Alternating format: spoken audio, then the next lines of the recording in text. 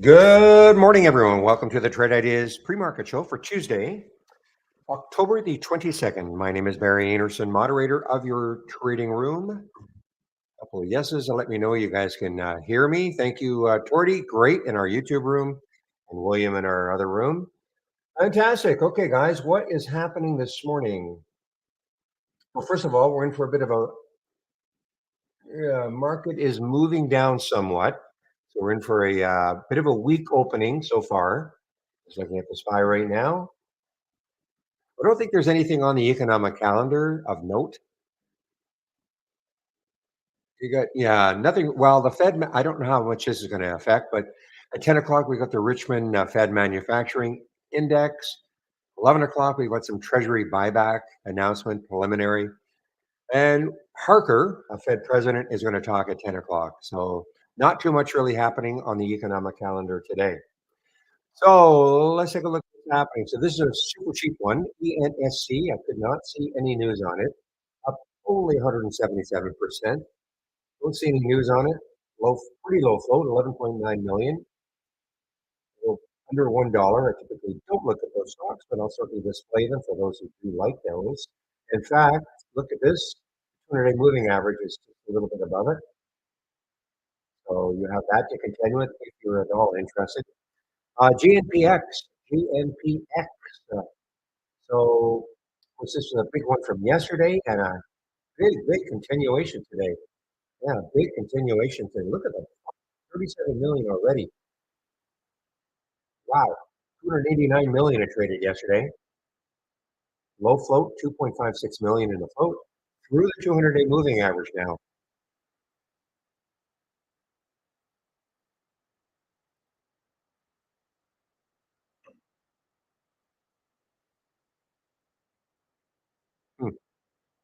Give me one moment, please.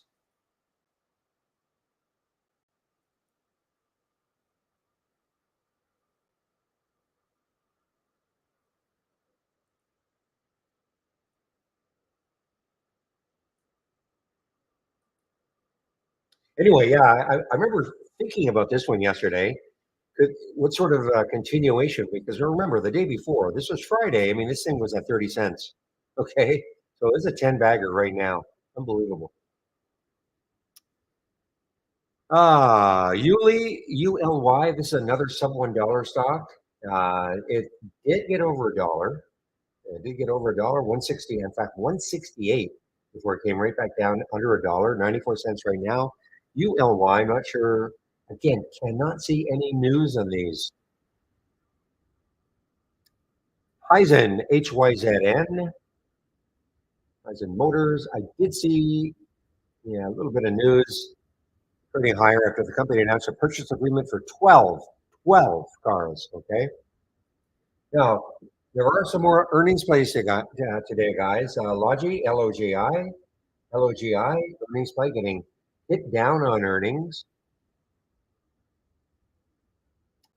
So we're sitting at 83.15 right now. Look at this daily chart, and boy, underneath that. So look at a weekly chart. The next low on a weekly chart, almost right there. Boy, if this takes this out, I mean, you look at this weekly chart for LOGI. I think there's a few lows almost right at the current level, say around that 83 level. If 83 gets taken out, look underneath 74.50 or so. Yeah.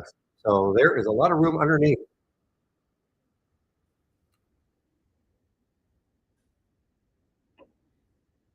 Yeah, Paula, I do see that. I mean, they're presenting at conferences upcoming, but nothing specifically for today I can find for some of these stocks. Hi ho! Now this popped up. I wonder if it held as gains. The answer is not really.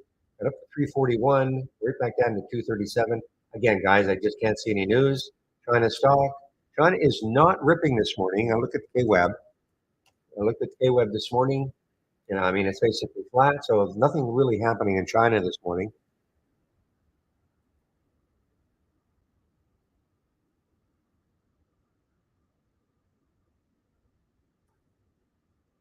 PHUN, is it still, where is it now? PHUN, so I guess it's not up more than 12%.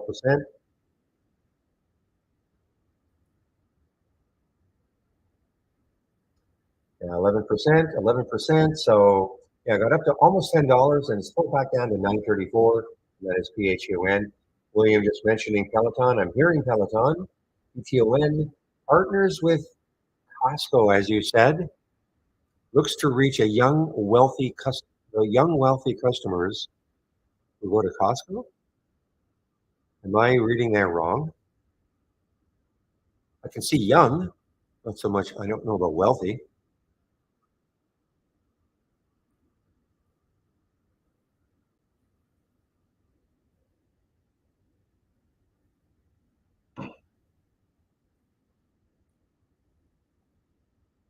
Oh well.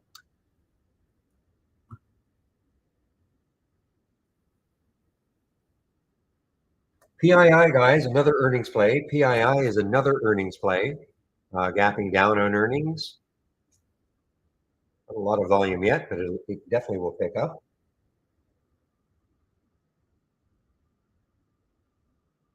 GPC is another earnings play, guys. GPC, the genuine auto parts, something like that.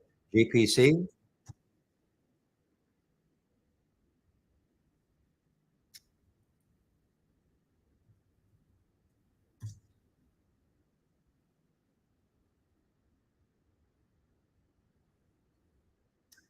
I mean, look at this gap down, guys. That's a big beat down. 14% on earnings, down $21, 138 million in the float. So it's not a low float.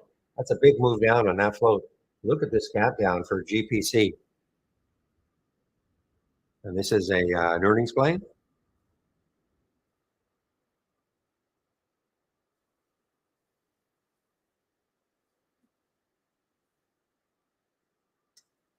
Yeah, General Motors is an earnings play. Really, nothing's happening yet. It's just been chopping around. It's up 1.7% right now. That's about it.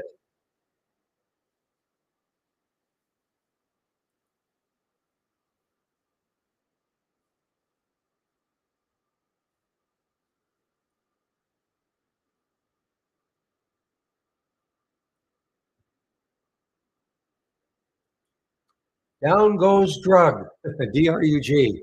Wondering what would happen with this one today. So far, moving down. Yes, 2 days ago, Friday's low was 33. I'm going to stick an alert there. I can't short this one. This is just not available for me to short, but I want to see if that holds. I want to see if that low here. Whoops, move that up a bit. See if that low holds.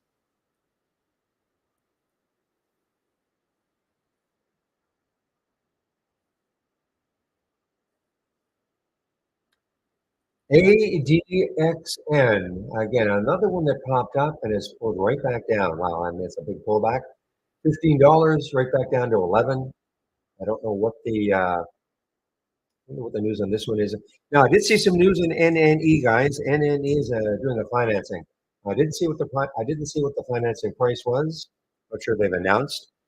It's a basically 1.4 million shares, but I don't know. Anybody know what the financing price is? Can't see it here. It'll be very important to know because we'll have to see if it's well below or how well the current price is holding the financing.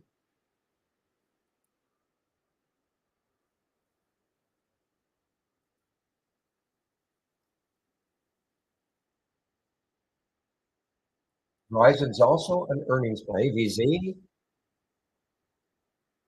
some room, guys. I mean, there's the 200-day moving average is 41, so a little over a dollar till that moving average right there. But it is moving down on earnings.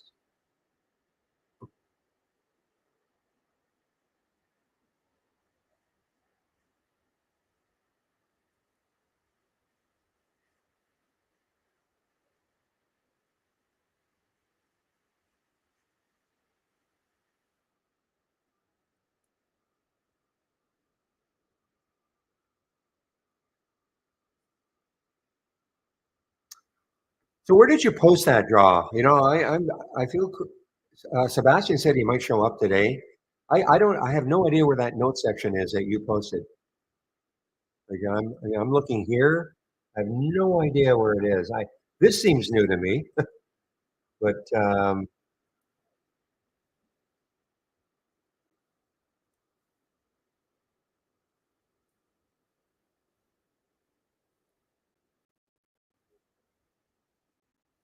because you guys say you see something under my name. And of course, you can see right there, I see nothing under my name. Anyway,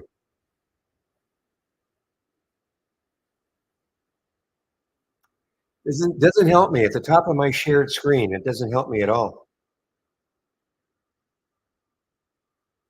Oh, unless it's these things.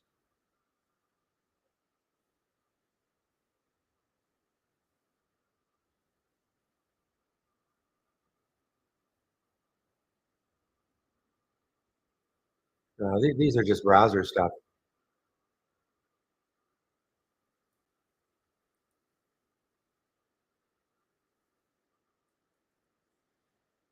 Well, you can show me that, but I don't see this. I just don't see this. I know it's crazy. I just don't see it. Anyway, Sebastian says you might show up today. Maybe he'll show me. Maybe it's because I'm presenting. I don't know. Anyway, not to dwell on it too much. Boom is down, guys. BOOM is not booming up, it's booming down. And this is, I believe this is, yeah, they're cut their guidance, they cut their Q3 guidance. They don't actually release until, well, October 24th. So that's this week. They don't release until, so they're kind of giving a preliminary look and they're kind of conditioning the market to say, you know what, our earnings, when we do release them, not going to be that great. Not the guidance anyway.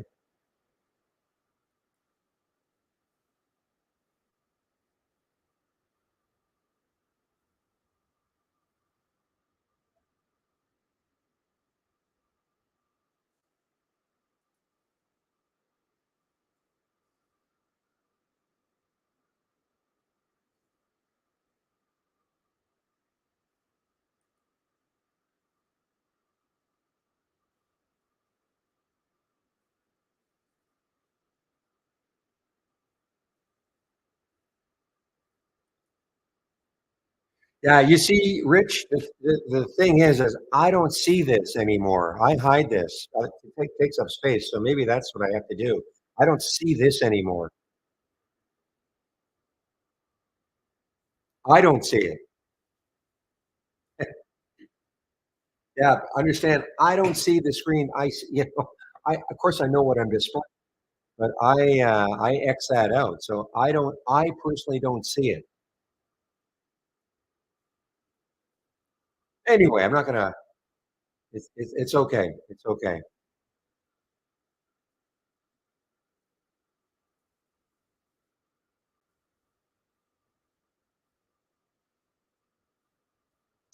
Okay, now I see. Okay, see if I expand. Okay, now I understand.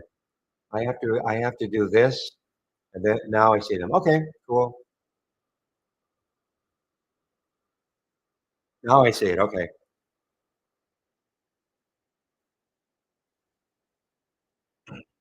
All right, guys. What time is it now? It is now 9:13. So the market. So Dow was down yesterday. The Nas was up. All I really want to do is take a look at XLE. I want to see where XLE is.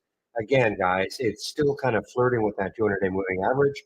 So if you can see my daily chart, XLE, that's the main ETF for energy. Heck, bring them all up.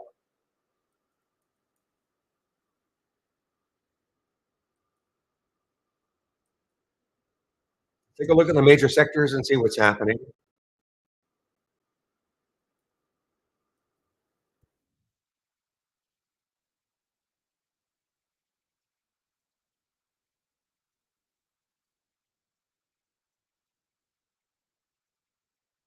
All right, so what you're seeing here, these are the major sectors. So there's XLE, excuse me, a major ETF for energy. 75% in green, meaning that 75% of the stocks that make up XLE are down, or sorry, up from yesterday's close. ECS is down, no volume. Uh, See right there, silver and gold are still strong. SLV, GDX, of the ETFs, copper, gold. Hey, well, MSOS, that's cannabis. USO, oil. These are some of the major ETFs right here that are moving. FCX, yeah, FCX is up, guys. This is an earnings play. FCX is an earnings play. Okay, it's up 2.6%, Freeport. FCX is an earnings play.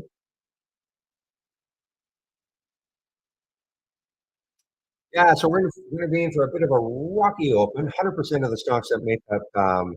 Uh, IPG is also an earnings play. IPG is also an earnings play. Interpublic Group of Companies.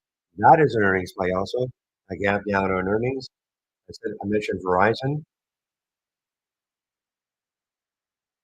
So yeah, so the tech and communication sector are certainly weak this morning. Well, First Solar, having a bit of a boom here. Yeah, actually, 96,000 shares. So First Solar, I wonder what TAN is doing. I'll take a look at TAN. So First Solar, for some reason, price target raised to 254 from 200 by Citigroup. Okay, that's one reason.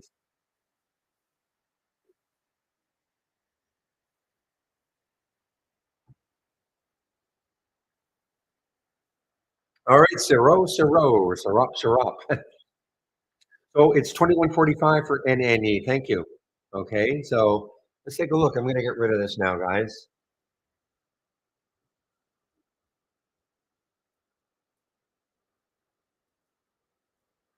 Okay, so the financing, according to, I don't know, I'm going to pronounce it Siro or Sirop in our YouTube room, was at 21.45. So that's really good.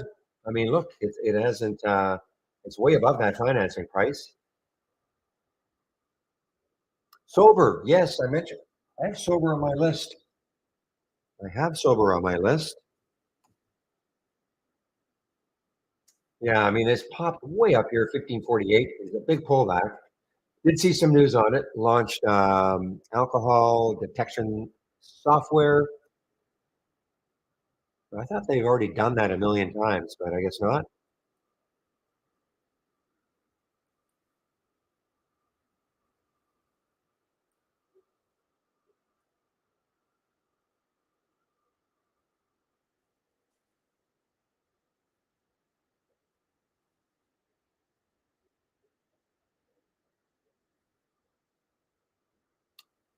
All right, let's see if anything else is taking in. TCBP was, I got hammered down yesterday. I recall this big down candle yesterday. TCBP, we couldn't really find any news on it. Trying to recover somewhat. Well, not somewhat. It's trying to recover 37% right now. But I didn't see any news on this one yesterday. I mean, we see some news today.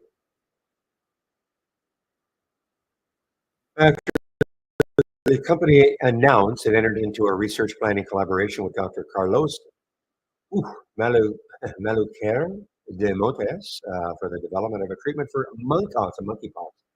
That's right, monkeypox, TCBP. That's what got this one rolling a few weeks ago.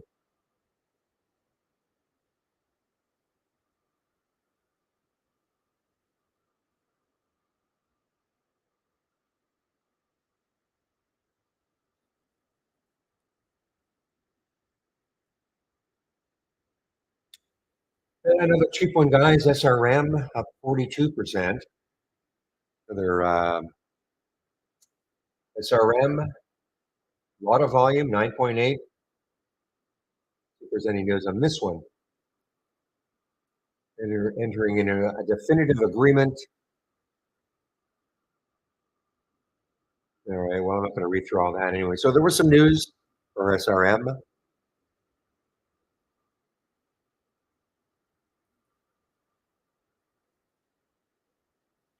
So GPC is continuing its move down, guys. GPC, that's a big beat down, big beat down.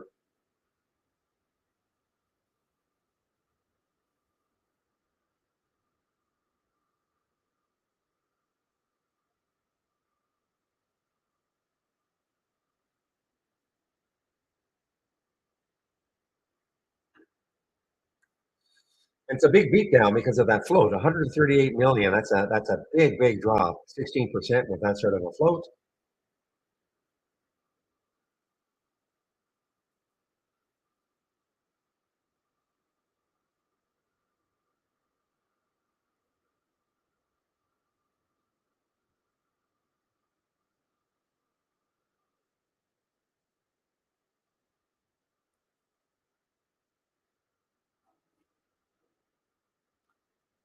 All right, guys. I see this MKTW. This is another one that's under a dollar, I believe. Yeah, MKW. These are big moves. A lot of volume, typically. Yeah, a lot of volume.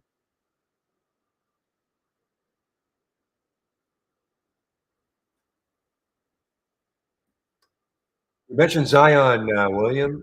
Zion, yeah, Zion is also an earnings play. Not a lot of volume yet, only 18,000 shares.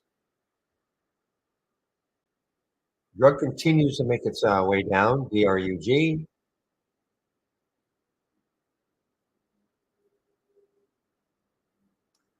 All right, Sangamo. That has been a very active one over the last few days. SGMO announces alignment with FDA on accelerated approval pathway for its drug.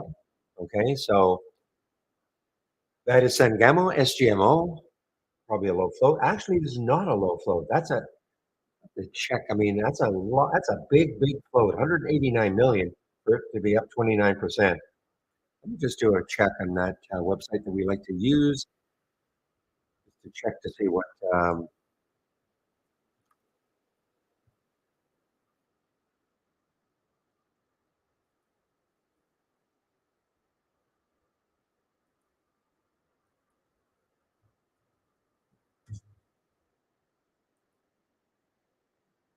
Yeah, that's the float.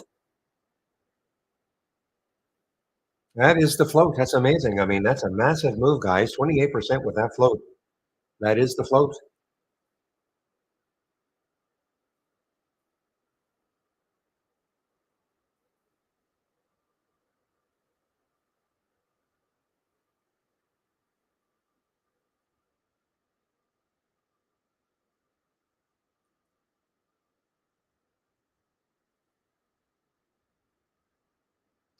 Here's another earnings play, guys. I mean, there's no volume in it yet.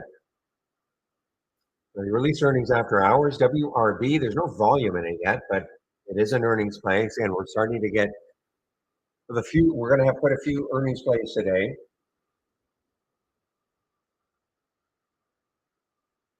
Some banks here: BANC, Bank of California. Again, no volume yet.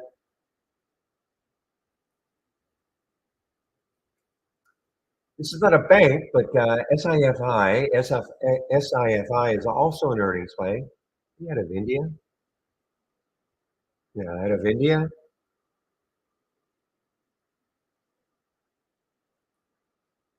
The NNE is interesting to me. I mean, it is way above the financing price. If that is correct, Siro, 2145.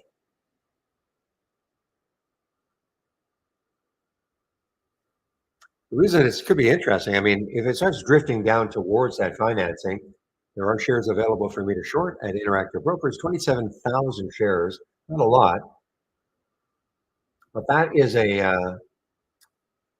is quite a bit above the financing price. Obviously, if that finance if the financing is at 2145. Verizon moving down, guys. VZ, Verizon moving down on earnings, getting closer to that 200-day moving average.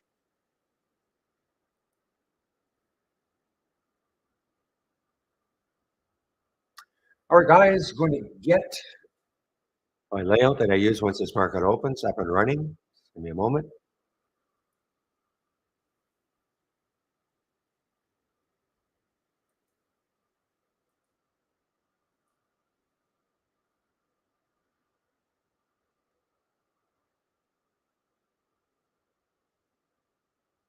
Well, thank you, sir.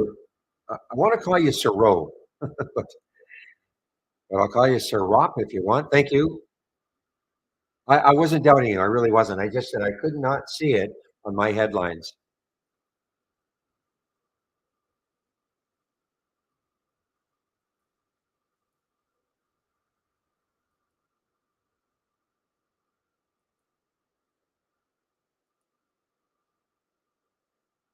All right, guys, just going to get my layout once this market opens.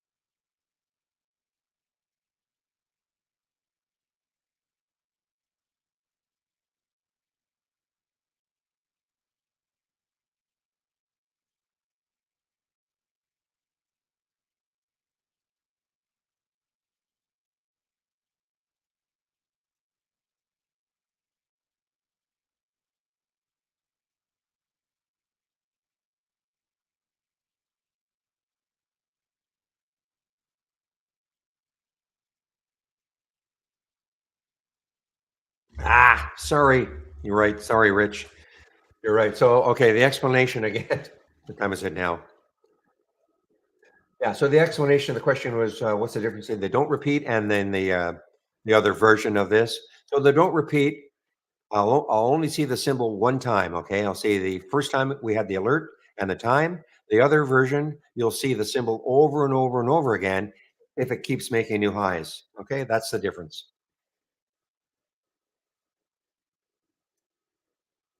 And the reason I like to have the don't repeat is because sometimes I might miss an alert. I can click on it and see, okay, there was the first time it was alerted. What has it done since then? Maybe it hasn't moved that much.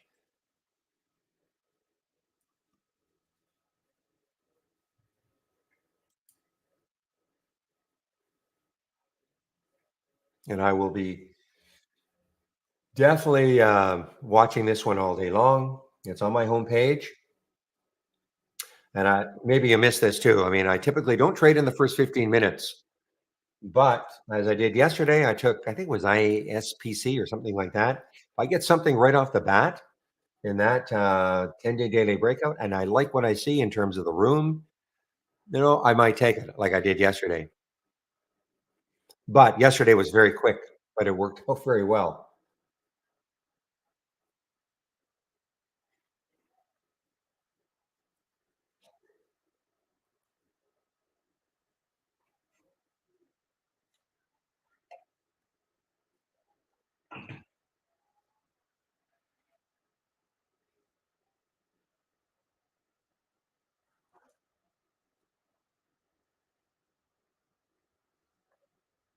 All right, guys, we have less than a minute to this open.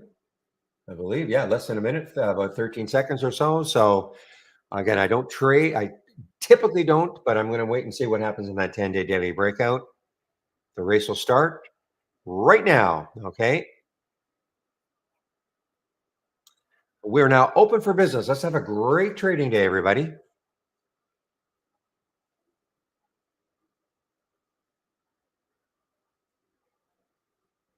Oh, cool. Veronica. Veronica. So there's the GNPX.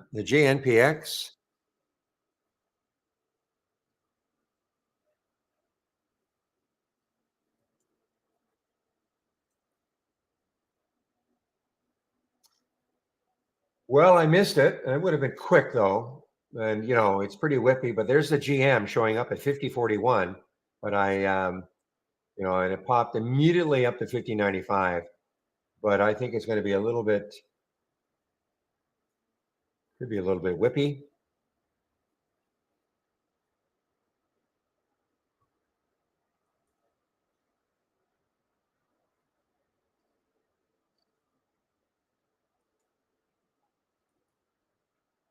Okay, now there's the fun also showed up. Now the high in the pre-market was not quite 9 or not quite 10. If it takes out 10, that could really get it rocking.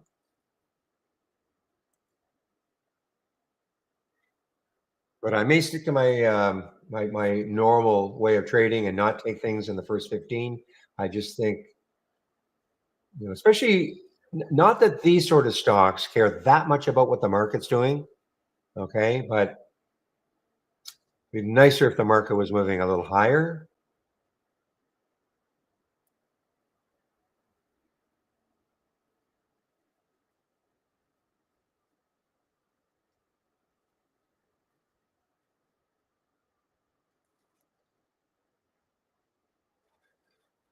Okay, so there is some weakness in the nuclear plays, guys. OKLO, OKLO. I don't know if it's just profit taking, or if this is just sympathy now with NNE. NNE did a financing,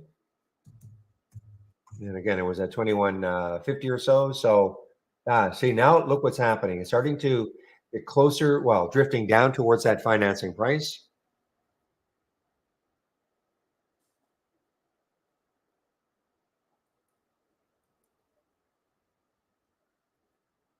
Yeah, Bivy from yesterday, BIVI. Um,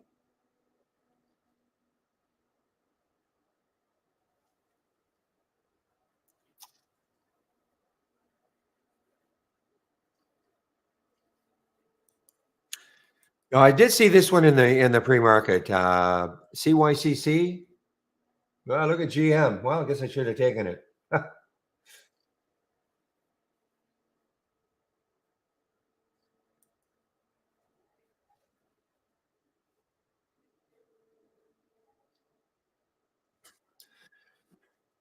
So again, another low float, 1.7 million in the float for CYCC. A lot of volume, up 20%. I don't. Again, another one. I just don't see any news on it. The 200-day moving average is it's sort of far enough away.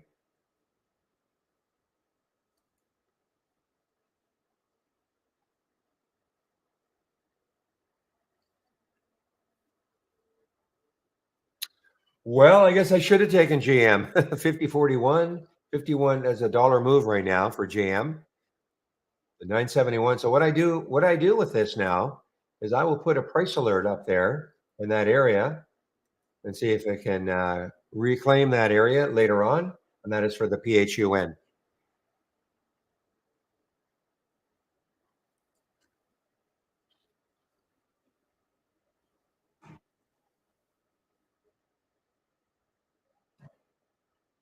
Mentioned this one in the pre-market, trying to have a bit of a comeback now. TCVP. There was some news on this one. The monkeypox play.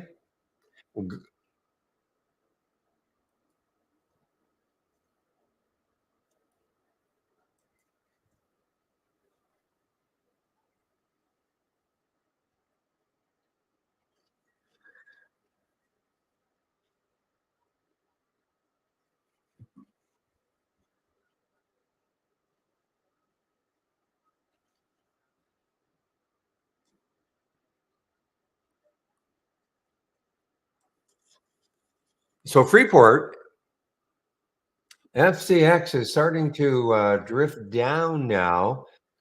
So big area for to try to hold. That's the low of today. Is 49.38. It's an earnings play. FCX is an earnings play. If it takes that out, look below. It has about $2 underneath.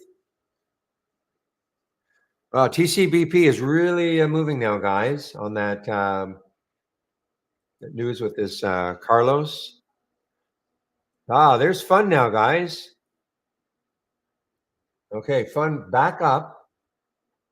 PHUN, not fun, not FUN, but PHUN.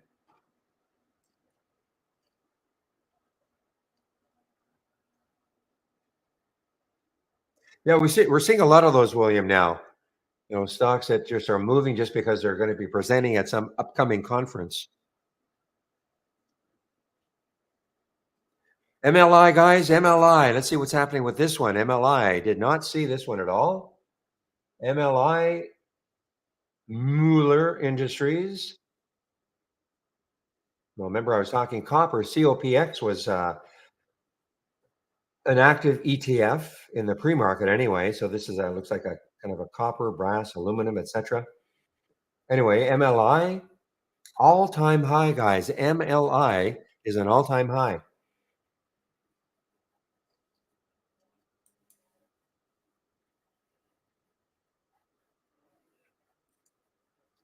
All right, guys, keep an eye on the PHUN if it takes out 10.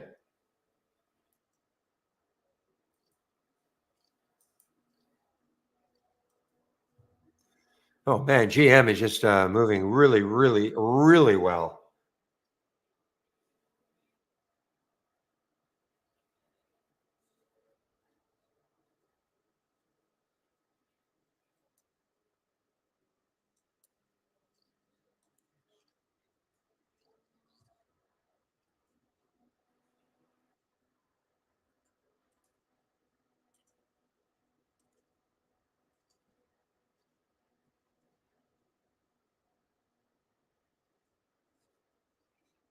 Ah, I didn't get it.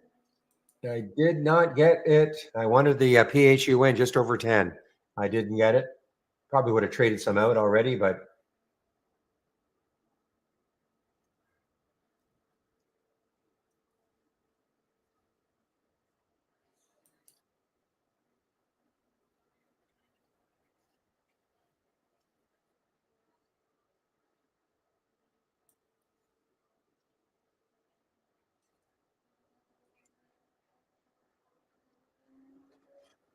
All right, so so the GNPX also just showed up on that. Now the big thing here is where could it go before it hit any sort of resistance? So on a monthly chart, the next high is $4. So that's a little too close. Okay, $4 is the next high in the monthly chart. Somehow it gets through that. The next high is 541. What a move, though. I mean, you got to think that people are. Remember, this was sitting down in this area for a long months, several months, underneath, way under a dollar. And now I'm talking about the GNPX.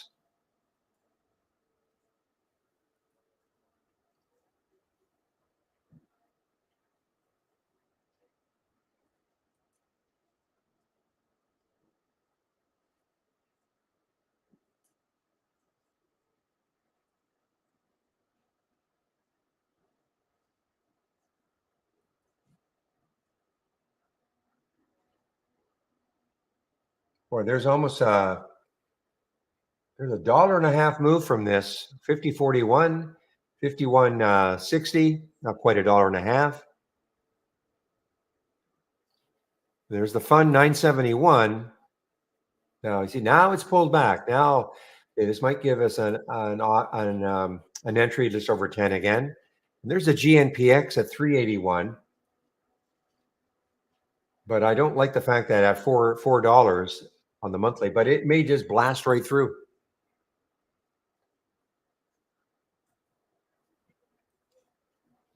Part of me just says just take them all and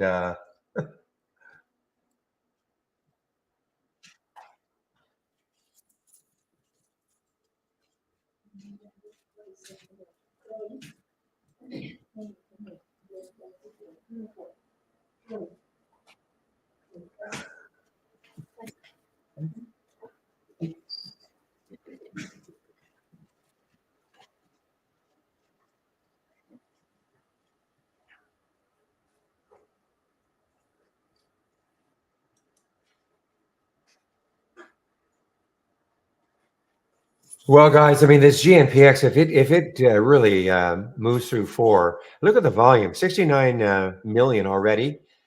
Yesterday, it traded 300 million.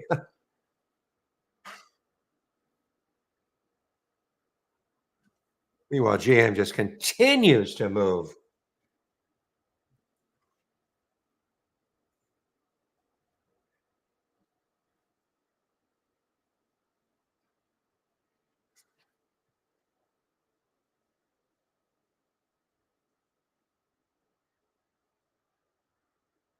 All right, guys. Well, PHUN is getting, I mean, it's hanging around that 10 level.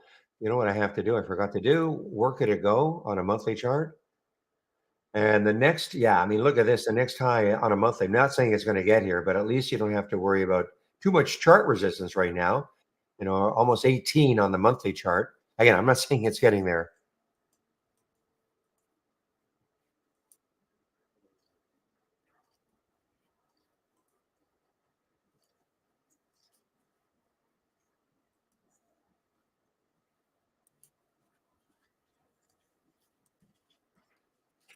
All right, guys, let's see if fun can hold 10.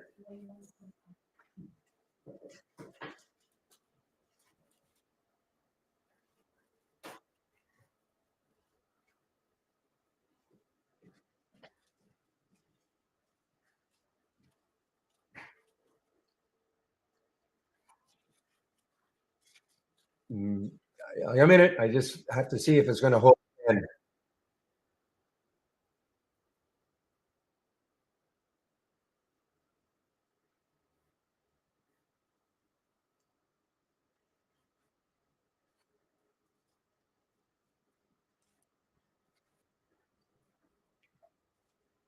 I got to watch it closely, guys. So I'm not muted, but I'm just having to watch this closely. PHUN.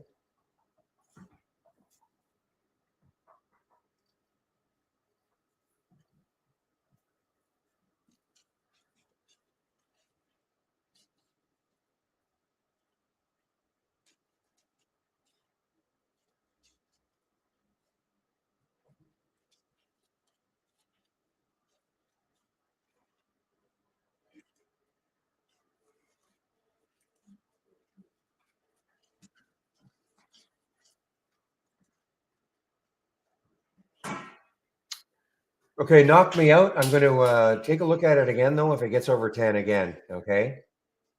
Maybe a 10.18.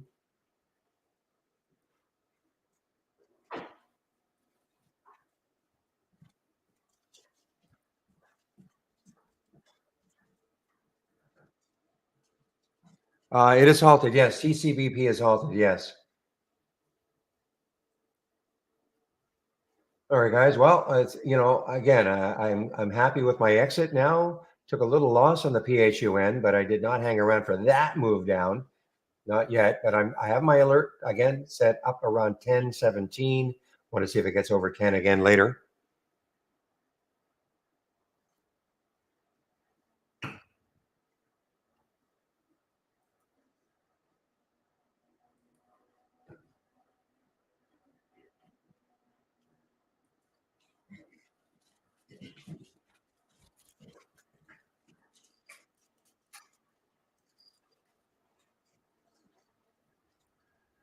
What's the VWAP for this PHUN?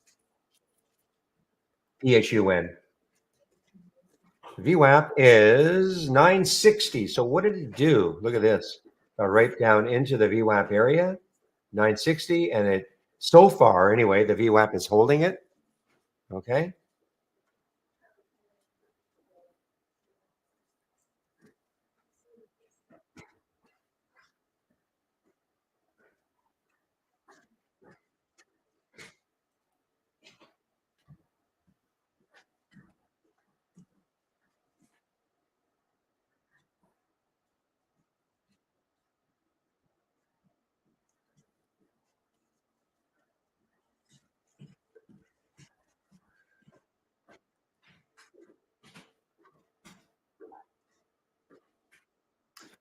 All right, guys. Well, I'm concentrating on something else now. I'm watching this PHUN again like a hawk, just in case it really jets through 11, or sorry, 10.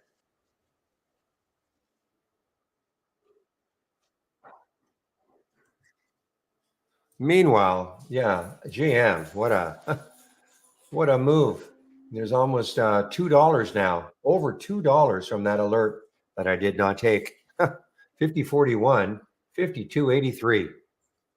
Wow.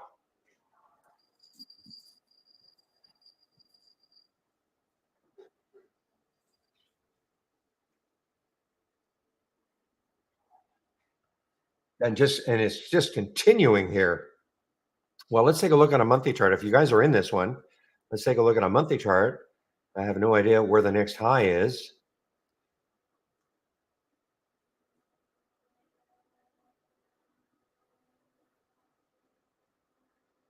So 52.83, that is a monthly high. This is back in February of 2022.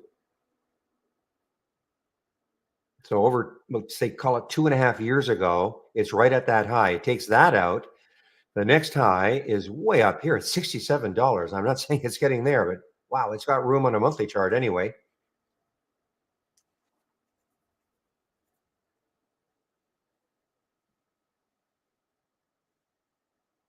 Sober at 10 again.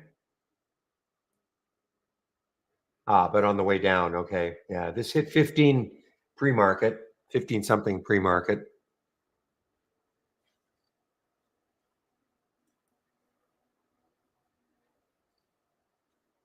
All right. What is the market doing overall? So the SPY is down, Dow is down, NAS is down, not a huge amount, but so the market is down.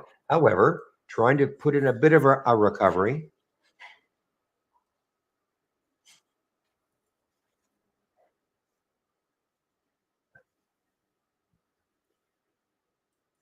I saw this one in the pre-market, this CHSN.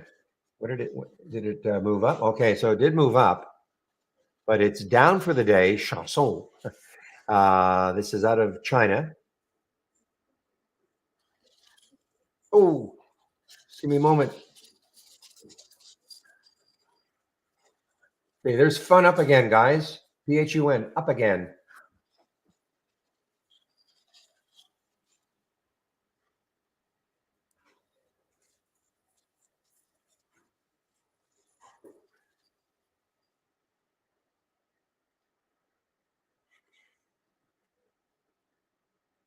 That's kind of right where I got it the first time. So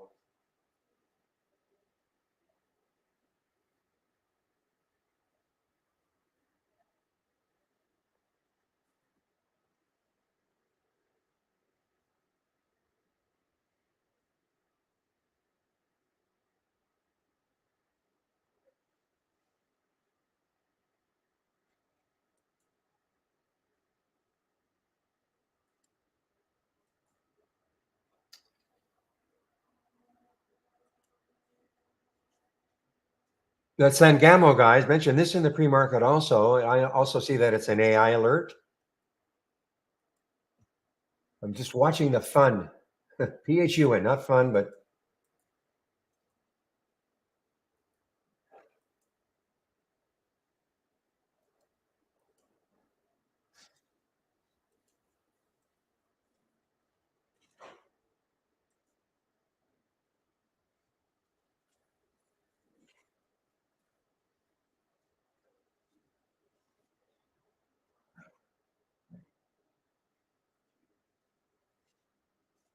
man, I'm just waiting to see if this really takes out 10. I mean, it's a 10.15, 10.17 bid ask.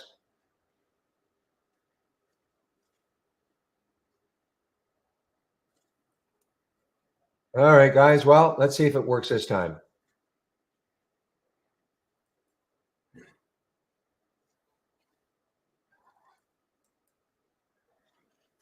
Um, Torty, I've got a promo code for you if you want to take out an annual premium only. Okay.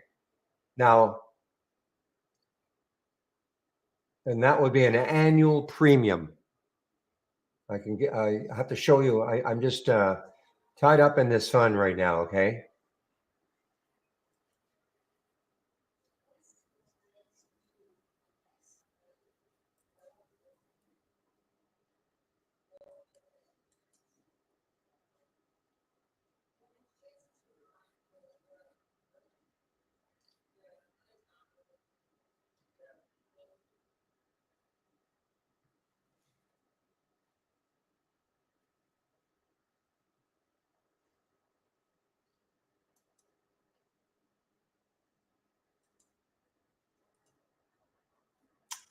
Come on, move. Well, it's not moving in the right direction for me. I might have to take another loss in this one.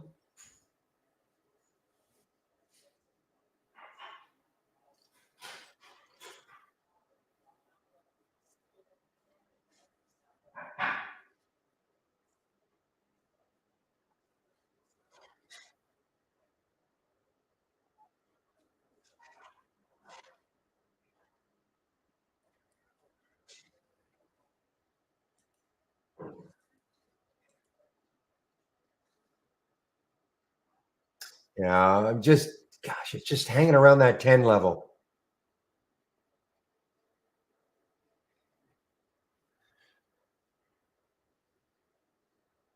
But again, the best, Torty, only if you're going to take on an annual premium. I have to check to see if it's still working. It was working this morning.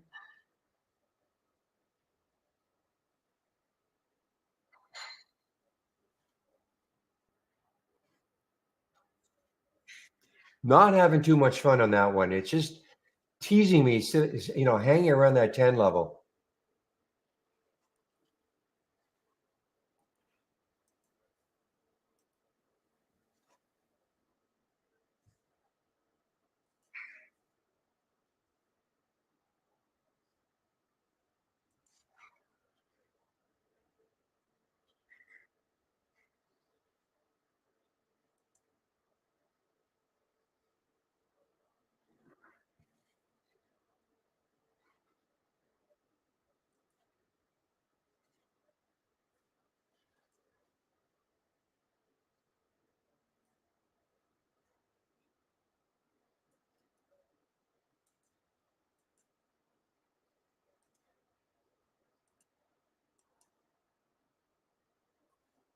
Okay, you're going to move now?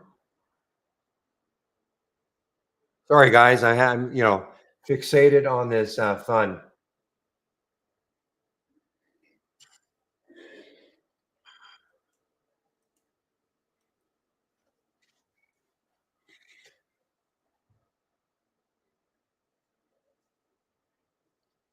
All right, finally. Okay. Bit of a move for me now.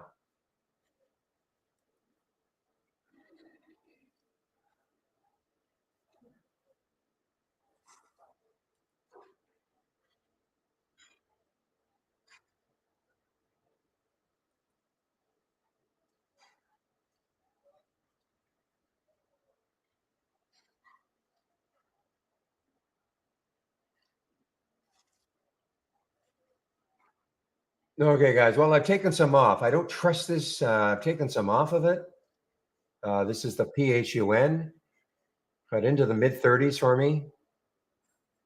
So basically, I kind of recovered what I my two losses previously, and now hanging on just in case it has this nice move. I'm talking about the PHUN.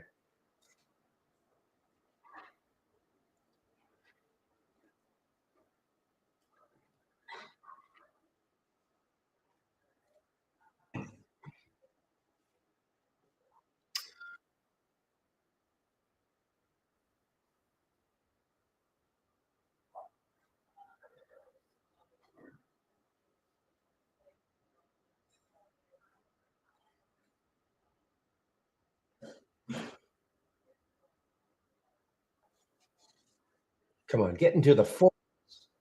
Talking to PHUN. Okay, there we go. There we go. Just took some more off, guys. Just a minute. Yeah, just took some more off. The PHUN.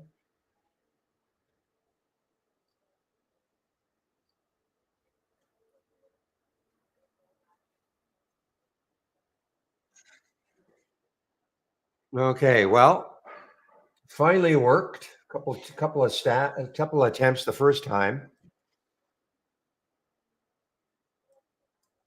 So Howl. Okay, keep an eye on Howl here.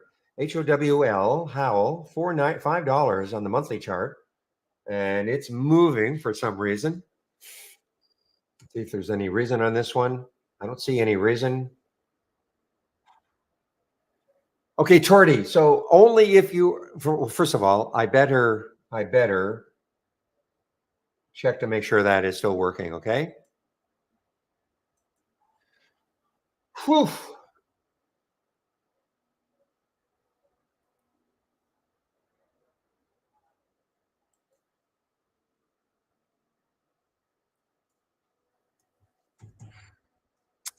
Come on.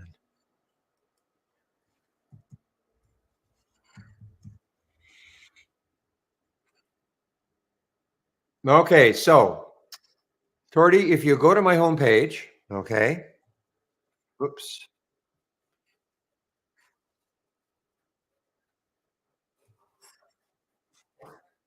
Just give me a moment.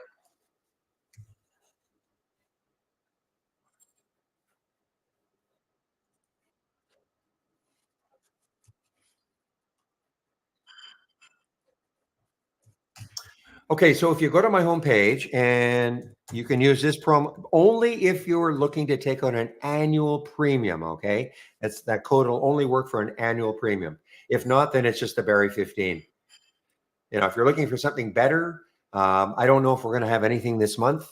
Obviously, we're going to have something in November for your American Thanksgiving. But okay, so if you're looking for an annual premium, MM555.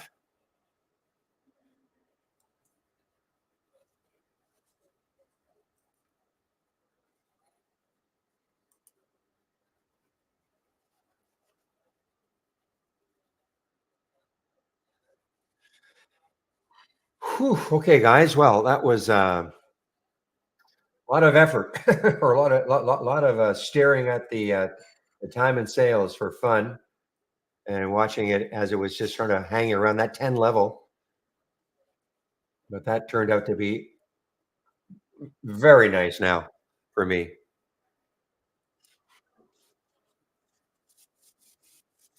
All right, next, let's see what's next on the now the GNPX. Look what it did. Finally, lots of profit taking. And so I did not like this. I may have taken this if it had broken through four, but a lot of profit taking now. Look, I mean, the stock was 20, or what was it? 32 cents. say 33 to 40 cents Thursday, Friday. Okay. And all of a sudden it gets up to 4.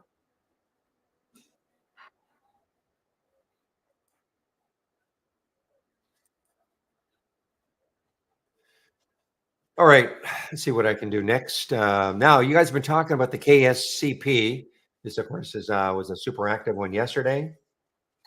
Broke through the 200-day moving average, got up to 20 odd. I don't know if we saw any news on this one. Again, I can't see any today.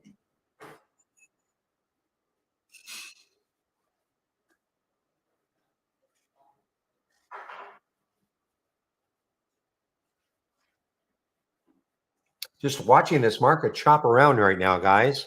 Just chopping around.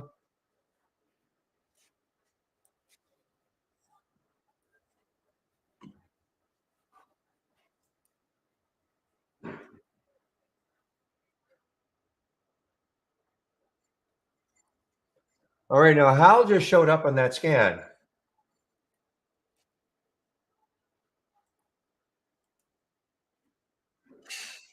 Now, the one thing I don't like about it is the spread. 326, 334. That's not a great spread for a $3 stock. This blue screen, nothing to do with trade ideas, okay? Interactive brokers, time and sales from interactive brokers. But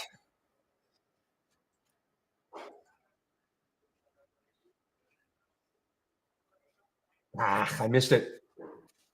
I missed it. Whoa, this looks like it's going to really run. Owl.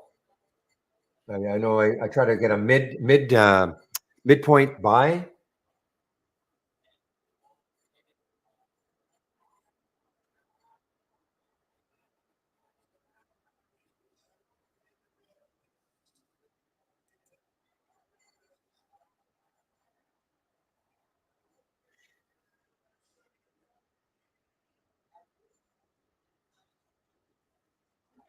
It's all about the room, guys. When you look left on this monthly chart for Howell, look at all the room it's got. 473.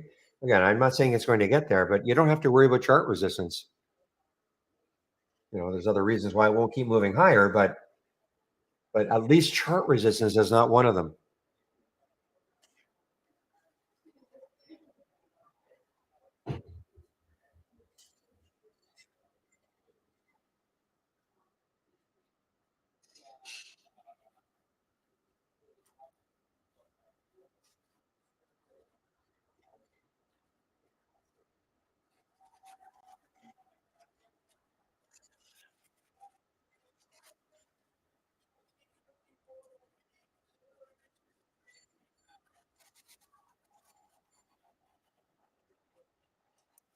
So this was active INDP, guys. INDP.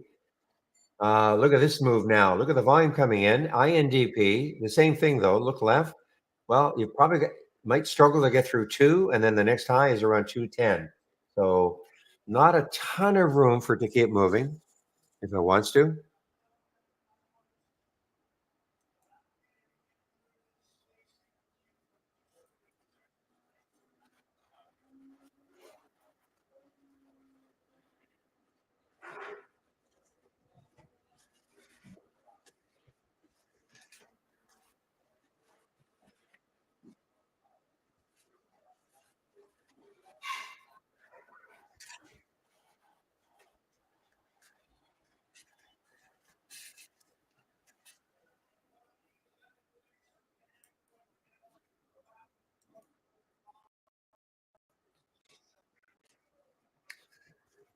Should leave this monthly chart up for a while because a lot of these stocks, you can't see anything on the weekly.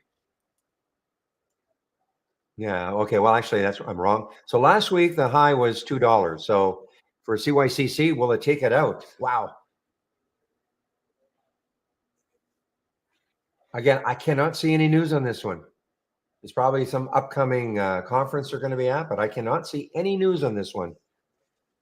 Maybe last week it had some news and it's a continuation, but we can take a look at our news here, see if we can find anything. I don't see any news on this one, CYCC. I guess the news is okay, so this conference starts tomorrow, okay? Whatever conference they're going to.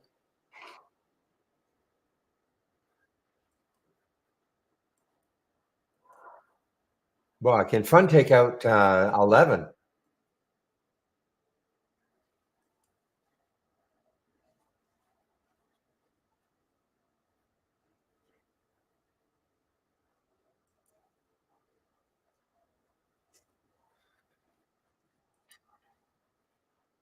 All right. Well, here's all we have to do. Just put a price alert a little over 11 and see if we can induce it upwards.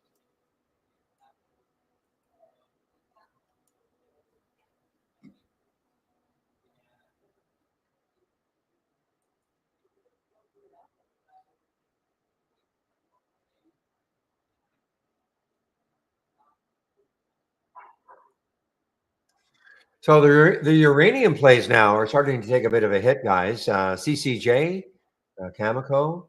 So the uranium plays, yeah, they're starting to take a bit of a hit for some reason. I don't know if it's just there we go. So you just have to put a price alert, and that's how it works.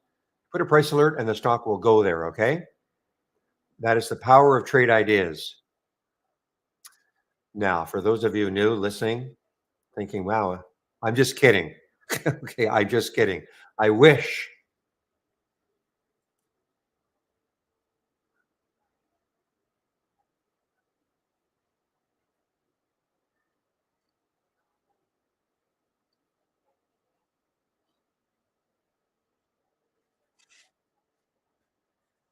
Oh man, it's just ever moving well now.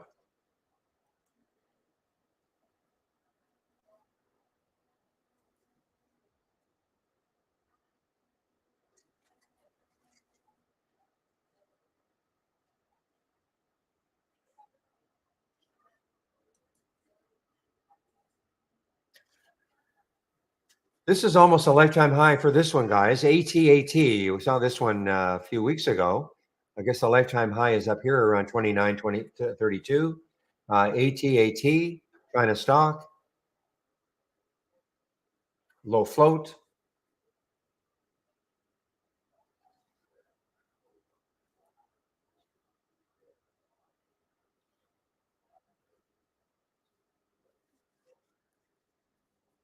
What list are you talking about, Veronica? What list are you talking about? You're talking about the list in this post alert section? What list are you talking about? You mean this?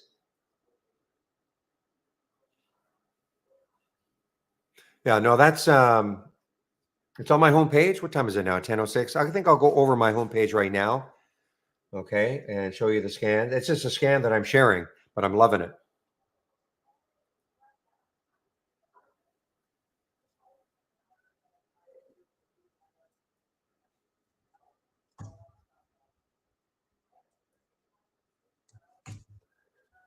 How do you know when the AI closes a trade? If it hits a stop or if an algo. Now, first of all, I wouldn't pay too much attention to that anyway, Rika.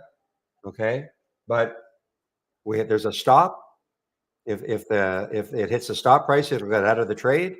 Number one, and there's an algo that can kick in, but I would manage these trades on your own. Never mind. The only thing I would pay attention to is the stop. If you're managing the trade on its own, there's your stop, for, say for Ampex as an example. But that if it hits the stop, it'll get out of the trade. Okay.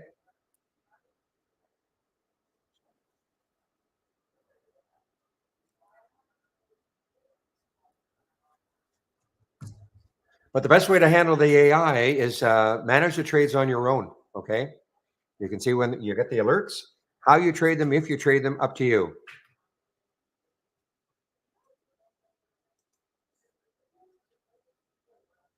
No, I have not talked about China. Well, the last time I saw KWeb, it wasn't doing anything. And it is, yeah, yeah, you're right. Yeah, China's on a bit of a roll right now. Oh, and the market. Look at this market. Look at this market.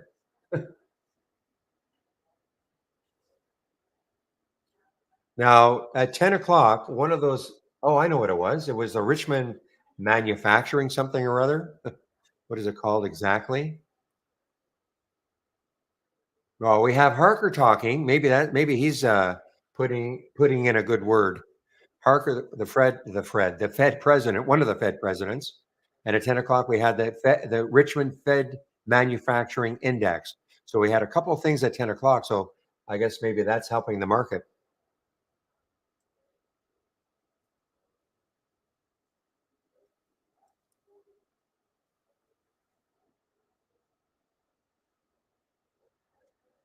All right, guys, on my homepage, clicking on my homepage link, this is what you're going to see. Well, not quite this. Give me a moment.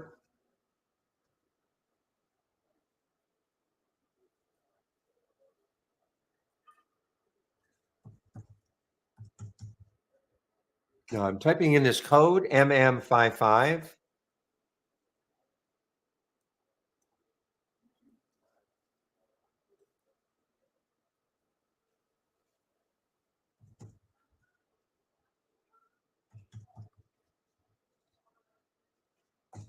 Well, maybe it was the manufacturing index then.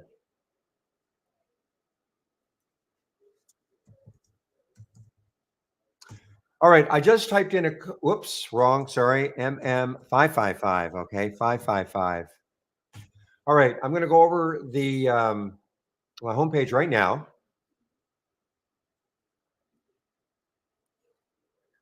So a little confusing, but if you want to take out just a monthly subscription, okay, or an annual standard, I mean, now we're calling them, I know we've given them cute names here. Paddle In is our standard, Momentum Master is the premium, okay? So if you want to take out a subscription to Paddle In on an annual, you can get 15% off. On a monthly, for either of those two, you'll get 15% off the first month. If you want to take out an annual premium or Momentum Master subscription, you can get $555 off. Okay. And that's using, so when you click on my code, don't use that. Don't use Barry 15. Use MM555 only if you're going to take out an annual premium. Okay. Momentum Master. That's number one. And again, if you're going to take out a subscription, please use my code, whatever the code is on my homepage, because that'll really help to keep the room free. It's that simple, okay? Getting started, you must do this first. If you're going to take out a subscription, it's a software program. Obviously, there is a bit of a learning curve. So what we've tried to do here is create 10 short videos to get you going. Download and install, first startup and login, introduction to scans, top list windows, and alert windows. The two most important parts of trade ideas. Okay. Trading 101, if you're new to trading. This is a series of videos that you can have a look at, all free. Trade of the week, or sorry, a stock of the day video, I do it, and you can sign up for it, and it's free. And trade of the week is also free. Let's take a look at AI. My guess is did not trigger again. Yeah, did not trigger. So the trade of the week, you'll get it before the market opens every Monday morning. You'll get an email. It'll give you a suggested entry. Okay. And it is free also. Now, if you sign up for it and you don't feel you're getting it, please check your spam folder. And if you have Gmail, check your promotions folder. Well, I hope fun made everybody's day, guys. PHUN, because that turned out to be just a monster trade.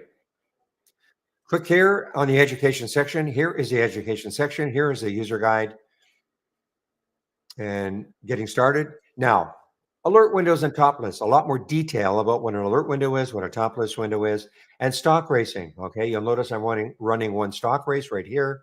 Look at fun, won 4 of them. I'm going to go over that race. This is the one I'm sharing, but you can create your own stock race, and here's how you do it. We have a whole section on it. You'll see I put price alerts all the time on my charts. Watch list. If you want to create a watch list of stocks you want to follow, here's how you do it. A lot more information is in the user guide.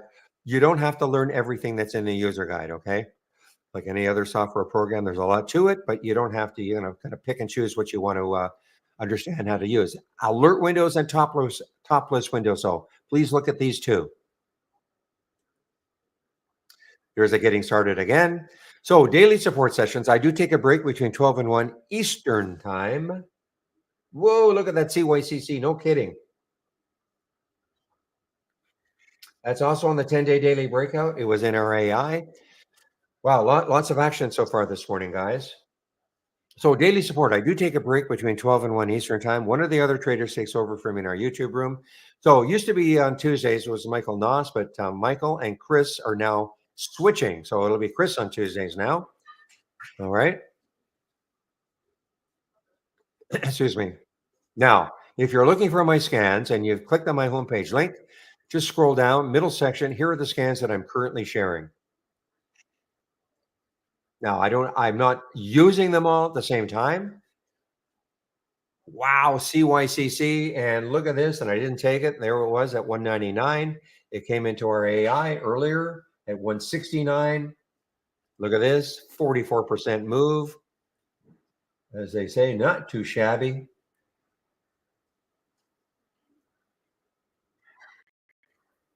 Excuse me. So, what you can see is the biggest gainers from the start of the race is up here. Halts resumes is over here. Relative strength leaders is here. And then the movers to the upside versus movers to the downside is here. But I am sharing other scans. They're just on my other monitor that I actually have up and running. One of them is the momentum scan right here. You can see CYCC over and over. Okay. You can also see it here in the race. And then the other one that I have up and running is this one, the don't repeat version of the 10-day daily breakout. Okay. Ooh, INDP. I have to take a look at that one now. Okay. Now I've got two versions of it, the 10-day daily breakout and the don't repeat. So if you want to see the symbol over and over again as it keeps making a new high, excuse me, then that would be this one. And then this is just the don't repeat. Notice, I mean, it's not repeating. Then why I like that, I can go back and say, okay, here I had an alert for GM at 9:30. The alert price was 50.41. What did it do from there? Well, obviously it was awesome. Okay, so those are the scans, but I do have other scans that I'm sharing. I just don't have them all up and running. Okay.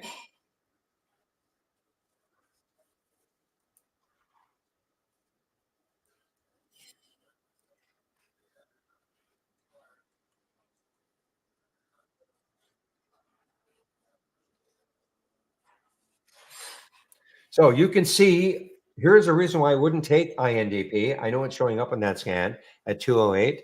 Look at the high right there at 212. So maybe if it takes out that, it could get, but I don't like that because that weekly high could block it. So I'll put an alert just above that and see if it takes it out. So just because I get an alert and even though I really like this scan, it doesn't mean I just pile into the trade without taking a look at the charts.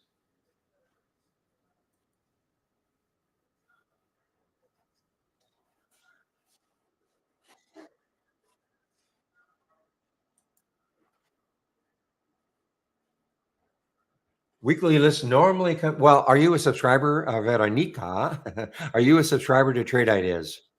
Look at fun. Look at fun. Holy smokes. This could get over 12 now. Are you a subscriber?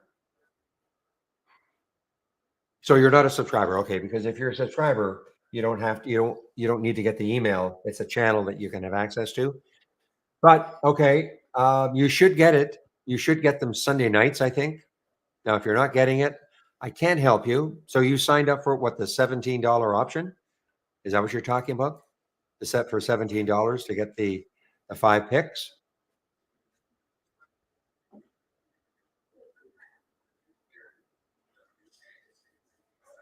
So when you say the weekly list, is that what you're talking about? You signed up for that $17 swing list?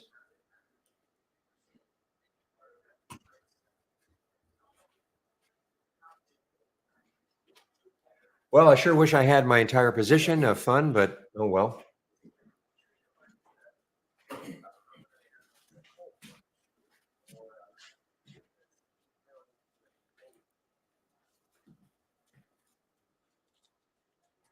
Just one moment, please.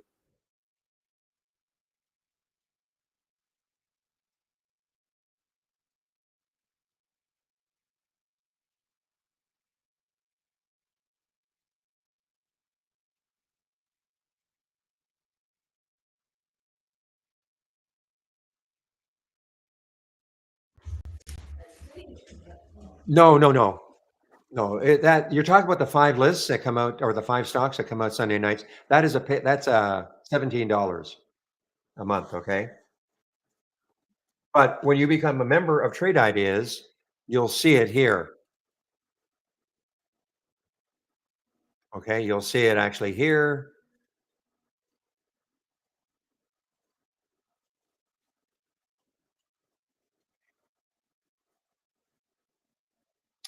somewhere here. Swing picks, okay? It actually has a channel devoted to it. So if you're a if once you become a member, but it's not free. I mean, it's not free.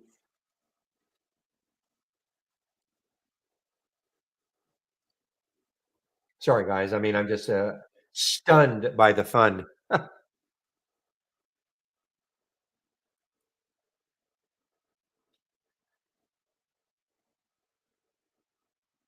Now, remember when we looked at the, monthly chart for fun, I think it still had what, was 17 or so? Yeah, 18. I mean, approximately 18. Not saying it's getting there. Boy, the old adage, you only need one good trade. Boy, was that ever the good trade.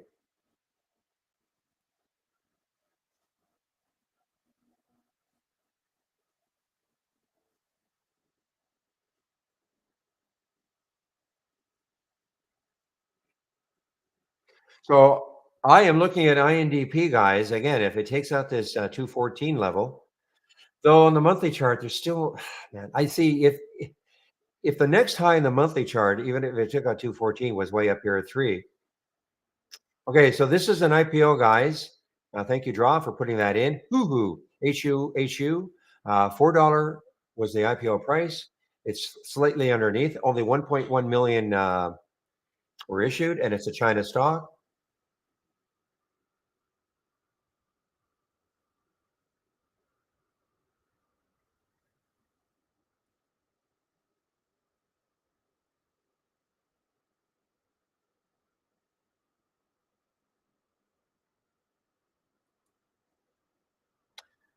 So if I weren't doing this, I'd be probably packing it in right now, guys. I mean, it's be hard for me to. Well, you never know what comes up later on, but hard for me to get a better trade than the fun. I just wish I had my entire position. That's all.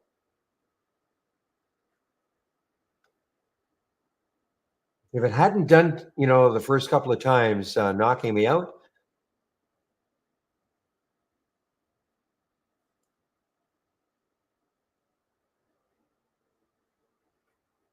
All right, SA is another one, guys. When I say another one, I don't mean from the 10-day daily breakout, but it's looking kind of interesting. SA. So it's a gold play. Okay. Well, it's obviously totally tied in with gold. So I typically don't trade gold stocks or or energy stocks just because they're so tied into the sector. Typically the only way I do an energy play or a gold play or a silver play is if it has news on its own.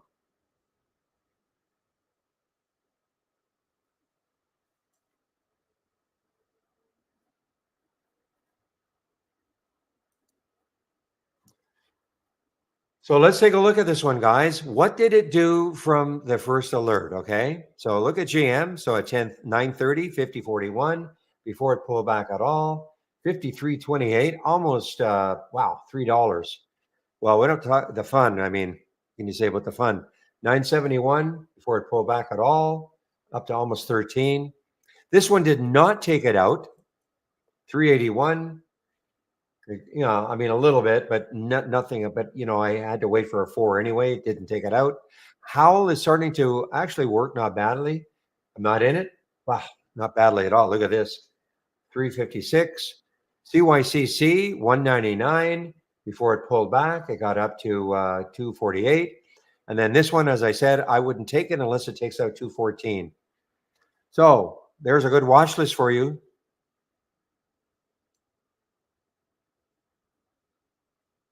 and I'm done with fun.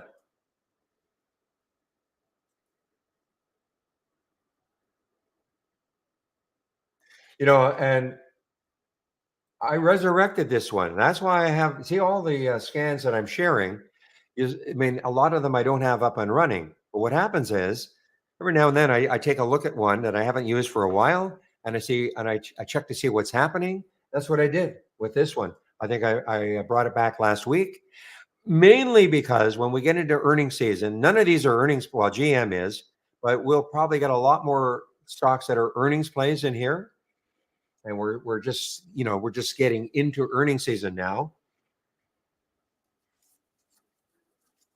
And why would we get stocks? Well, first of all, a lot of time, look at GM. I mean, it's a 10-day daily breakout, right?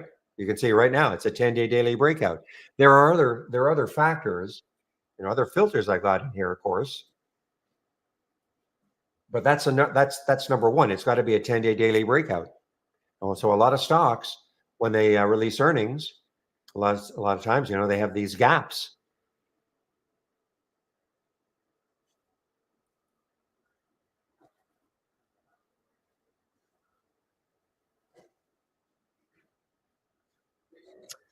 All right. Well, let's take a look at what Trade It is all about. And first of all, if you're new to the room, welcome to the room. This is the format, Monday to Friday, between 9 a.m. and 3 p.m. Eastern Time, approximately 3 p.m.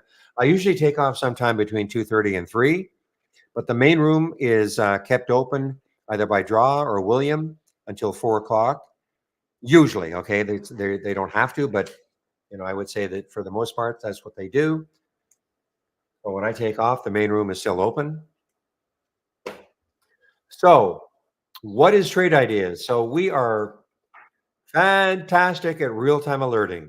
So this is a momentum scan that I've created, and it's one of the ones I'm sharing on my homepage. So if I right-click on it and I click on Configure, and then I click on Summary. So there are many screening programs out there, okay? And again, there's nothing wrong with the screening program. This is the screening aspect of the scan. But what we take it to the next level, in my opinion, we also can do real-time alerting. So in this scan, what it's looking for are stocks between $1 and $100. The current volume is at least three, meaning it's trading at least three times normal up to this time of day. It is time of day sensitive. So right now it's 10:25 Eastern time. This is why I call a momentum scan, because the volume in the last minute has to be at least 1,000% of normal, and in 5 minutes, 400% of normal, etc. So the bottom line is this: if all of these filter values are met and the stock makes a new high for the day, we get a real-time alert. So the last time that happened was 4 minutes ago when Hal made a new high of the day at 10:22 plus 34 seconds. Since then, it is now 10:26. Yeah, so almost 4 minutes ago. So there have been no stocks that have met the filter requirements and made a new high for the day since the last one at 10:22. Okay, that's how it works. I'm going to hold on to this, see if we get another one. Now, if you like the scan the way it is, great. This is exactly the setup that I'm sharing, but you may not like the setup. For instance, you may not like the price range. Maybe there's something else you don't like about it, or maybe you want to add something, a filter. You can, of course, do that. This is what I like to see. It doesn't have to be what you like to see.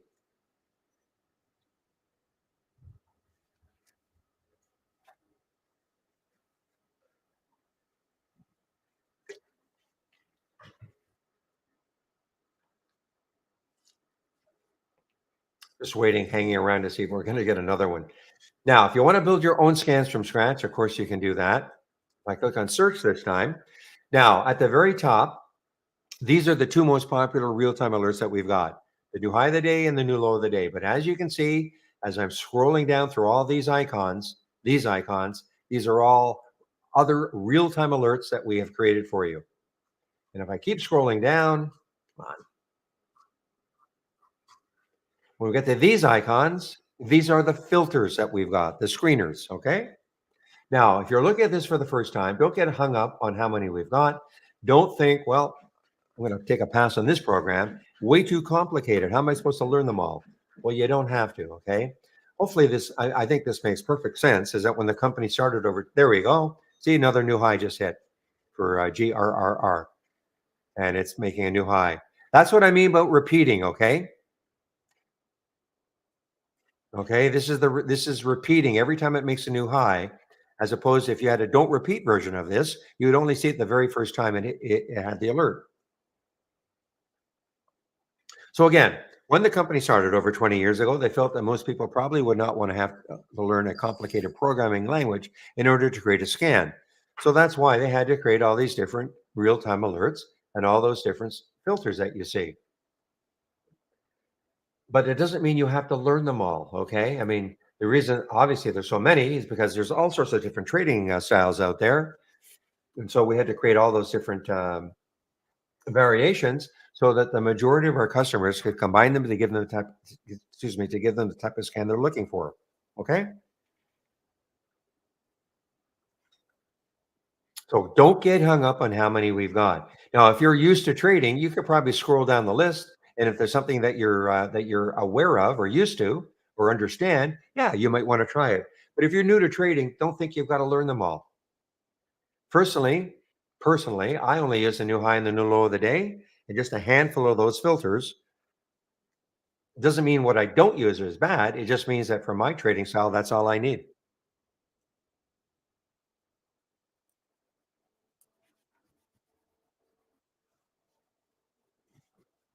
Give me a moment.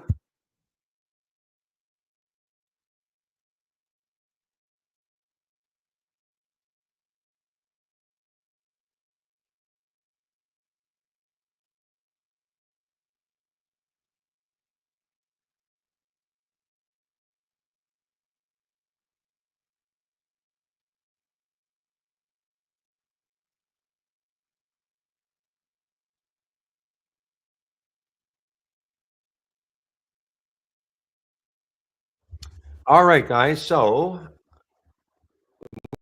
we'll go over the race right now, but I just want to see if there's anything else interesting happening. You guys are talking about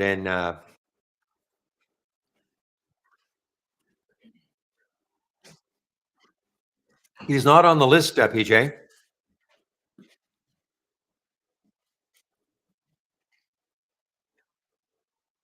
Goolsby is not on the list today, anyway. Not on the not on the calendar that I get sent every morning. Okay, guys. So now let's take a look at this race. So yeah, I am a momentum trader. I like to see stocks near the high or the low of the day if I'm going to short. Okay, that doesn't have to be your style though. And here's how the race can help.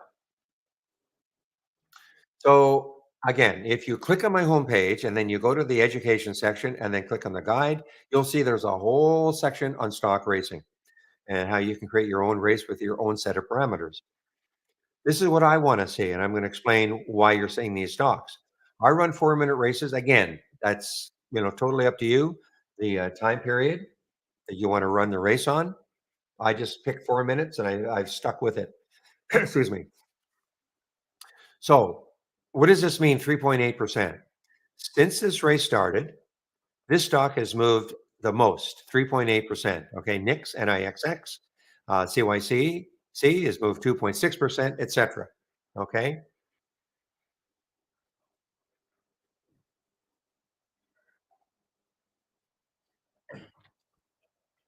and you can see that a top 10 list, well, you don't see 10 yet, but a top 10 list will be created for you of the stocks that have won the most races over the course of the day. This Hoo is looking interesting. This is an IPO today, and it was priced at 4, so it's over 4. So there is some enthusiasm about it, and I guess it just got halted or just resumed, or just got halted. Wow, it got halted again. Interrupt my talk about the race. So I'm showing you this blue screen. This is from Interactive Brokers. Okay, nothing to do with trade ideas. There's the halt price for HU. Excuse me. This column is trying to give you a bit of a glimpse into the future as to where it could open. Now, I doubt if it's going to open at 7. I may be wrong, but I think it's going to be closer, maybe probably open above 496, but we'll have to wait and see. Typically, these are 5-minute halts. So we'll have to wait and see once this opens.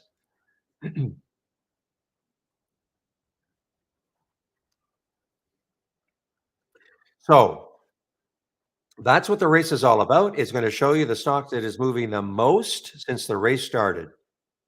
Now this is halted, of course, so it's not. It shouldn't be moving anymore.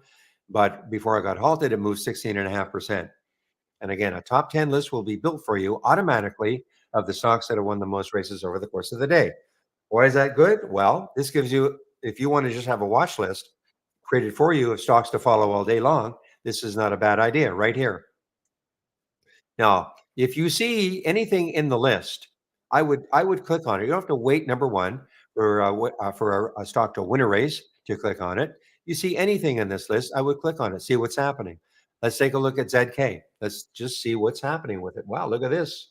Okay, so this is interesting, actually, guys. Monthly chart, 3184. So this has got room. ZK has got room, but let's look on our daily chart.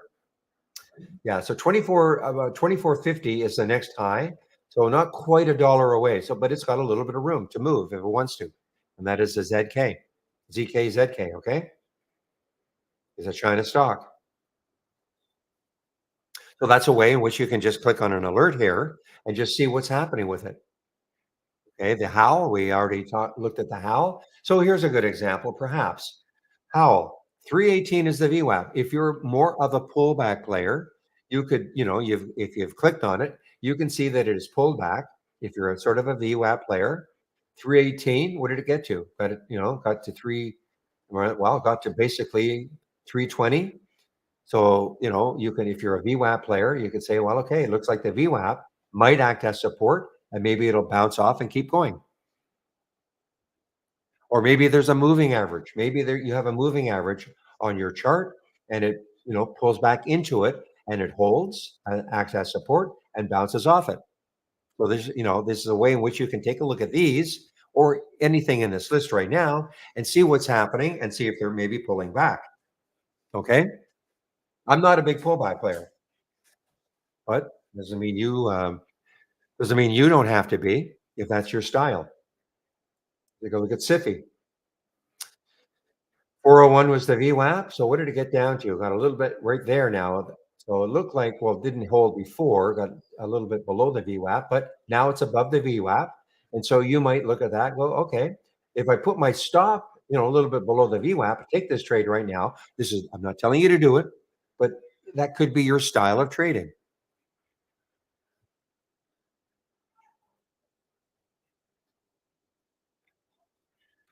Okay, so that is the concept of the racing, okay? And now the question now should be, well, why are these in here? Why are these stocks in here as opposed to any other stock out there? So all races start from a top list window.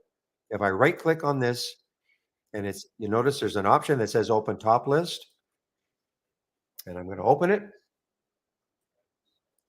Notice when I right click on this top list window, there's an option that says launch real-time stock race. So hopefully this is starting to make sense. You can create your own top list with your own set of parameters and run a race on it. In this top list, this is what I want to see. So I'm going to right click on it, configure. So if the price is between $1 and $50 and the volume is at least 200,000 shares and it's up at least 2%, from yesterday's close, then it's going to be a stock that you will see in this list of stocks. Okay? And that's why this list is a big, big list of stocks. So before we had races, and even now, if a person wants to use a top list like this, that's fine. Typically, the reason a person would use a top list window is, let's say you said to yourself, well, what are the stocks that are up the most today? Well, as long as you have the column header, which is C%, which is the change from yesterday's close, you can double left click on it and sort. Okay. So this is telling me that SGMO is up 51%, fund is up 37%, etc., all the way down this list. And these are all the stocks, of course, that are meeting the parameters, the price range I want, the minimum volume, etc. If I want to see the stocks that are up the most from its opening trade of the day, if I have that as a column header, which I do, they change from the open, I can sort on it, double left click on it, fund 25%, in INDP 17%, etc. Okay. any I can yeah, I can sort on any column that I've got up here. So that might be nice to know, but common question is, well, I wouldn't mind seeing the stock as it's beginning its run maybe, as opposed to being right at the top here. All right. Well, APLD, I know Penny, you mentioned this one earlier. APLD, it's up what five? It's up 5.5% from yesterday's close. What if APLD just started to move for some reason? It's up 6%, 8%, 10%, 15%. It just is starting to move for some reason, or any other stock is just starting to move. Well, how you could you possibly know that? Well, that's what the race does. The race doesn't really care whether a stock is up the most from yesterday's close or up the most from its opening trade. All it cares about is what stock is moving the most in this giant list of stocks. Okay, it could be the stock right at the very bottom. It could be a stock near the top, but it doesn't care. It doesn't play favorites. Okay.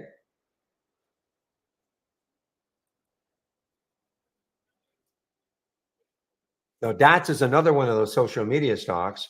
It didn't really take off like fun, but who knows? Maybe it's a real laggard. Maybe later on. I don't mean today, but maybe later. This week, next month, maybe it starts to take off. I don't know.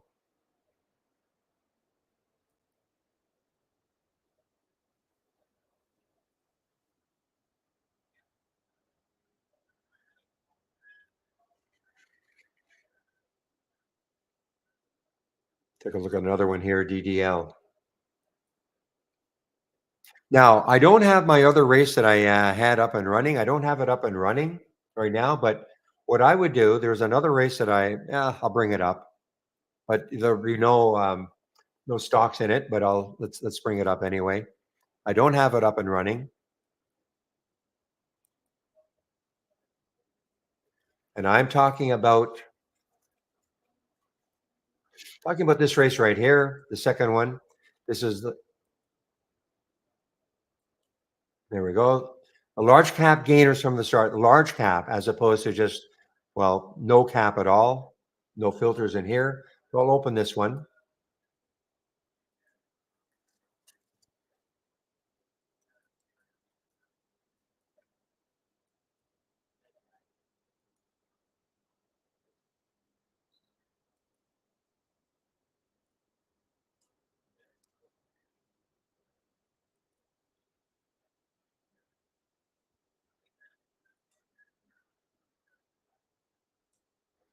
All right, I'll go over this race. Okay. Now, the reason I didn't have it up and running is because I was thinking, the two top lists and the other things I've got going, it might have been a bit of a drag on my system. So I decided to not have it up and running, but we'll see what happens. So this race is, there's a difference between these two races. And the big difference is if I open this top list, and look at here's a huge difference, right? Look at this list compared to the list that's in here. I would not even be able to show you all the stocks in here. I've got a 32-inch monitor. Even if I stretch it out as far as I could, I would not be able to show you all the stocks. Obviously, I can right here. So what's the big difference? Well, if I take a look at the top list and click on the configure and click on the summary, I added two filters. One is a market cap, has to be at least 500 million, and the other is a float, has to be at least 50 million, which are not here. Okay. Consequently, you usually you can get some big percentage moves here, whereas typically you will not get big percentage moves in this one. You're usually under 1%, usually. Now, that doesn't mean these are not good to trade. In fact, if you're new to trading, I would probably maybe watch this race instead of this race. This is a lot more exciting, okay, this race, but it's very volatile. If you're new to trading, it could be very, very challenging. If you got some experience trading, I'd go for it. But if I were new to trading, I would probably look at this one. There will be a top 10 list automatically built for you, the same as this. And it's just that these are just not as volatile. Doesn't mean they're not great to trade. My guess is that GM was probably in here. Okay. So I'll keep this up and running for a while, as long as it's not a drag on my system.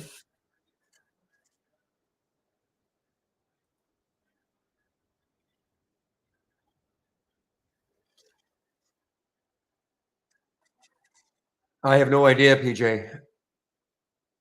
No idea what IB is paying.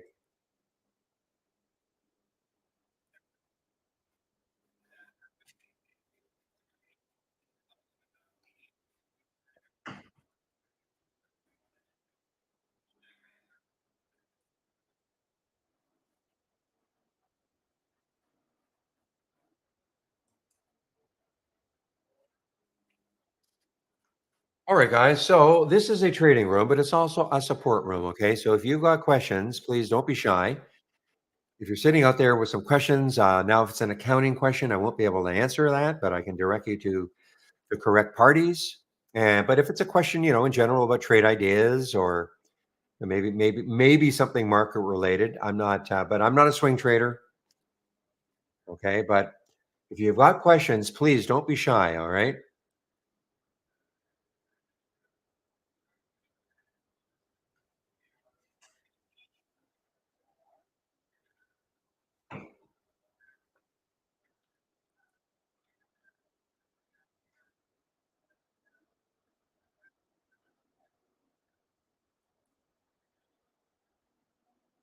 Now I should start paying a little more attention to this one now, guys. Okay, this is just the corollary. That's a tough word. Um, of this one, this is the 10-day daily breakdown. Okay, these are now stocks making 10-day lows, etc. Okay, and that's an earnings play. VZ is an earnings play. Let's see if ASPN is an earnings play. No. Is Voyager? No. But these are two earnings play, VZ and PII. So I will start paying attention to that now, especially with the market down today. Okay.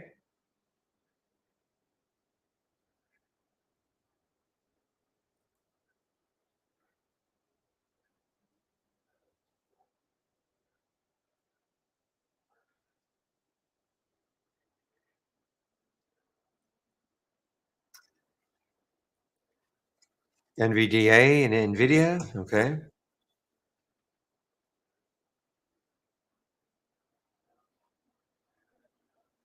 Yeah, so it's down a little bit today so far.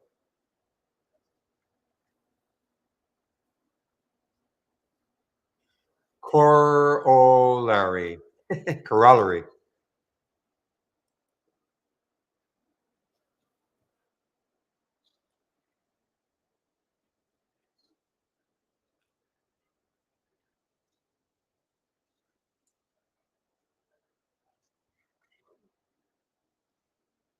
This fun may not be over, guys.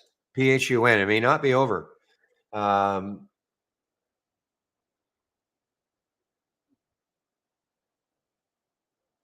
you look at this. Look at the VWAP area. I mean, that's right there, and that's where it pulled into. Okay, and then that acted as a bit of support, and now it's bouncing off that. Especially with a stock, that is super active. 28 million have traded, 62 times normal.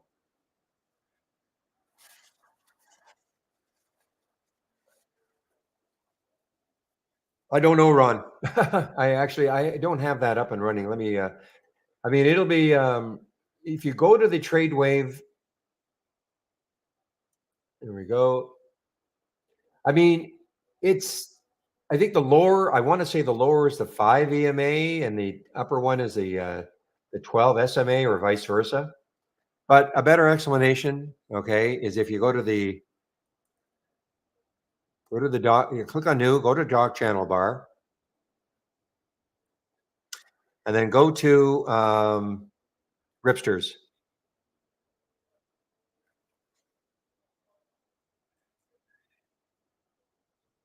And then there's a video that automatically gets launched.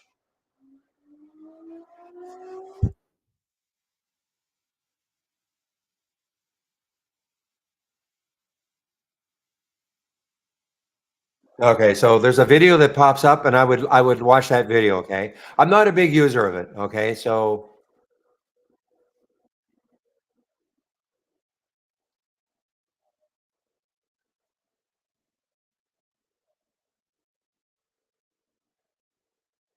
But the video should explain a lot of this, okay? And I know this is all customizable, okay? This cloud, you can customize it the way you want it with your EMAs and SMAs combination, okay?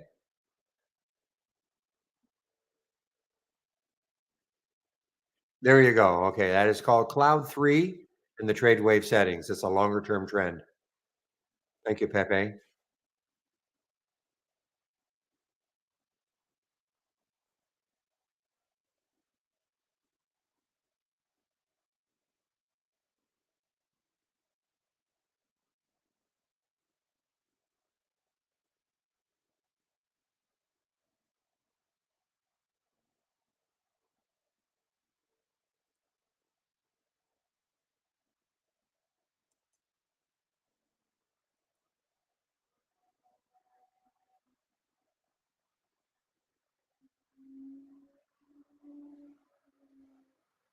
You see how my computer is starting to rev up a little bit. I wonder if it's also this. Give me a moment.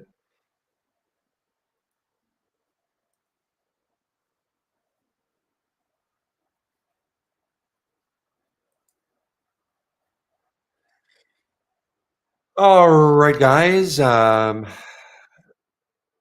right now, I've got nothing new in the breakouts. So nothing new. I have an alert set for the INDP in case later on in the day it takes out that 214 up in this area here.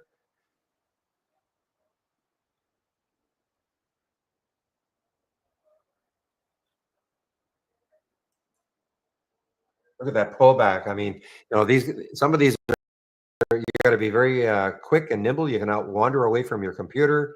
Look at that float, 1.76 in the float for CYCC. So I mean, at one point this was, from both. Well, certainly the AI.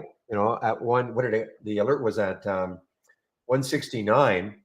They got up to 248, a tremendous percentage move. But you've got to trade them.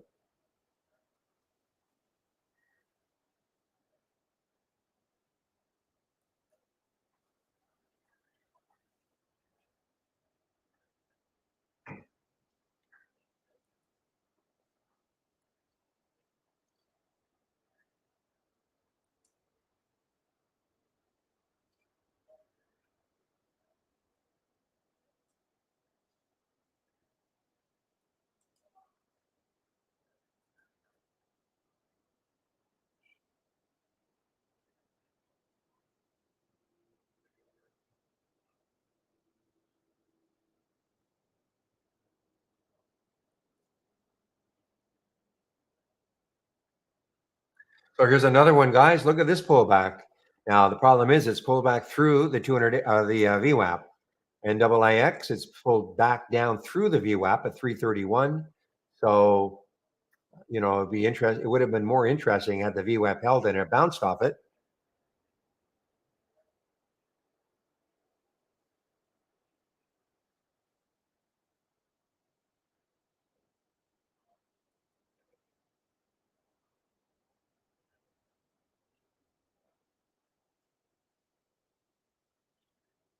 Remember, I was just talking about APLD, guys. What if it started to make a move?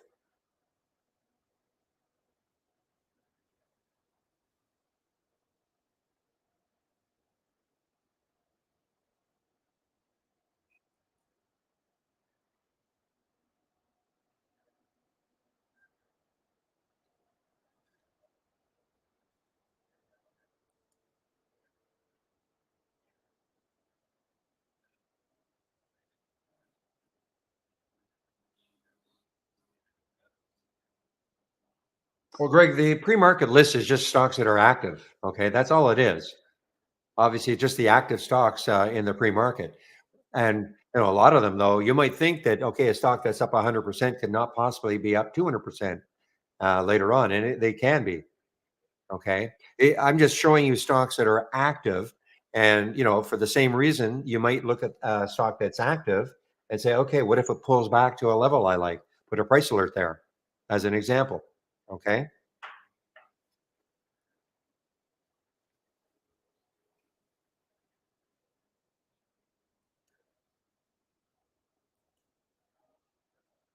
I can't possibly know whether an active stock in the pre-market is going to keep moving higher from once the market opens, but a lot of them do. Just the nature of the way of some of these stocks, they just, especially when they're low floats, they just keep going and going and going.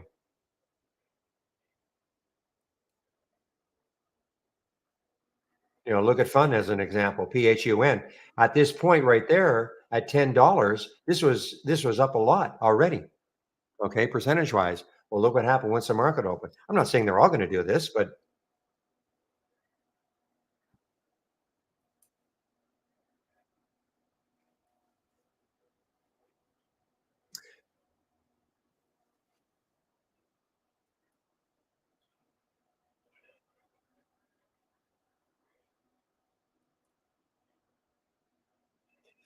see, here's a reason why I wouldn't take GNPX right now. I may be wrong, but the VWAP is at 335, so that could act as resistance.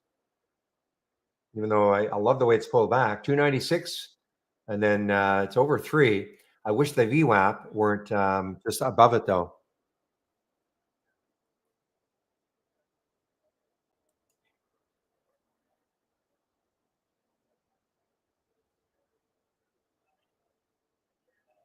Boy, this market is doing some crazy stuff right now, guys. Had that pop, another sort of a drop, a fade, and now trying to come right back up again. So Dow, I mean, the SPY's down still. Dow is down a little. Nas is just down a little. I mean, nothing disastrous.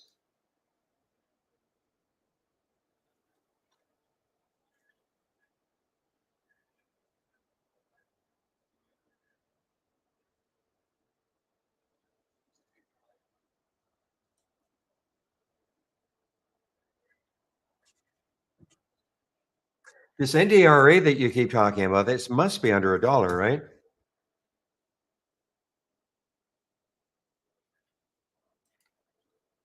Yeah, that's why it's under 50 cents even.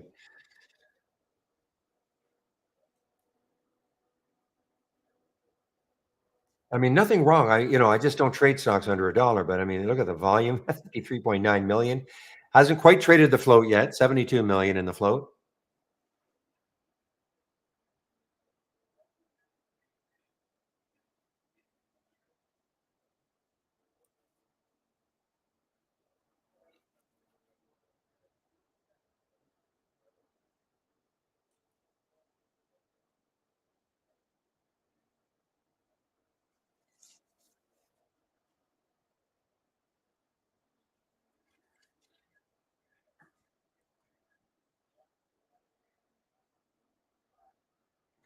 All right, guys. Yeah, I'm not seeing. Oh, here's CORZ. Now this is super active again. CORZZ coming into looks like some resistance. So you're shortable for me. Yeah, a lot of shares available. 9.8 million. This is it's a crypto play. They supply.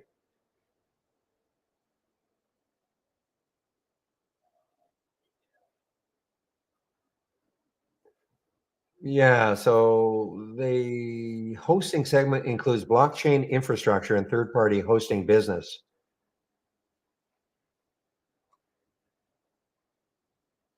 And crypto today is, not off by much. I see it's off. I see Bitcoin off about $148.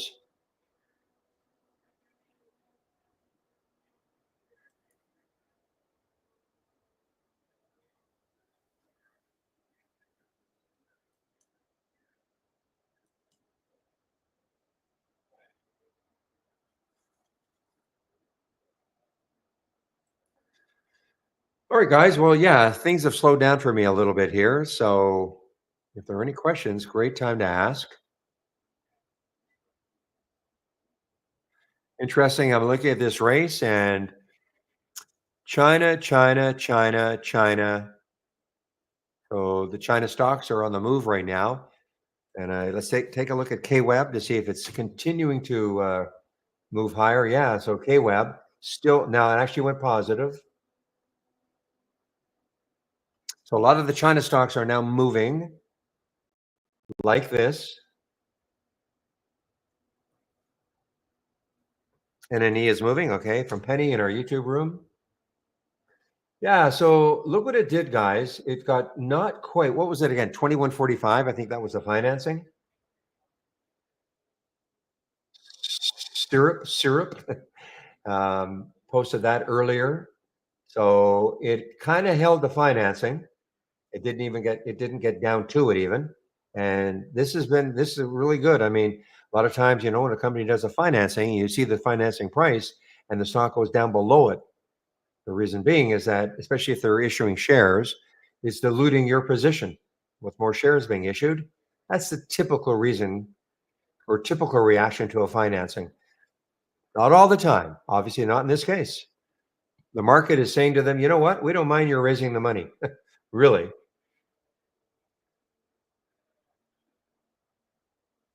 So now let's take a look at the other ones. The OKLO.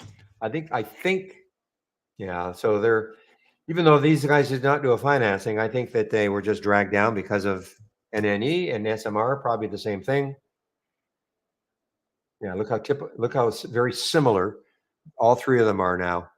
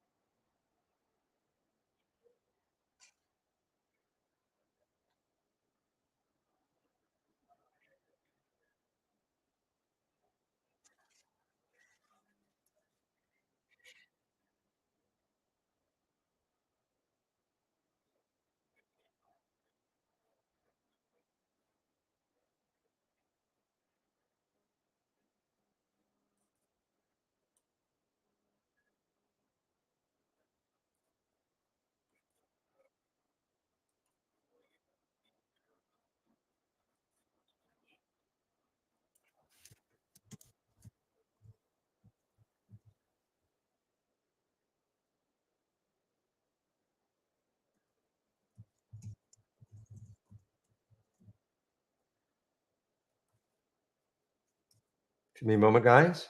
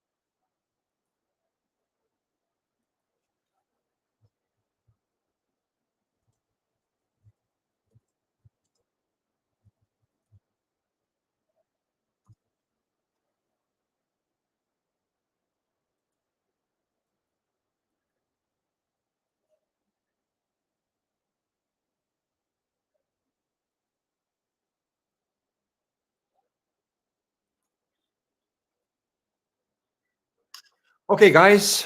Sorry, just talking to Chris. Chris will be taking over for me in about an hour. Okay.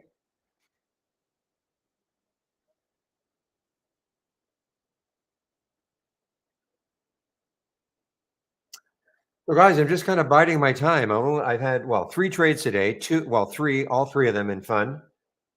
Two losses at the very beginning, and then of course the big win on the third one.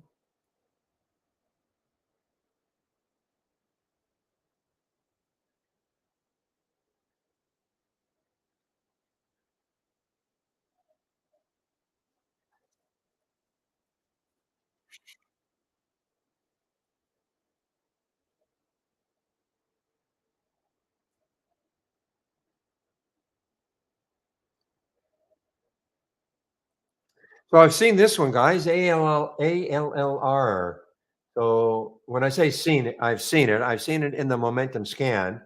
I haven't acted on it, but there it is, ALLR. Ooh, and you know what? It just showed up in the 10-day daily breakout. Now, I wouldn't take it yet. There's a high right there, 214. I'm going to put an alert up on that area. Let's back this monthly chart out and see where could it go. It's so hard to see because it has been beaten down so badly. Now, before you think this ever went up to $150, probably not. I'm almost sure it didn't. Ooh, just give me a moment. Give me a moment.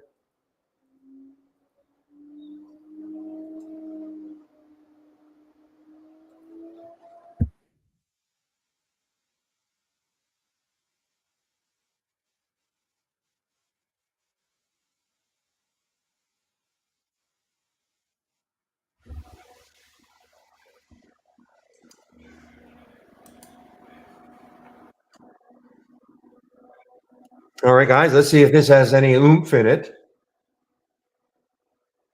It's a technical term.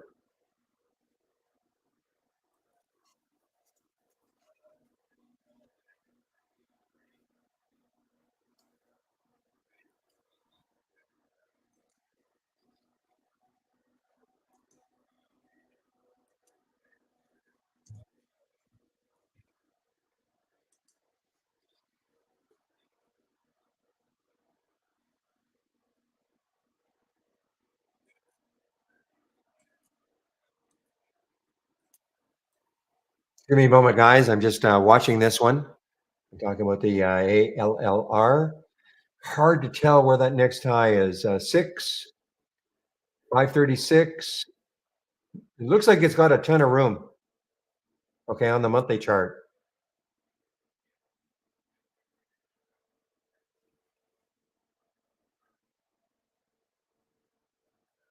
And again, I'm almost 100% sure this never got up to 150. I think this is just reverse split adjusted. Okay.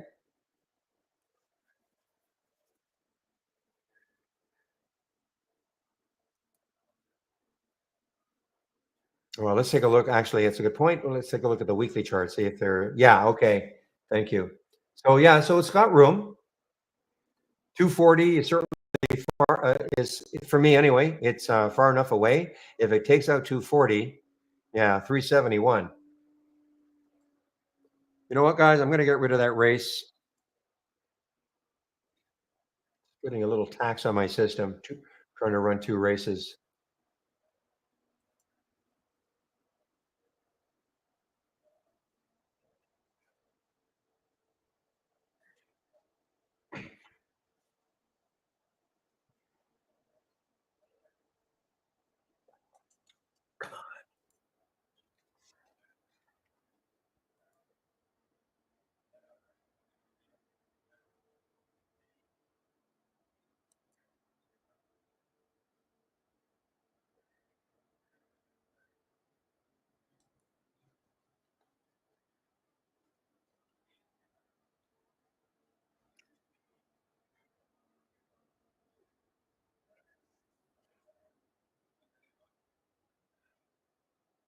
No, this one. I mean, I'm in it. I just have to see if it can hold. Well, obviously, I don't want to say go down below two, but I'm talking about the ALLR.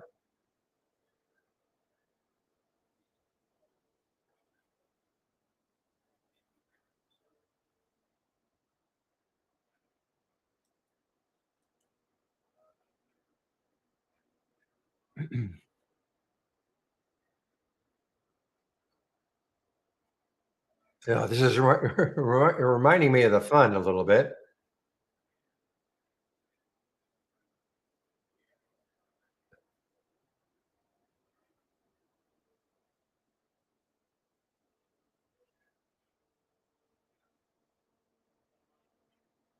It's another low float. So if you took this one, guys, you cannot wander away from your computer. Okay, 1.4 million in the float, very very low. I'm talking about the ALLR.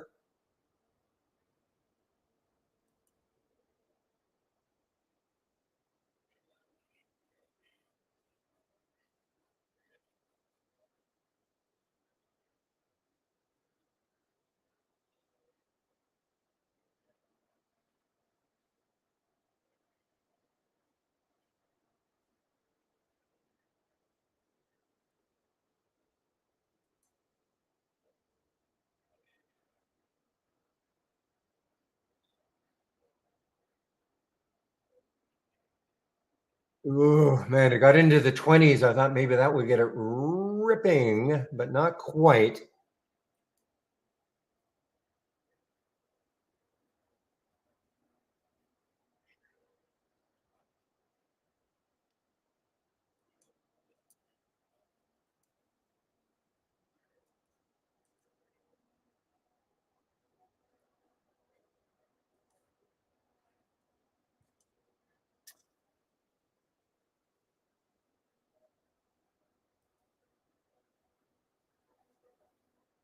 Sorry, guys. I obviously I'm having to watch this ALLR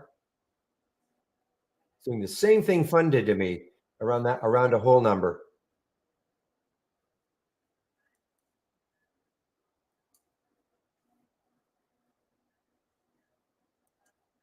All right, I'm taking myself out of it, guys. It just underneath two. Okay, I'm going to see if it. Wow, look at that. I'm going to see if it gets back over two again. Just reminds me of what Fun did a little bit.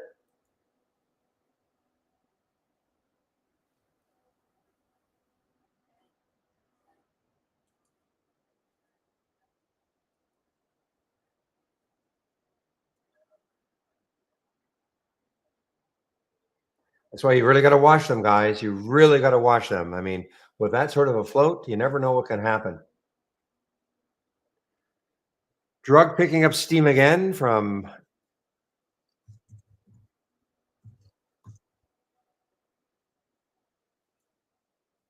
Yeah, it is. It is.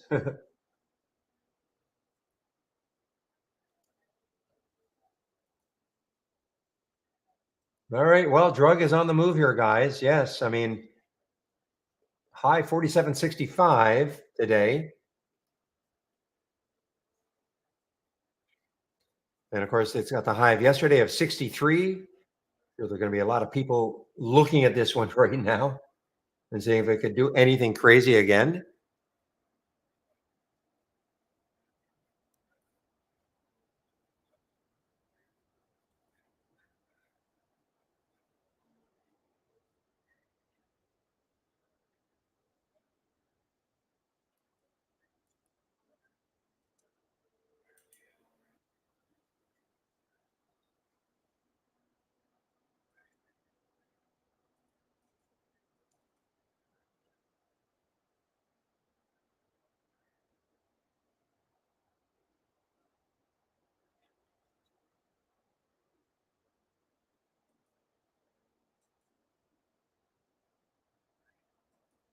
Oh my goodness. Guys, you're on your own in this one, okay? You have to be on your own on this one. This is just a complete gamble type trade. And this is the drug.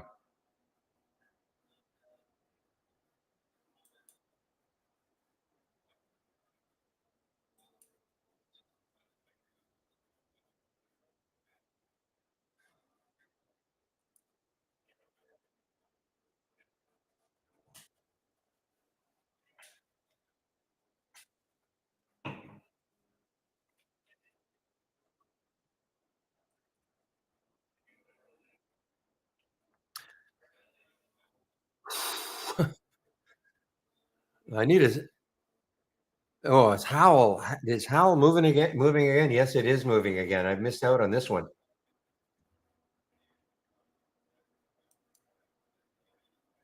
All right. So for the ALLR, I will again reset my alerts. I mean, this looks like a really bad now, though. Really bad. I mean, I have an alert. I'll have to put it at 213, maybe later on, but that's a pretty big pullback now.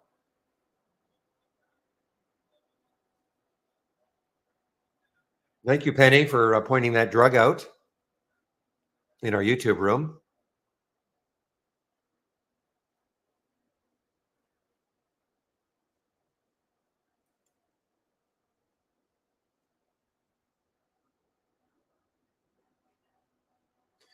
Meanwhile, Howell, guys, is now making another move.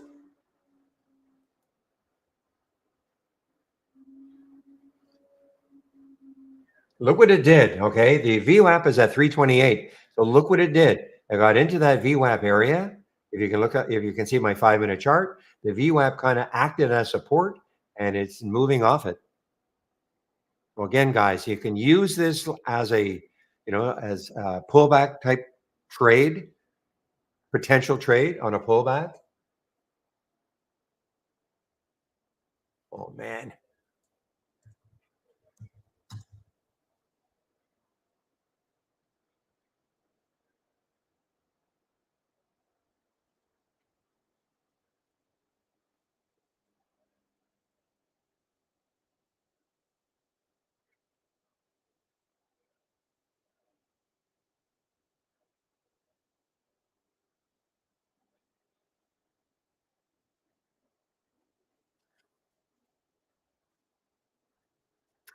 All right, guys, it's 11:15. So, oh, here's another one coming in. Not in the 10-day daily breakout. They don't all have to be there, but and you can see why it wouldn't. There's a high right there, which is within 10 days.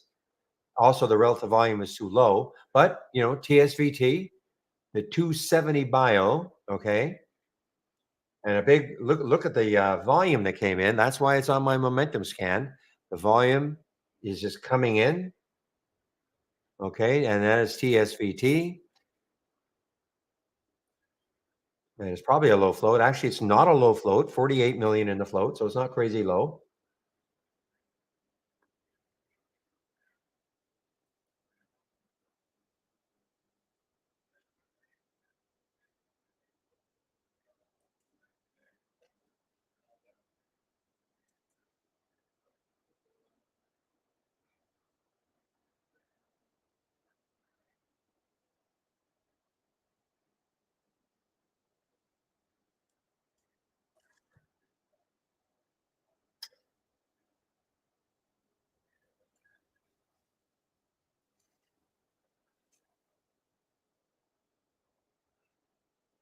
UBXG, Captain Para. Let's take a look at UBXG. Oh, real cheapy. Okay.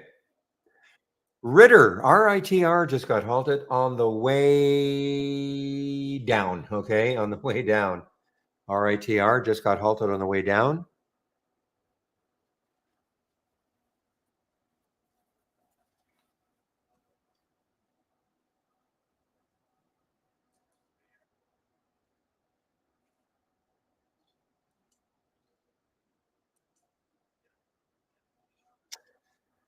Oh man, Howell is just really, really nice now. What did I see on the monthly chart? Yeah, in his room. 470, the next high. So about a dollar away. Now, if I back out my weekly chart, I probably could see something maybe sooner than that. But, I mean, that's what I'm looking at right now, 470. I'm not in it. Unfortunately, I'm not in it. I wanted to get in this one earlier, but the spread kind of kept me out. But, I did not get in this.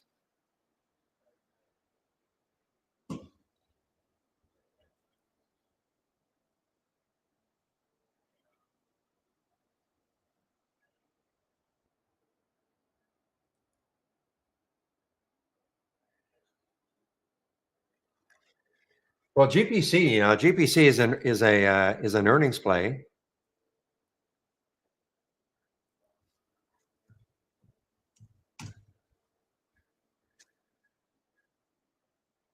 Wow. So it has been, it had the gap down pre-market and it's just been kind of filtering its way down. Look at that position in lifetime range now, about halfway.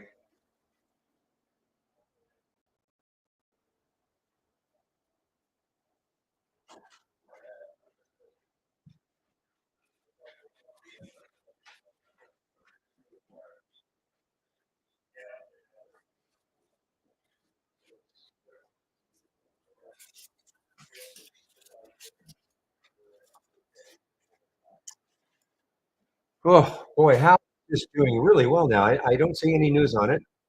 Maybe they're one of these that are going to be talking at some kind of some upcoming conference. Zion, I know you were looking at Zion earlier. I was just going to say, did you type that in before I started talking about Zion, William? Like, are you reading my thoughts? It's scary. Or did you see it when I just posted it on the chart?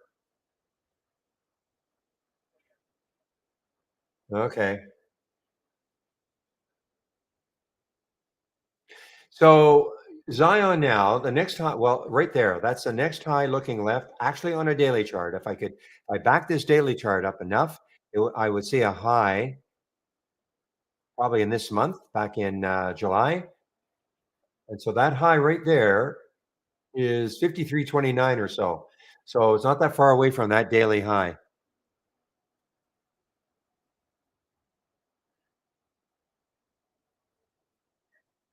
Guys, give me a moment. I just need to stretch my legs for about a minute. Okay. Just give me a moment.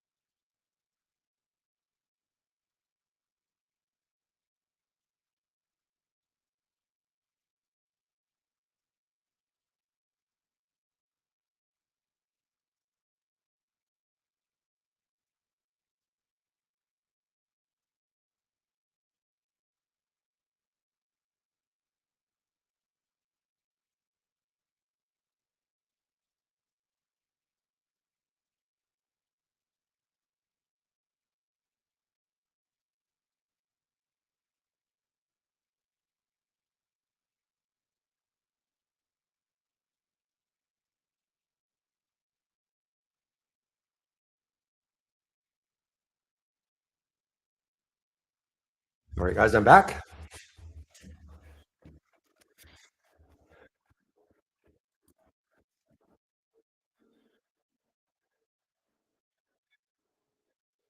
Let's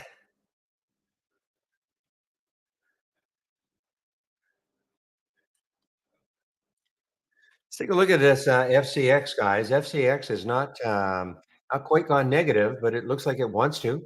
FCX looks like it wants to.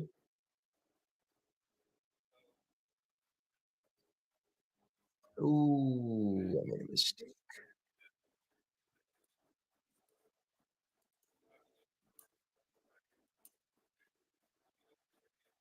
I made a mistake, guys. I got out of my ALR position, but not the entire position. So I didn't have very much left, but see, we got to pay attention. I'm glad I glanced over before it kept moving further down.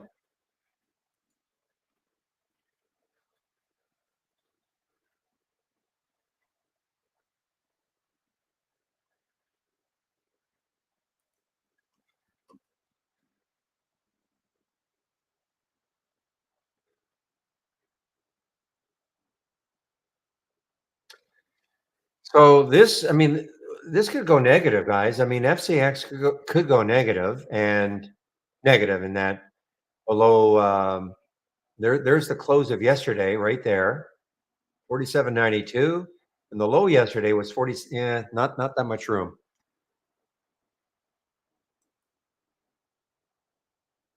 I did see this. In fact, in the pre-market, I saw MSOS, it was one of the ETFs, but it wasn't, it was up like 0.4%, something like that. Yeah, still not up a lot. I just can't get too excited about these moves that they make, but let's take a look at Canopy. Yeah, okay, that's a nice move. 440 to 481.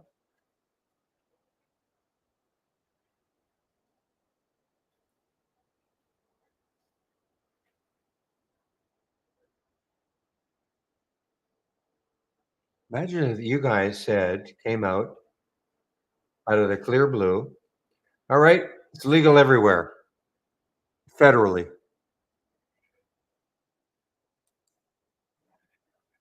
I wonder what would happen to CGC.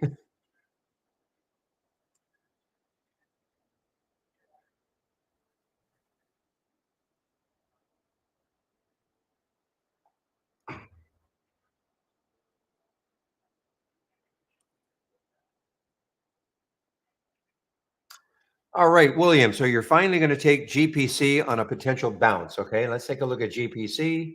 So 115.62.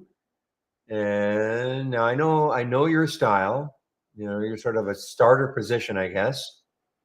And you may add.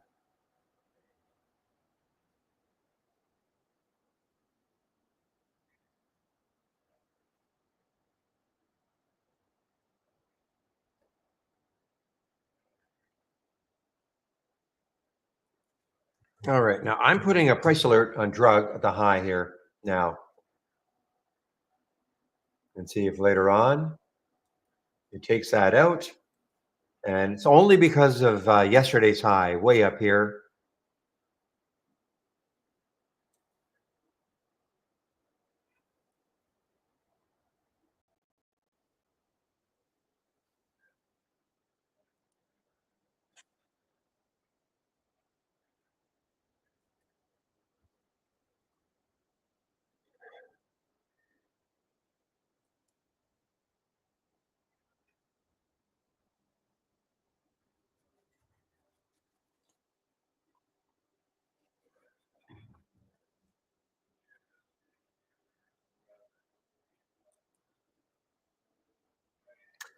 All right. Now this wild one, KSCP, low float. We saw the business that they're in, kind of a cool business. Can't remember if there was specific news that drove this one up yesterday. I can't remember. I think there might have been. Not that it should have gone up this high, but now, so it's over 15. Spread, yesterday's the same thing. The spread was a bit of an issue, 1501, 1525. So that is a bit of an issue. Of course, it won't matter if it tacks on a couple of dollars, but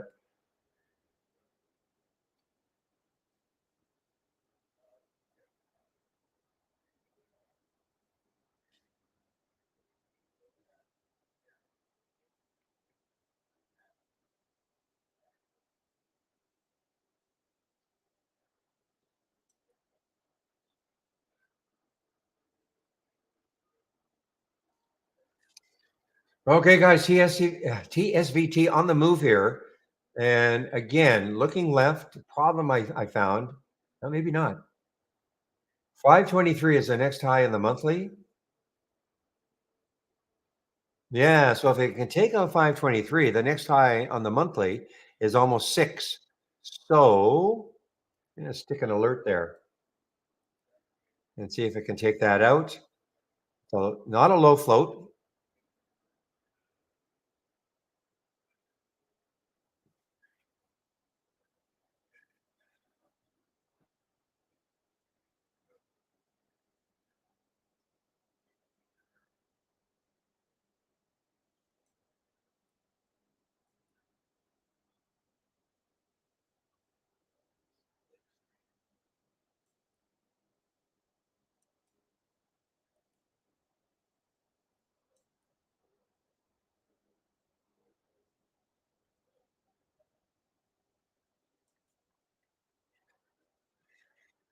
Oh, I see. So you can have all these different notes. So I'm assuming you're going to. I was going to delete this one. This is from yesterday. The watch list from yesterday.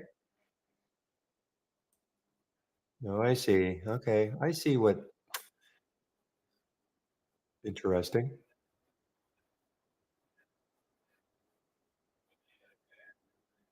And why I couldn't see it is because that's why.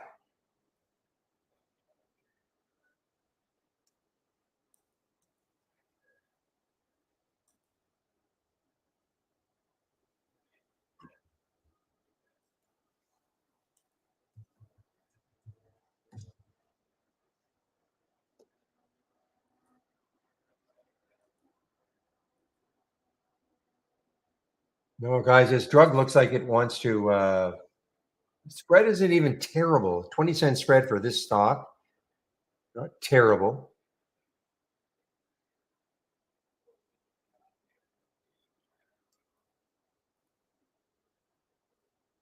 Very risky though. Very, very risky. So you take something like this. I would not be taking many shares.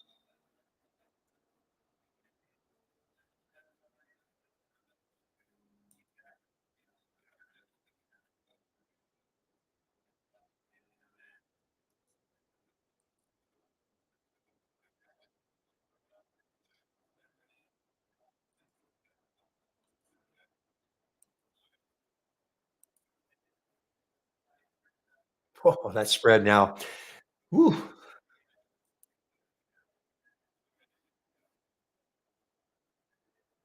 And again, it's got the big, don't see this too many times, but the big red, not available for short sell. That's that interactor broke. Whoops. As opposed to, well, you know what? We'll try to find some if we can. We'll let you know. They're just flat out saying, no, we're not going to allow you to short sell it.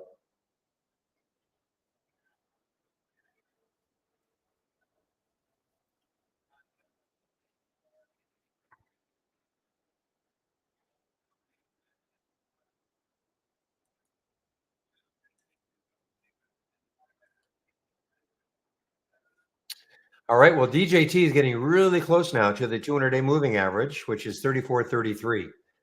We're getting closer and closer. That green line you see. You can see a few days ago, that's where it got to, pulled back. What happens if it gets close again?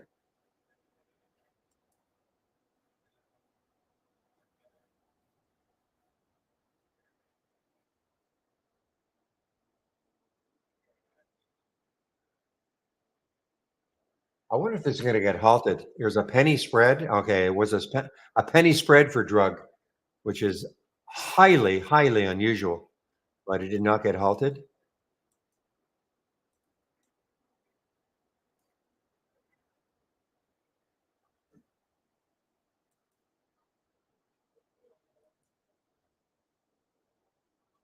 All right, HITI, high tide. This is, of course, a cannabis play, high tide.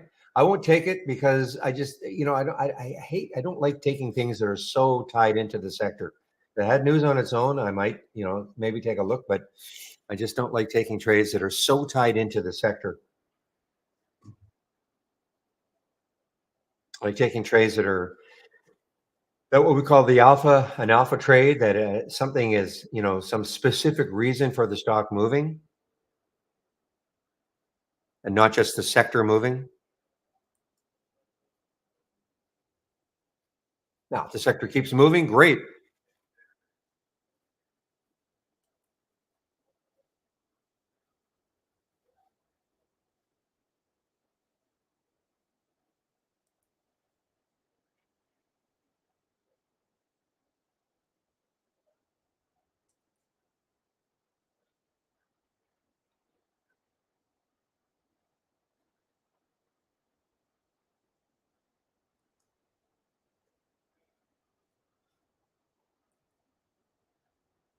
Boy, all day, really, all day, guys. I mean, like a minor pullback on the 5 for GM, but that alert 5041, which I did not take. This is now a $3 move.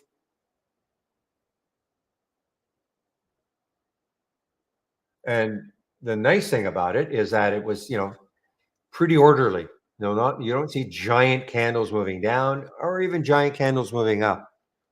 That's what you want. You get giant candles moving up, you're going to get people probably wanting to take profit, but you just get this nice orderly move and keeps everybody in the trade.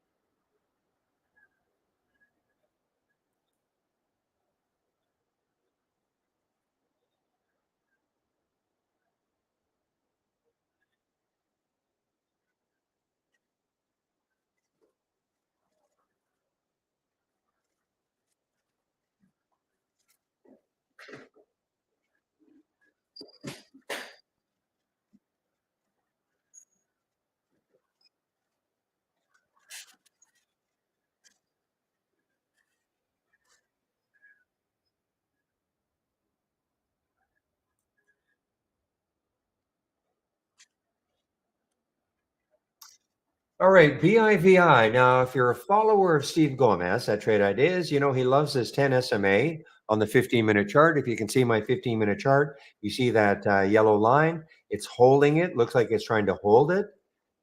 And so this might be a bounce area for BIVI. The VWAP is at 314, which is kind of a 10 SMA. Okay, so looks like it's trying to hold the VWAP area.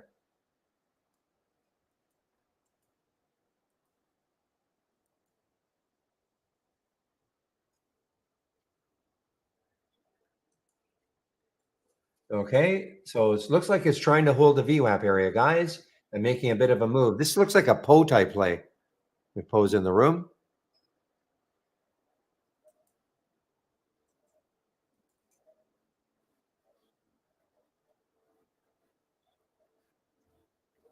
with a shot maybe to getting into the mid 30s.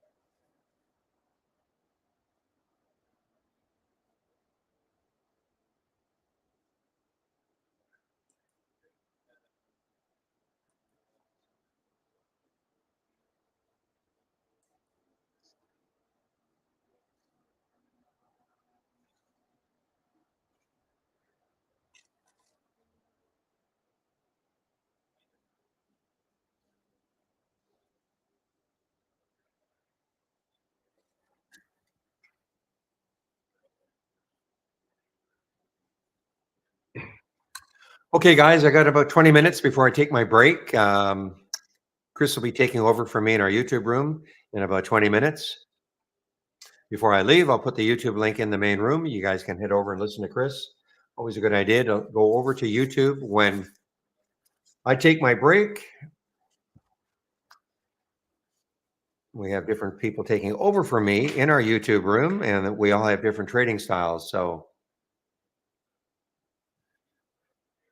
well, let's take a look at Paula's talking about fun over 1180 to see if it gets traders interest. For me, we're like 12.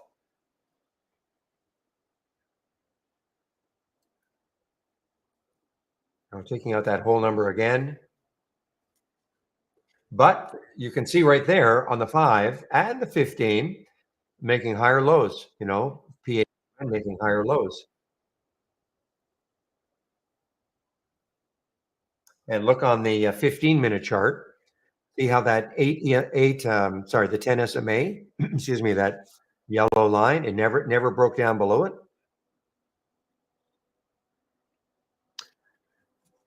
On Thursdays, when Steve takes over for me in our YouTube room, he really he loves his 10 SMA on a 15-minute chart.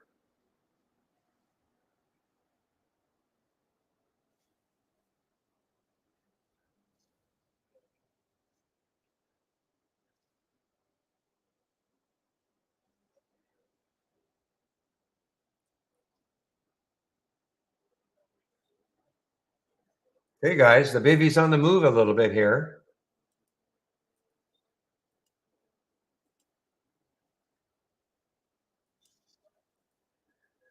Bivi's on the move here, BIVI, a little bit.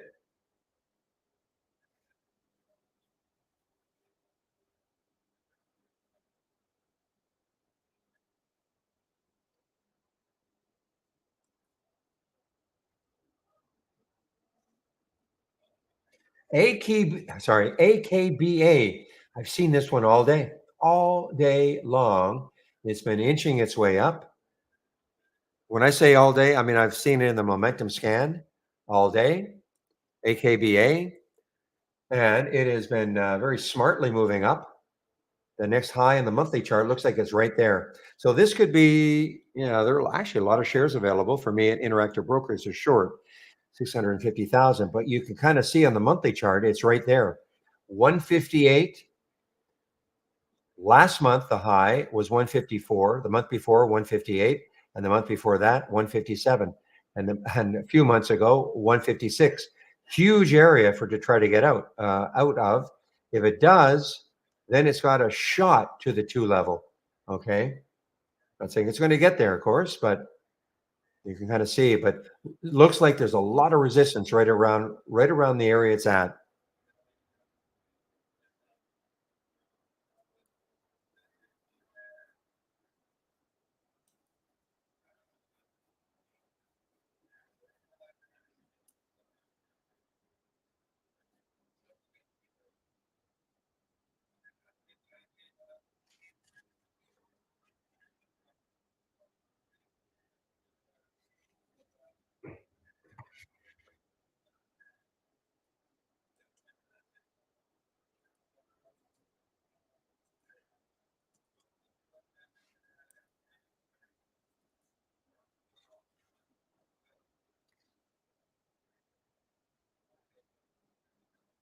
And you're chasing it too. I mean, but this looks more interesting as a short, guys. I don't know, maybe like a scalp type short for AKBA, just with all that resistance on the monthly chart.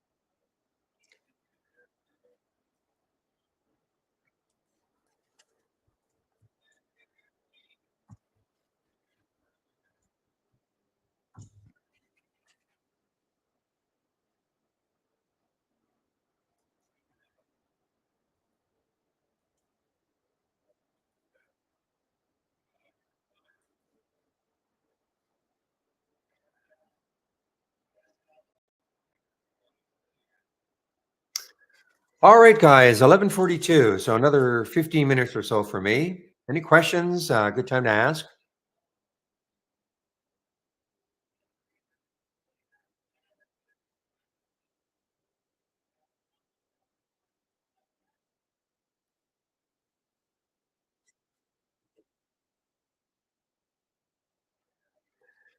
And again, before I go, if you're interested in taking out an annual premium, we called it now, I should memorize it now, big movers or what.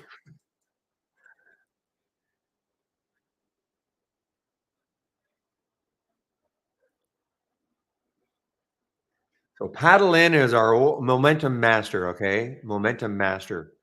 So that's our old premium TI. Well, it does say TI basic and TI premium. Okay. Okay. TI premium. So if you're interested in taking out a subscription, okay, guys, fun over 12 again. PHUN over 12 again.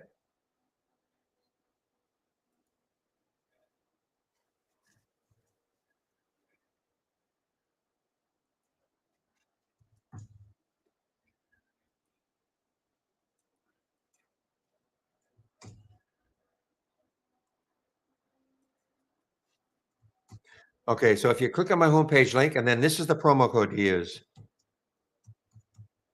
MM555. That'll get you $555 off a premium annual. That's the only way you can use that code. Okay, premium annual, TI premium, and that's MM555.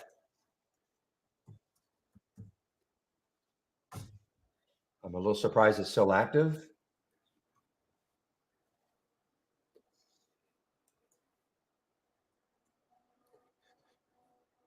Fun guys, PHUN over 12 again, over 12 again.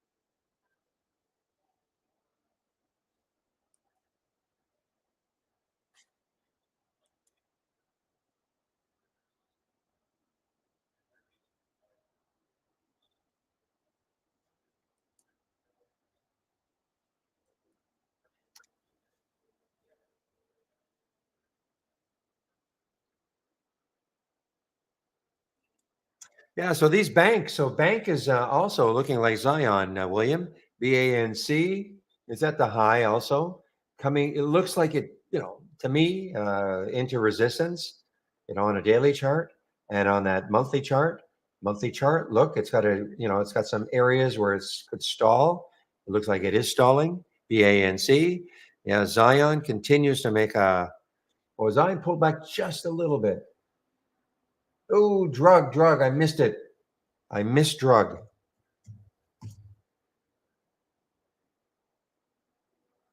Well, briefly.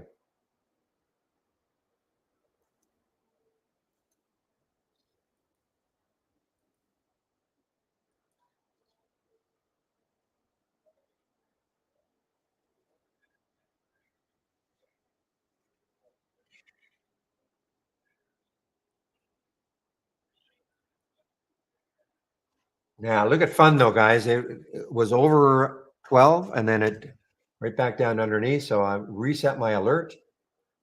See if it takes it out a little bit later again.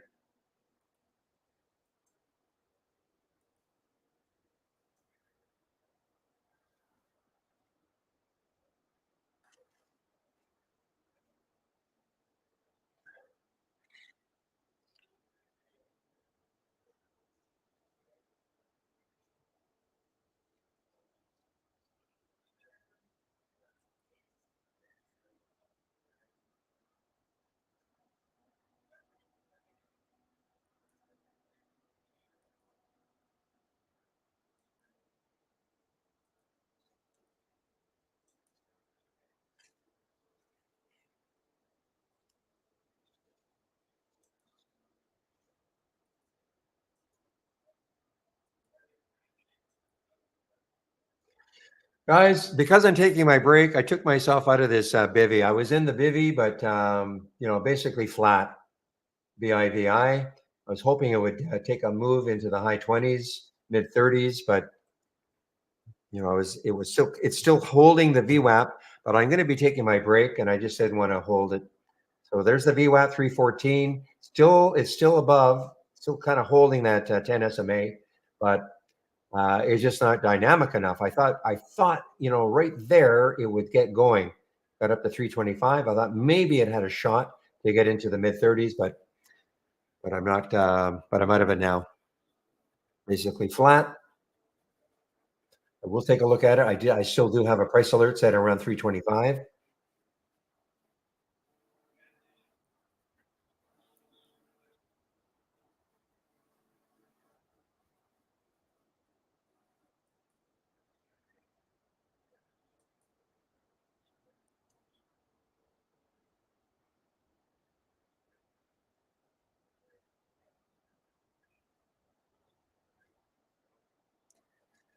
Hey guys, this could be interesting only because it's just breaking over a whole number here and 10. It's a pretty psychological number. Ecor, wow, the volume is terrible. 105,000, but it's 17 times normal. But yeah,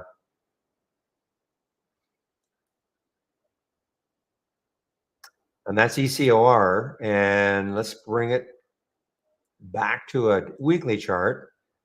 Yeah, I don't know what the deal is on this one is. ECOR.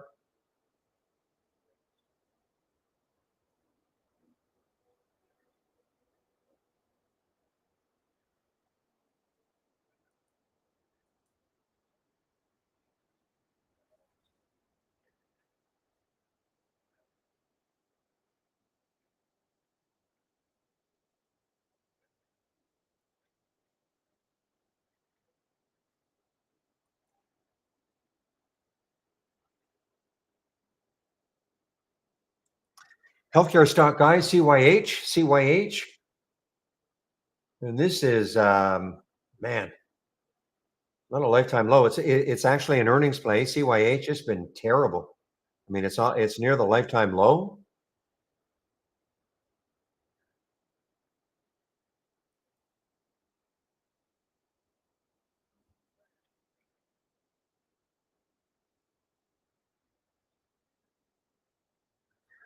Okay, guys, Chris sometimes shows up a little bit earlier than noon. So what I'm going to do is put the YouTube link in. I'm not saying he's going to show up in like in the next minute or so, but I will put the YouTube link in the main room, so you guys can head over and listen to Chris if you want while he's there for his hour.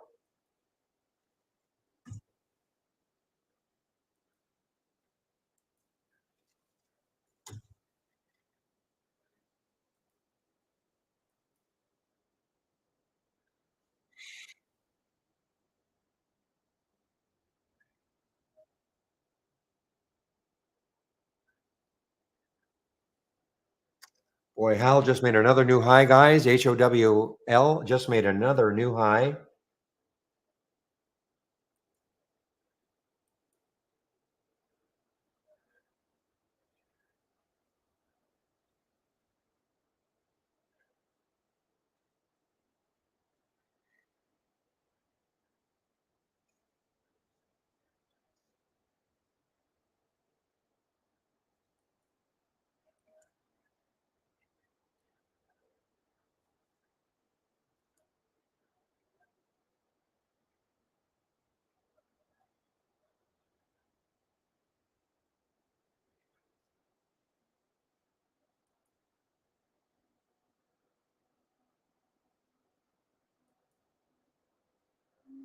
Yeah, it doesn't look like this one is going to do it. INDP. I was hoping that maybe this could get over two again. INDP and have a little late day rip. It doesn't look like it's going to do it. INDP.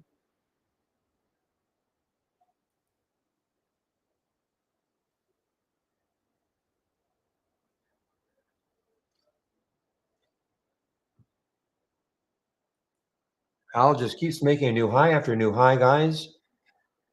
Shattering yesterday's high. 327 was yesterday's high. And that's why you can see there was the alert at 328 because that made it a 10-day high.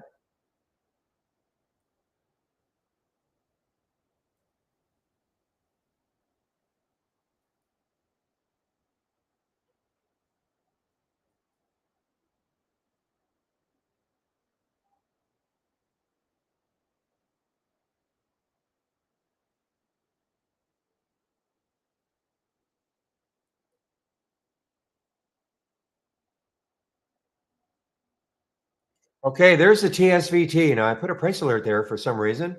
That's the week high, I guess. Yeah, 523. So now, and look at the volume.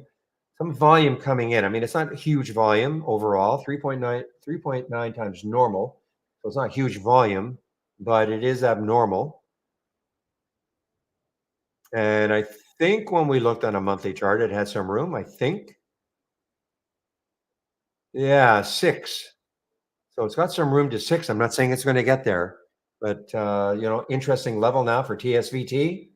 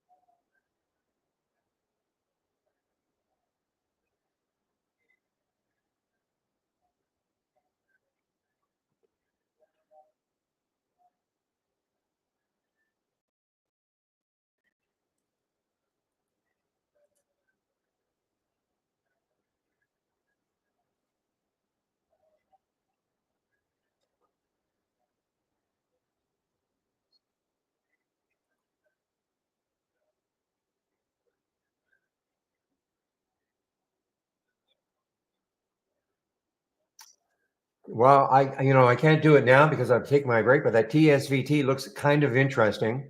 I don't, the volume is not, well, it picked up. The volume is starting to pick up now, 400,000 shares, 4 times normal. And I just, give me one moment, Chris, while you caught me by surprise there. Okay, guys, so Chris is in our YouTube room right now. So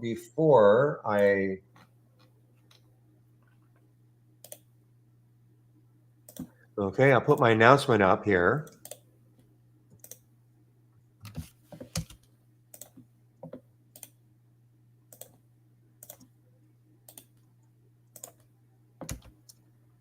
Okay, guys, so I'll see you guys in about an hour around 1 o'clock. I'm going to put myself on mute now in the main room. And just get me stop my music, Chris. There, I can hear you now. Very good, very good. All these things I've got to do before I can actually get out. All part of the surgical procedure. It is, with precision. So what have you done? Oh, look at the TSVT now. What have you done today? Anything? I had nothing. Answer Nothing. lots Okay. of emails and chats. That's it. All right. I'm kind of sad because I had fun. I traded fun a couple of times last week, and I did, okay on it. You always want to do better. And then part of me was like, I should just keep a few shares of it just for fun and set a stop loss down at the bottom of the range. I'll still be profitable if it hits it. And if it decides to get crazy again, that would be really nice. And well, of course it did, and I didn't. So speaking of crazy, it's just going up again right now. Yeah, it just Right broke now. 12 again right now. Yeah. So, but I'm just gonna be a viewer of that one today. I don't have the bandwidth to attempt to trade something moving like that, given everything I've got going on. Okay, well, I just took it, so I'm going to have to let you go because Sounds good. Okay, thanks, Chris. Thanks, Chris. Okay, we'll bye. see in a bit. All right, everybody. So Barry makes his way to his break. There we go. I swapped screen sharing, and we are ready to rock and roll. So, yeah, there's fun. Yeah, doing the crazy today, but we got to know as traders when we're going to be able to trade something like that and when we're not going to be able to trade something like that. And today is not for me, unfortunately, or fortunately, who knows? It doesn't, just because I had the ability or the time to trade it doesn't mean I would have done well on it, right? I could have made a poor entry and gotten stopped out. It's just as possible as making a good entry and moving up in the profit, right? That's part of trading. A lot of coulda, shoulda, woulda. The only thing that matters is what was and what is. Anyways, so a bit of a shakeup here on the lineup. Michael and I will be switching for the foreseeable future. He'll be doing Mondays instead of me. I'll be doing Tuesdays instead of him. Format stays the same. Other than that, folks, pre-done content I do not have. And let you folks drive the content with your comments and questions and needs and wants of the software.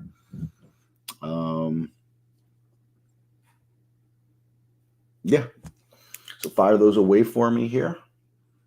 Looking forward to see what we got going on. And remember, it's a community vibe kind of thing here. Oftentimes the questions you have are similar or the same as questions other folks have. So I think it's important that you don't be shy about those things. Jump out there, get the things you need answered, help yourself out in that regard, right? And I do the best I can to answer those questions for you. With that said, if there's no questions that are going to come in to start, I guess we will do what we do here, and we'll start with my relative strength from the open scan. I'll go over the top 10 winners here. So again, feel free to interrupt me at any point. As I always say, this isn't meant for me to just talk at you folks, but if that's the way it will go, that's the way it will go. So I guess let's start with HOWL. And I'll be honest, I haven't looked at any of these. I just happened to notice fun moments before I came in and opened that chart. So, well, a couple days from from HOWL here, HOWL, making some pretty serious moves. We see yesterday got this good-sized topping shadow after a gap up, and you never know how these things are going to shake out, especially with smaller price stocks. I would feel comfortable saying that more often than not, when you see a topping shadow like that on a smaller price stock on a day, that the likely path is that way the next day. That is clearly not what we have here today.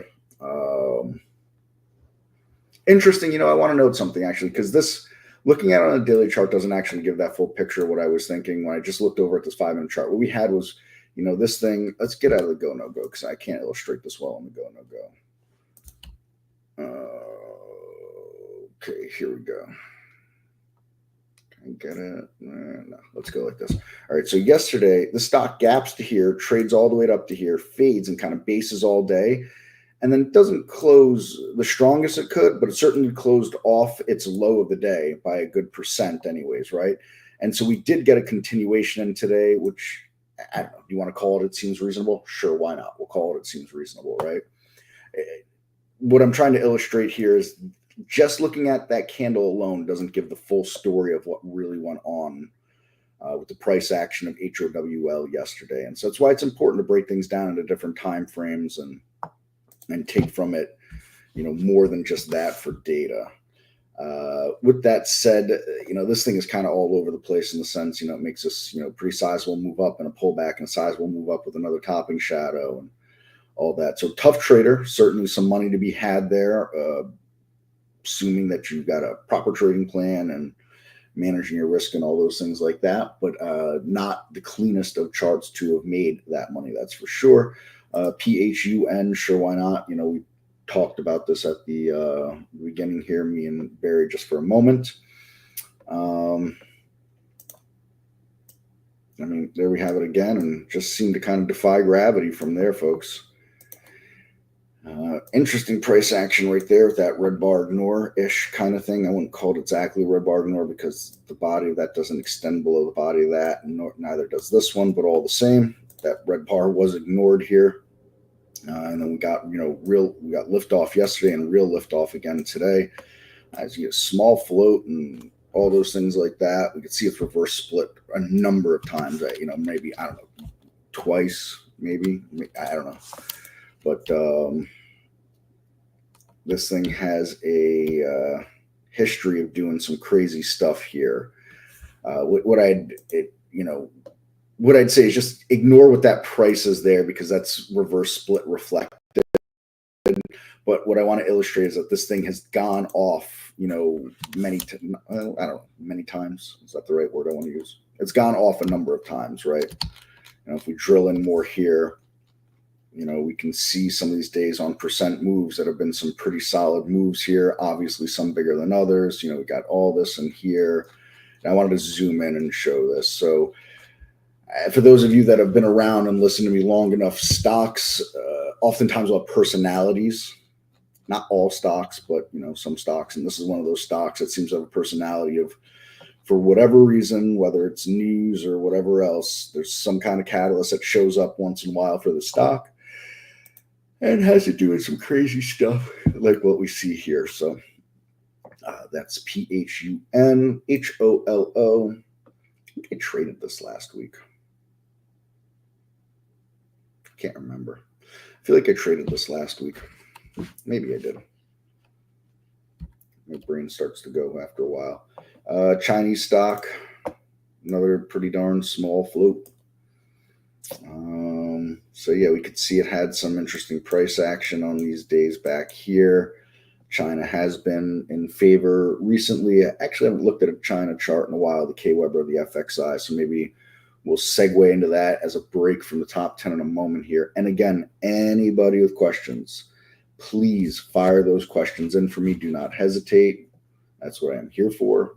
Interrupt me because it's not really interrupting me. I'm just rambling on until a question comes in at this point. With that said, we're back to downtrending on this again.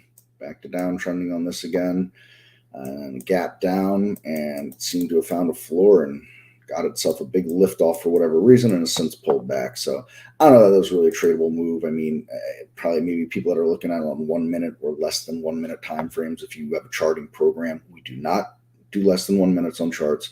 But I know there are users out there that have other charting programs that probably have less than 1 minute charts. Perhaps someone had traded some of this in those smaller time frames. I say I want to segue into China K-Web, and we can come back to the top 10 in a minute here. So it looks like K-Web got this crazy move, blast off here. It has pulled back, come back down to earth here. Didn't quite fill this gap. We'll see if it does. But it would be constructive for China bulls if this thing could consolidate in here to take another leg up. That's what the bulls are going to want to see here. Obviously, the bears are going to be betting on price action to just continue to roll right over. Only time will tell. FXI, they look similar but also different over the last few weeks with these moves. Looks more similar than different at this point now. This nearly filled that gap, probably maybe just shy, maybe it got it. So that is interesting. And why do I say that's interesting? Well, gaps are meant to be filled. A lot of people do believe. So if this got that gap fill and it holds price action up, that would be a bullish card to pull from the deck as far as the China goes. GNPX, any input on a comeback on this stock? I mean, I can't predict if it's going to come back, but we can look at some if-then scenarios. GNPX. And what time frame are we looking on? Are we looking? I'll start with today. I guess that's where you're going to be looking at. So, this thing did the semi-crazy yesterday, gapped on up, fading for the day here. So, look, you're going to want to see it hold this right here. You do not want to see it take that out. It's already under pressure from an 8 EMA on a 5-minute chart. I suspect it'll be under pressure from an 8 EMA on a 3-minute chart. Yeah, so it went under it. It has popped back over it, but now you've got the fight with the VWAP above it, right? You got this VWAP looming above it here. So, obviously you're going to want to see volume come into it and then fight with that VWAP to take out that 4. 4 is obviously a bear for it, and I would be remiss if I didn't say let's draw a line at the top of the day, the high of the day, and then go back on the daily chart and see how that transposes. And ain't that something? Well, first off, I've obviously looked at the stock in the past because I've got some other lines here. Let's get rid of those lines because I don't feel they're relevant for right now. Bang. Prior resistance. Continued resistance. Once upon a time was support. Prior support becomes resistance now, right?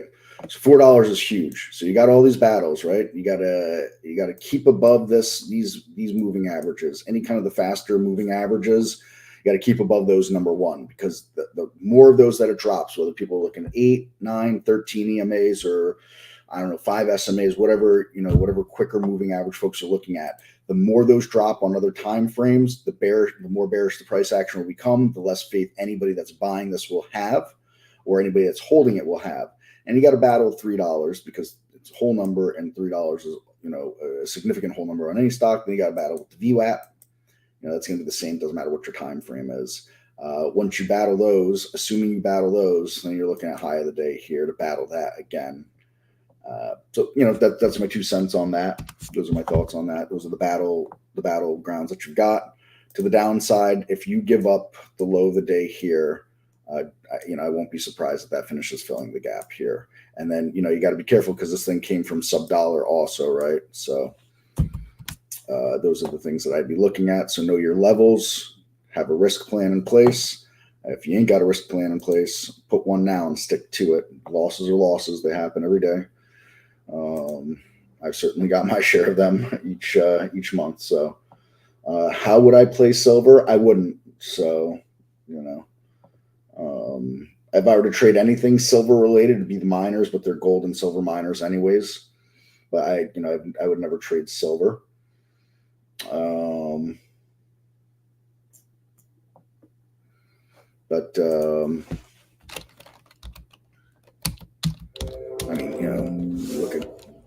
we want to look at silver in this regard, sure.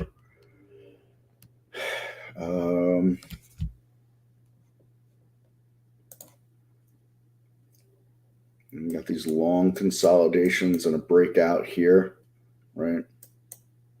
These consolidations, testing these ranges. We've broken out. Prior resistance becomes support here, right? Now we're making new highs. It's clearly extended at this point now. So, I mean, it just at chart to chart to chart, for argument's sake here, for discussion's sake, I wouldn't be chasing it after that move. I'd need it to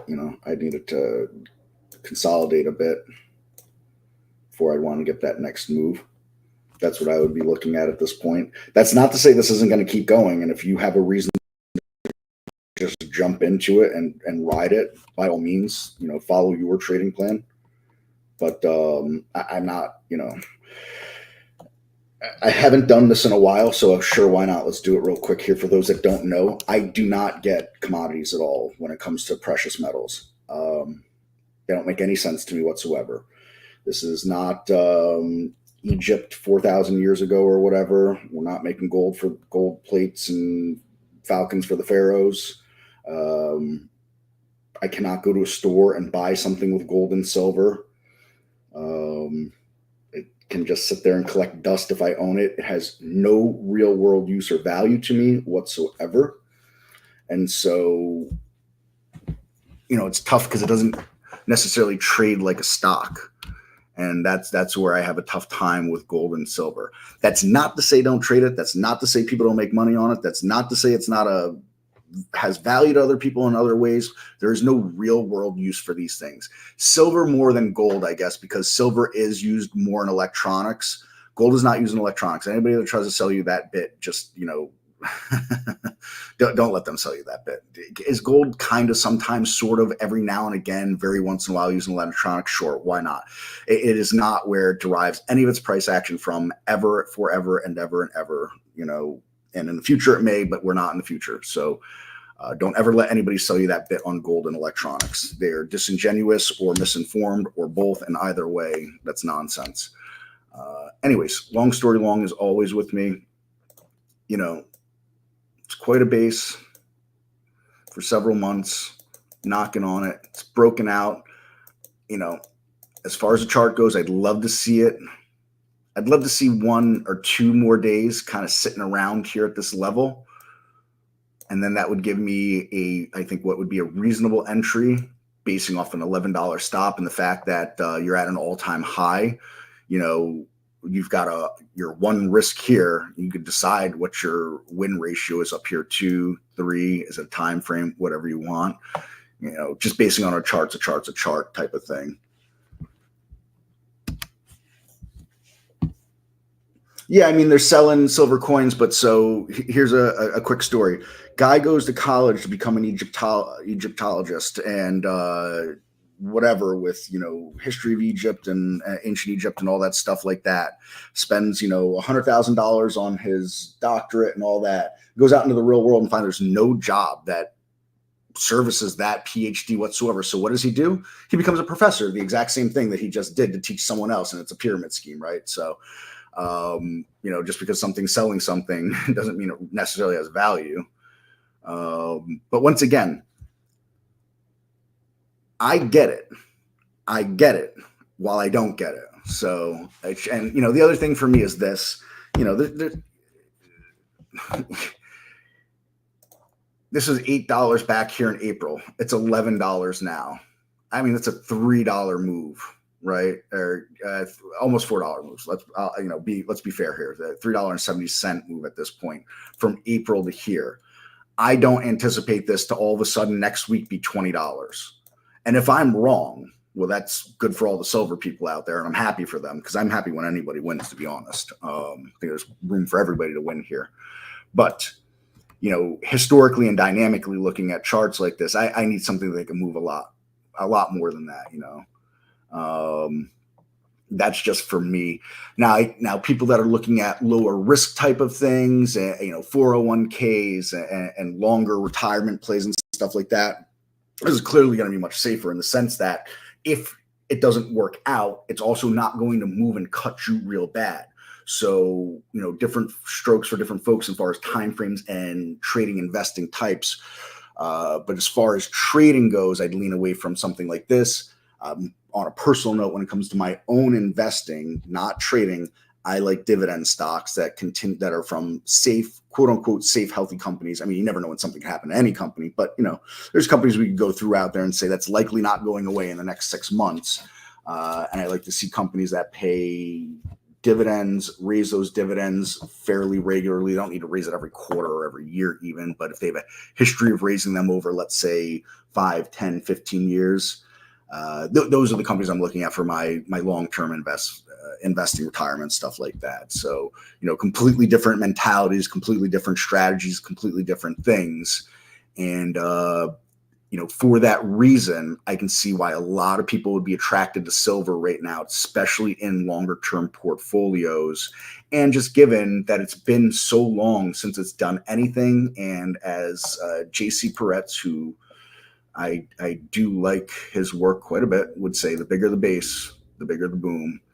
That's pretty serious base going on right there, right? And we're coming out of that now. So I wouldn't, first off, I would never fault anybody's trading plan unless their trading plan doesn't include a stop. Then I'd fault your trading plan. I wouldn't fault anybody if someone said, this is it for me, I feel comfortable getting in, and this is only the beginning of the breakout. I would not argue against that whatsoever.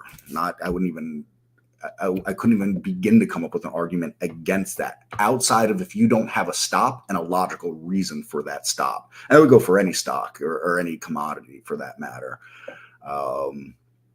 We're going back here. This is, I believe, going to be COVID crash. And then, everything boomed out of COVID crash like crazy.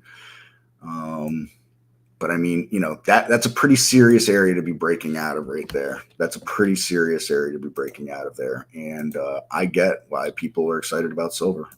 100%, 110% makes sense without any question. Sorry, long story long, but we're not really talking about anything else at this point, right? So why not? Why not just ramble a little bit? All right, I'm going to jump back in the top 10 right now. But again, I like that stuff. Throw that stuff at me. Get the juices flowing. Let's get a conversation going on about stuff. With that said, fun nonstop.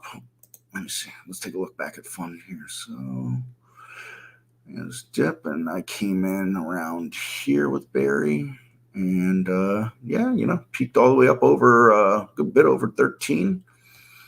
I mean, let's not kid ourselves, folks. Stock has done some insanely crazy stuff. Let's just draw a line right there on drive towards the prior high of the day. And people can say, well, why'd you pick that line? Well, I noticed that the body of that candle went there and it barely shadowed above it. And now it struggled with it again right there and has come back and tested it since passing it. So was this resistance becoming support? And if we drill into the chart a bit and we scroll back to here, we could see the last time this started doing some crazy stuff, this area was pretty significant in price, right? So that's our job as traders right there. Identify stuff like that.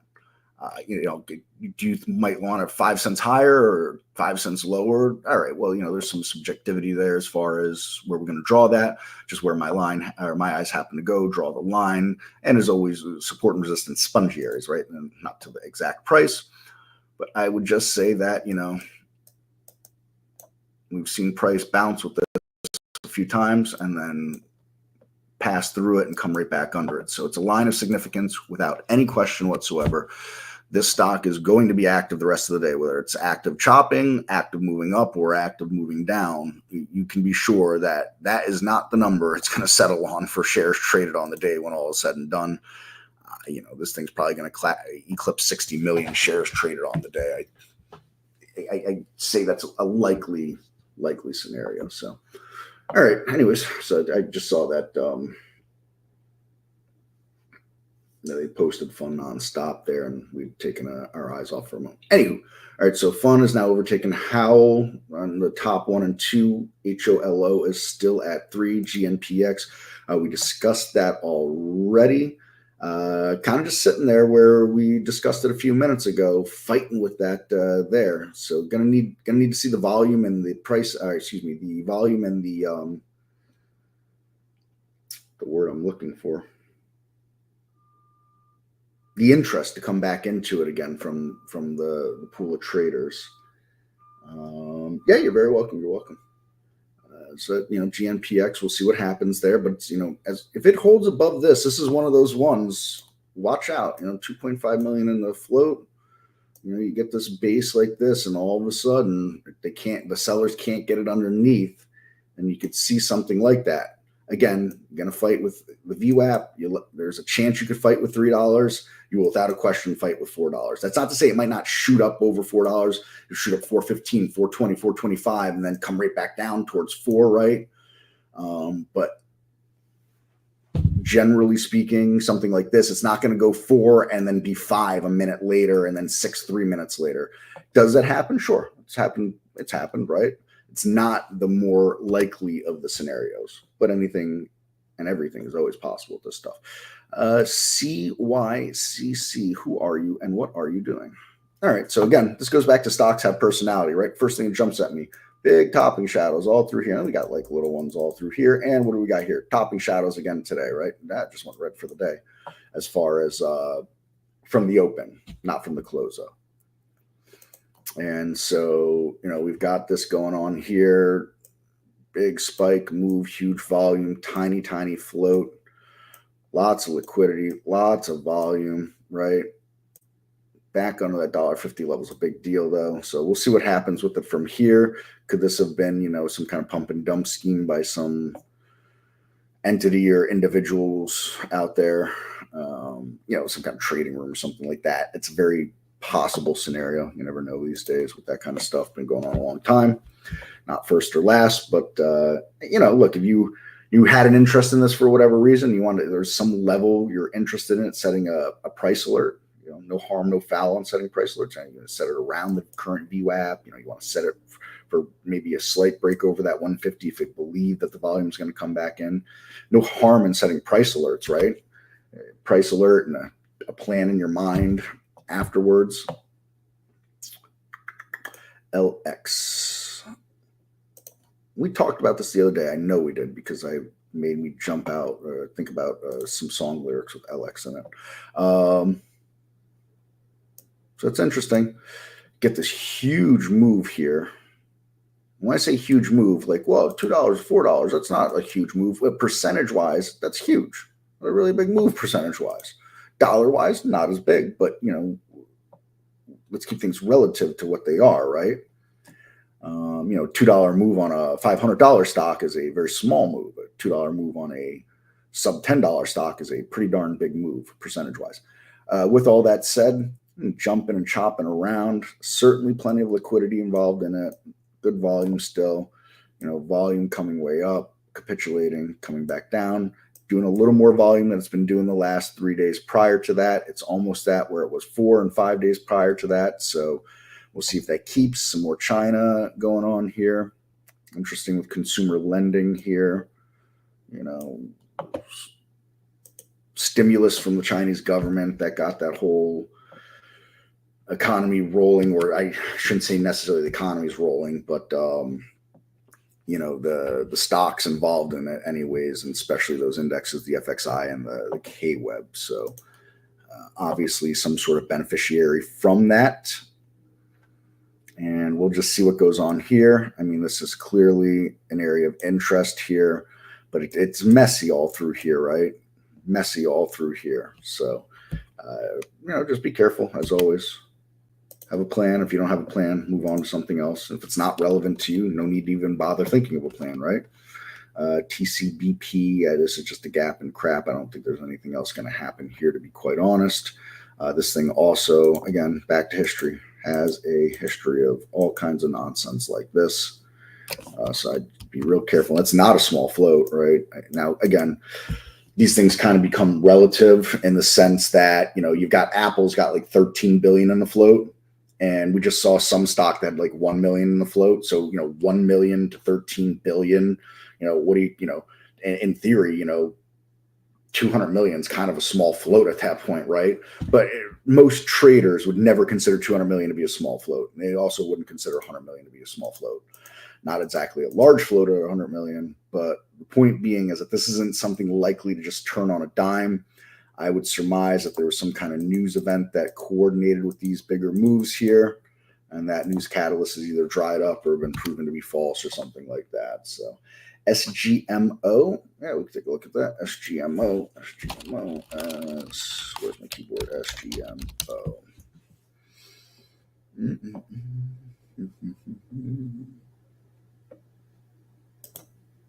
Come on, single stock window, you can do it. I believe in you. All right, so another very low price stock. Again, we see this kind of stuff going on. With it being bio, manufacturing, pharmaceutical, something of that nature. I'm guessing news is involved, FDA, drug news, studies, stuff like that. Got itself a situation going on here today. Again, that's a pretty darn large float for such a small price stock. So something that I'd be concerned with if I'm trying to day trade something. You need a lot of people interested in this to move this stock. This can't be, a group of 5 or 10 traders. This needs to be, hundreds of traders with good size accounts coming in and out of this in order to really get this thing moving. Clearly, there's some interest for whatever reason that was here. Was that interest traders? Was that institutions? Was it a combination of that? I have no idea. Neither do you. It's certainly, making case to, bottom and maybe try to boom into that. But again, what I'd be looking at is after the gap up, where we got stuck, where we're stalling out, and these areas of resistance. So, you've got just a few cents to the VWAP at this point, and then you only got a few more cents towards that high of the day where I was fighting afterwards. That's not setting up the greatest risk reward scenario. And again, I would highly encourage folks, look at where some support and resistance may be. If we come to the top of today, look. Come on, transpose. There we go. And we've got it, some resistance back here at that same spot. So I'd be real careful about that. But it doesn't mean don't trade it. It doesn't mean also, yes, run out and trade it. It just means take a look. Let's look at the facts. The facts are where it stalled out, both to the upside and now to the downside. The facts are what that float is, right?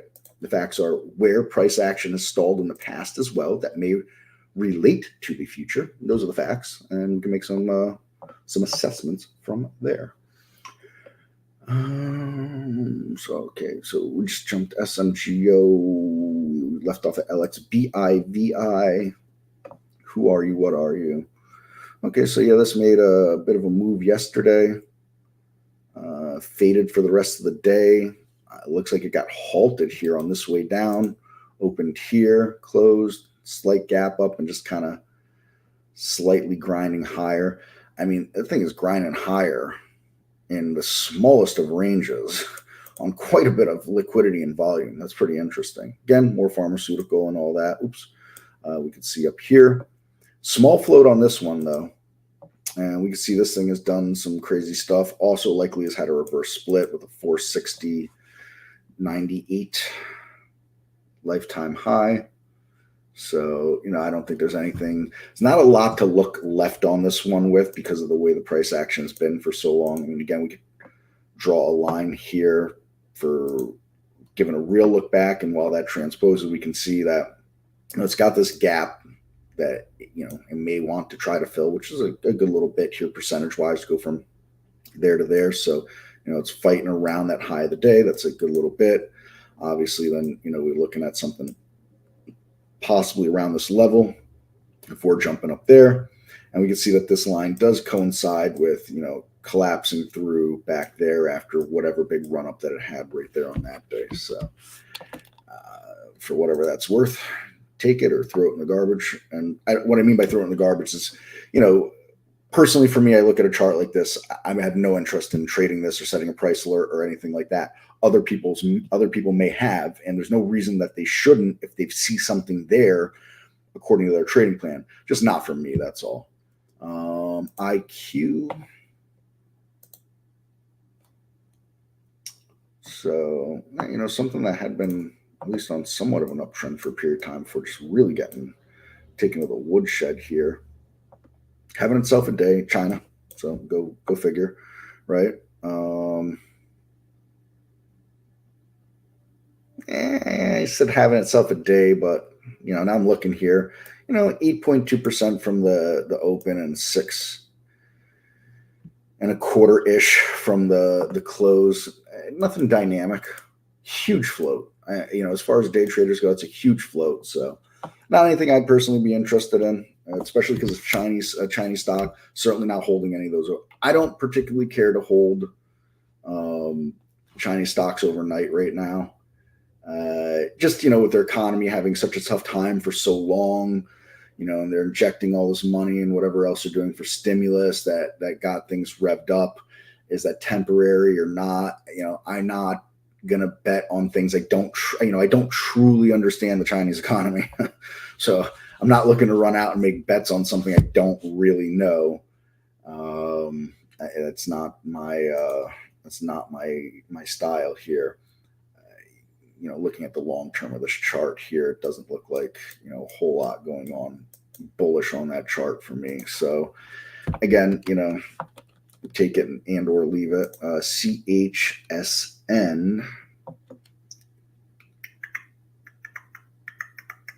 And another Chinese stock. Very interesting that we got all that China going on in there. Obviously had itself quite the day, however many days ago, and then giving some up. You got this topping shadow going on here. It's a pretty darn small float compared to what we were just looking at. Excuse me. So it gapped down. It got almost or around positive territory for a hot minute. It's still up from the close, but not by very much. So, it's not something I'd be going and getting too crazy about at this point. On top of the fact it's not exactly liquid, that's not exactly a lot of volume. That is a lot of volume, what would look like to be a lot of volume with that high of a relative volume, but not doing that on much liquidity. So what that really means is this stock hardly trades at all. Historically, we got to reach way back to find some historical volume type of days like what we saw here. Clearly looks like today is going to be lackluster for volume. If we zoom in here, looking real lackluster on volume. So not something I would be interested in. Okay, I have been talking your ear off basically nonstop. A few interjections, good interjections. Do appreciate those. But again, folks, I'd love to hear from you guys on some questions. You got something on the platform? Scan thought, some kind of thought about a scan data point and some clarification for that hopefully I have the answer to. I don't fumble and fluster with. Anything like that. Obviously, no obligations if you simply just don't have those things for me. But I do enjoy a question or three. Got plenty of time here before I am summoned to other meetings that I have in a short while here.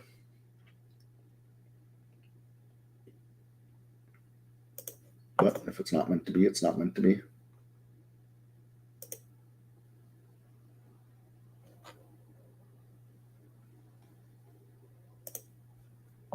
Take a pause for the cause for a moment, also for the sake of my own charts. Or excuse me, sake of my own voice and throat.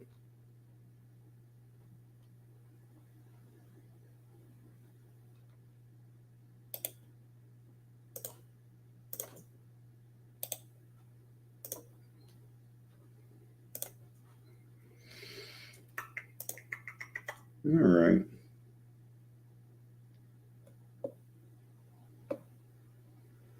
Not much else here coming in. All right, fair enough. So we did all that. I guess let's go to and tour the market, right? So I have to imagine, because we haven't made an all-time high in like 3 days, that the bears are out there screaming their heads off. We did have that engulfing candle. Excuse me, my words are failing me. Then we had this, inside day here. We do this all on some declining volume the last however many days, and today is not looking like it's going to take out yesterday for volume. Looks like the bulls for the moment are defending 580 right now on the SPY. I still can't believe I'm saying 580 on the SPY. I mean, I remember when it went through 300 a few years ago, and it was like, oh, and it went through 300, and then we crashed, and then it was like, are we ever going to see 300 again? My God. So there's some things to be cautious about, right? We got elections are like, I don't know, something like 2 weeks away or something. Okay, whatever day. They're one of those days. I think the 5th, maybe, give or take 2 weeks.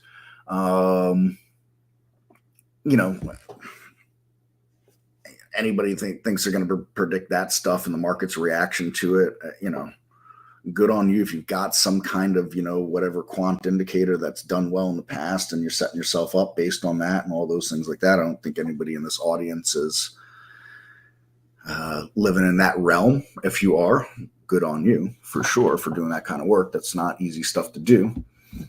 So I think we'll see a little bit, I wouldn't be surprised we just kind of fade down or we just kind of fade up. Neither one of those, unless there's some crazy unforeseen event. I don't think we see something like this or something like that. Doesn't mean it can't happen, right? But we'll likely see a bit of chop around here coming into it.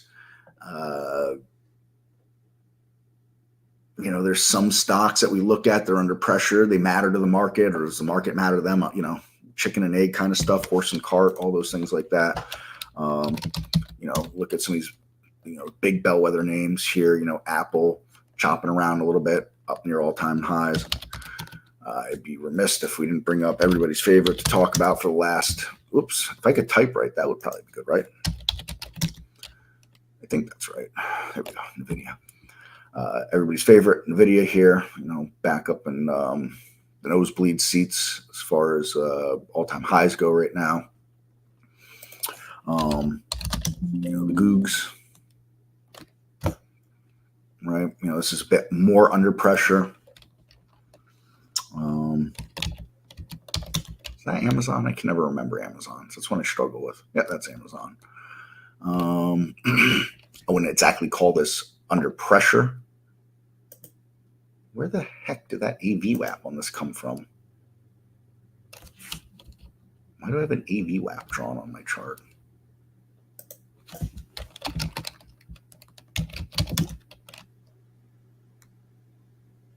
That is strange. Huh. Wonders never cease. I certainly didn't. I don't remember drawing that for any particular reason, and I certainly don't use that indicator. But there it is. Isn't that fun? It's not on any other chart. Always good. Anyways, long story long. Sorry, distracted. Not exactly sitting off of all-time highs here.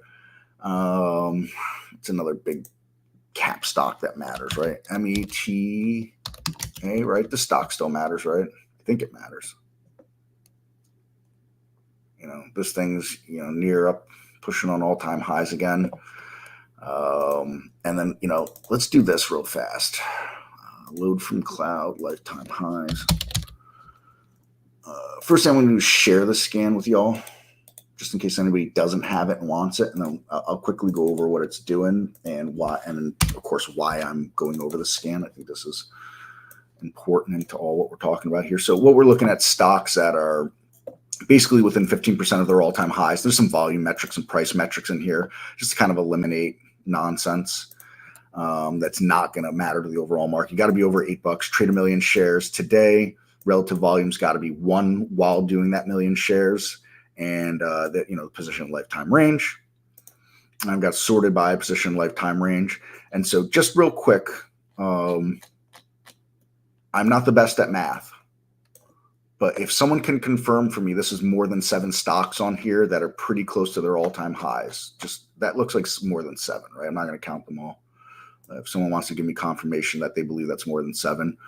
And with that said, assuming that everybody agrees that that is more than 7 stocks, just remember this for the next time someone tells you it's 7 stocks that are driving the market up, all right? And take a screenshot of this and show them that and ask them if that looks like 7 stocks. And see what their reaction is.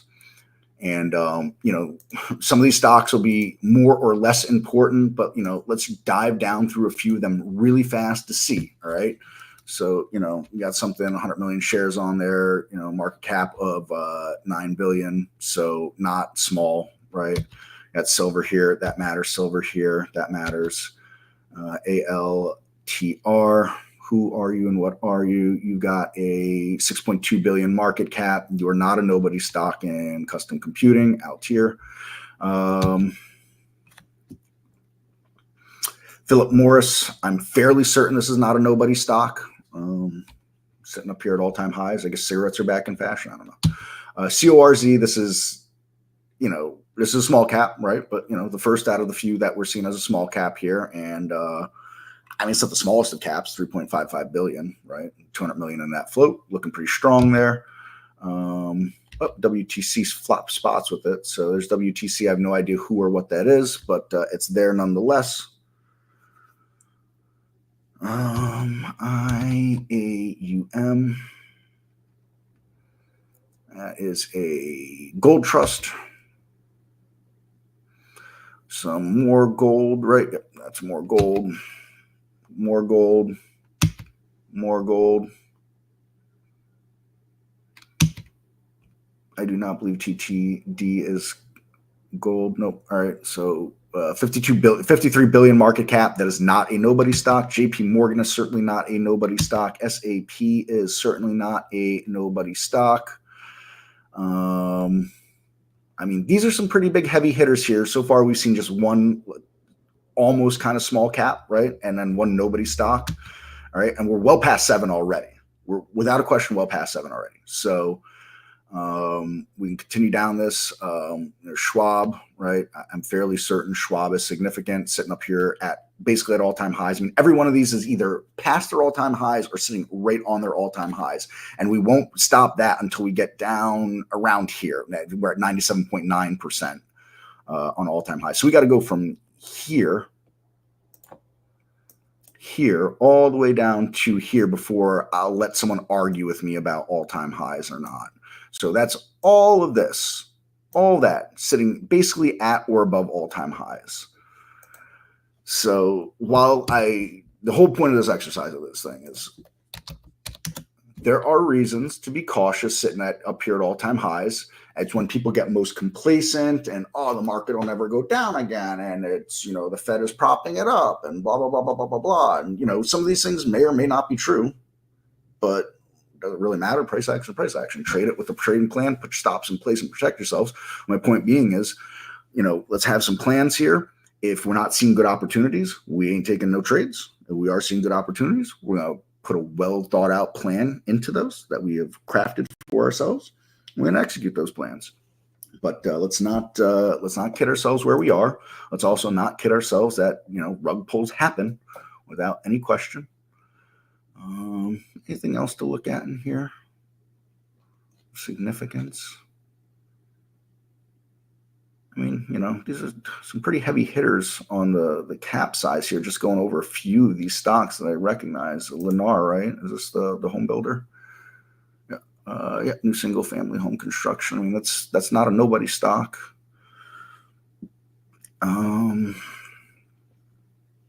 Microsoft, I think that's a pretty big company, right? Fairly certain. Lockheed Martin, I think they're a fairly large company.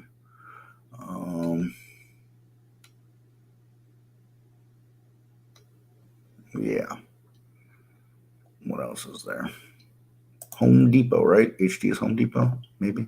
Yeah, Home Depot. I've heard of them.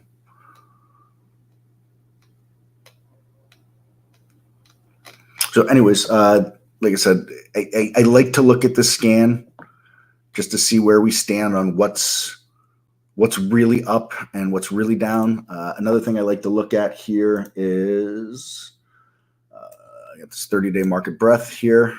Essentially what I've done, let's expand that out a little bit here. I haven't seen this like this in a while, to be honest. 50-50 right now. I've been running it since the market's open. What does it do? Well, let's look at the green data. We are looking at stocks making new highs on the day that have a market cap of at least 5 billion. Their average daily volume over the last 3 months has to be at least 75,000 shares. They have to have traded at least 250,000 shares today. and they got to be priced above $5. The red data is exactly the same, except they're making new lows, but the market cap and averages and price and all that for volume is the same as the green data. Generally, this thing has been living at 80% green or higher for a long time. Down day here or there, we see it come back down this way, and maybe 80% that way. But generally speaking, most days over the last 2 years or so, right? We're about 2 years into this bull run now, right? Something like that. 22 months, whatever it is. Green data is outweighing it. I keep track of that, make mental notes or whatever else on that. So, so one of those days, it's been a while since I've seen it this even across the board right here. So, something like, just making a mental note of where we are and, the things that are going on that are relevant and relative to what is going on. All right. So we started off on the SPY. We looked at, some things that are without a question influencing price action of the overall market. Most of it's sitting pretty high. It's a lot of chopping up at those highs. That's, normal. Let's go to the diamonds first. Let's go to the diamonds. Go out of order. Usually I go SPY, Qs, diamonds, IWM. Let's go diamonds. We're sitting right up here. I wouldn't call this extended by any stretch of any imagination. Yes, I had this great run right here with a pullback and a run and got rejected off that level and it pulled back again. It made it up over it, right back down it. But we're just going to keep extending this line, and we can see it got back over it. And that prior resistance, that was resistance here, here, and here, became support here as it bounced. We consolidated. We moved up again. So it's not like the Dow has just been one straight shot up from here to here, right? It's chopped and was grinding its way to there, and so it sits right there near all-time highs. The IWM, again, you could add up all the stocks in the IWM, and they have less market cap value than Apple, for example. So while this isn't exactly going to be groundbreaking and earth-shattering movements for the overall market, it tells us that people either do believe or don't believe in, growth versus just value, right? Because your Dow is going to be value stocks, right? It's going to be those bellwethers that have been around and performed and for various reasons have come on there, and other ones have come off there, again, for various reasons. The IWM gives us a little more of a risk-on look to the market. And the more people are putting the money to work in those smaller cap stocks, the more risk-on there is for that time being. This goes back so far for such consolidations that we really got to go to a weekly chart on this one. And, just to illustrate, that's COVID. Everybody shot out of a cannon on COVID. If your company didn't shoot out of a cannon on COVID, you were going bankrupt. That means sat here at all-time highs for many months before bear market started. Bear market ended. Where did bear market end? 1 year. Bear market ended somewhere around. Nope. Bear market ended somewhere around here. Pretty close there. Not quite in September of that year, but pretty close. And, this came out with the rest of the stocks out of the bear market, but then it decided, nah, I'm just kidding, I'm not really coming out. But the rest of the market continued to move on without the small caps. And it chopped down here for a long time. Now it's come back above this, and it's fighting with this major level here, right? And it's holding above that major level there. So, again, there's no way to predict what's going to happen after the U.S. election goes on. Do stocks just continue as normal, like they didn't give a crap who got elected? Maybe. I don't know. But what I can tell you right now is that we're consolidating up here. We are certainly making higher lows. We are certainly making overall higher highs. Of course, we're going to need to come back above that topping shadow that's right there to make the next new higher high. That topping shadow, by, I believe, no coincidence, coordinates with this topping shadow back here. I do not think that's a coincidence. We are painting ourselves into a corner. I know it's not the greatest line, but please forgive me. Painting ourselves into a corner here as far as the small caps go. And again, I do believe this is a healthy way for at least some individuals to gauge a little more risk on, risk off, especially when it comes to growth versus value. With all that said, going out of order, let's finish up with Qs.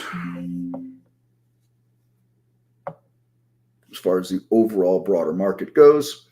And let's get out of the weekly chart for this one because we don't need to go back as far, I don't think. Whoops, I clicked weekly again. Ha ha ha. Bad job, Chris. There we go. Now, when we've had some of these sell-offs that have gone on, the Qs have sold off more and bounced less than SPY and the Dow and even the IWM, I would say at this point. However, they're sitting right up here on the nosebleeds. 503 would be the all-time highs. We're less than 10 points off of that. So we're sitting right up there on it. We're sitting right up there on it. Saw the other day, a big part of the Qs is this segues because it's a big part of the Qs is someone put an article out. I want to say it was last week that the semiconductors are under pressure. I'll start with the SOXX. Usually I start with the SMH. I mean, yeah, they're off all-time highs, right? Painted themselves in a bit of a corner with this resistance that's gone on right here. Is that under pressure? I don't know. If they were down here, I'd be, a little more concerned about being under pressure than down here. But if the semiconductors are to roll over, you can be certain that the rest of tech and the NASDAQ will likely follow. Or will it be the rest of tech and the NASDAQ roll over and the semiconductors are the ones to follow? Which one's the cart and which one's the horse? Which one's the chicken? Which one's the egg? That's for you to decide or not decide. Just like to point these kinds of things out, that if we're going to run into any trouble anywhere, where are the possible trouble areas that we could see? The SMH looks a little nicer than the SOXX.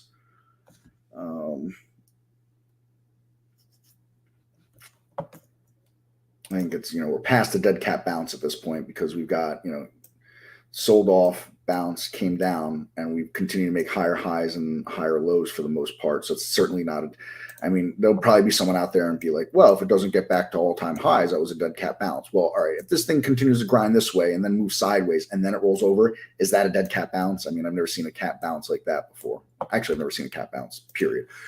Also, very morbid saying dead cat bounce. Again, neither here nor there. But, we look for the trouble spots in the market, possible trouble spots overall.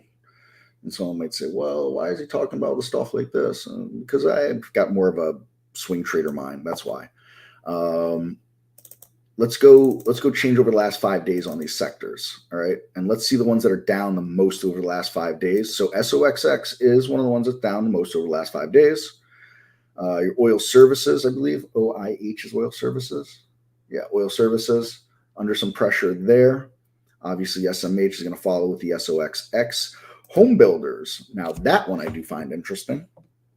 All right, home builders. And what's funny is when we pulled up the Lennar chart before, if anybody was paying attention, hopefully someone was, because I was paying attention. I pay attention to all these charts. For some reason, I have a weird memory that remembers this crap. Lennar looked very similar to this. So is this just a bit of a pullback into prior resistance? Because there we go, resistance. We got above it. Is it support and we're going to pop back up over it? Or was this a failed breakout on the home builders? And Lennar is an indicator of that right there. KB, is that one of the other home builders? I feel like it is. Nope. KBH. Come on, memory, don't fail me now. Yep, KB Homes. Hey, look at that. All right, so KBH looks very similar to that. Take a look at this, right? And LN was LNR. Darn it, Chris. What was Lennar? I don't want to open that scan again. Guess I'm going to have to. We got nothing else going on, right? Nobody's asking any questions.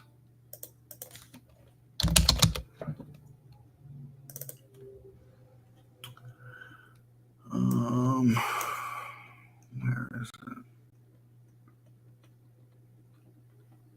Where are you? LEN. Ha. All right. LEN, Lennar Homes, also looking something similar.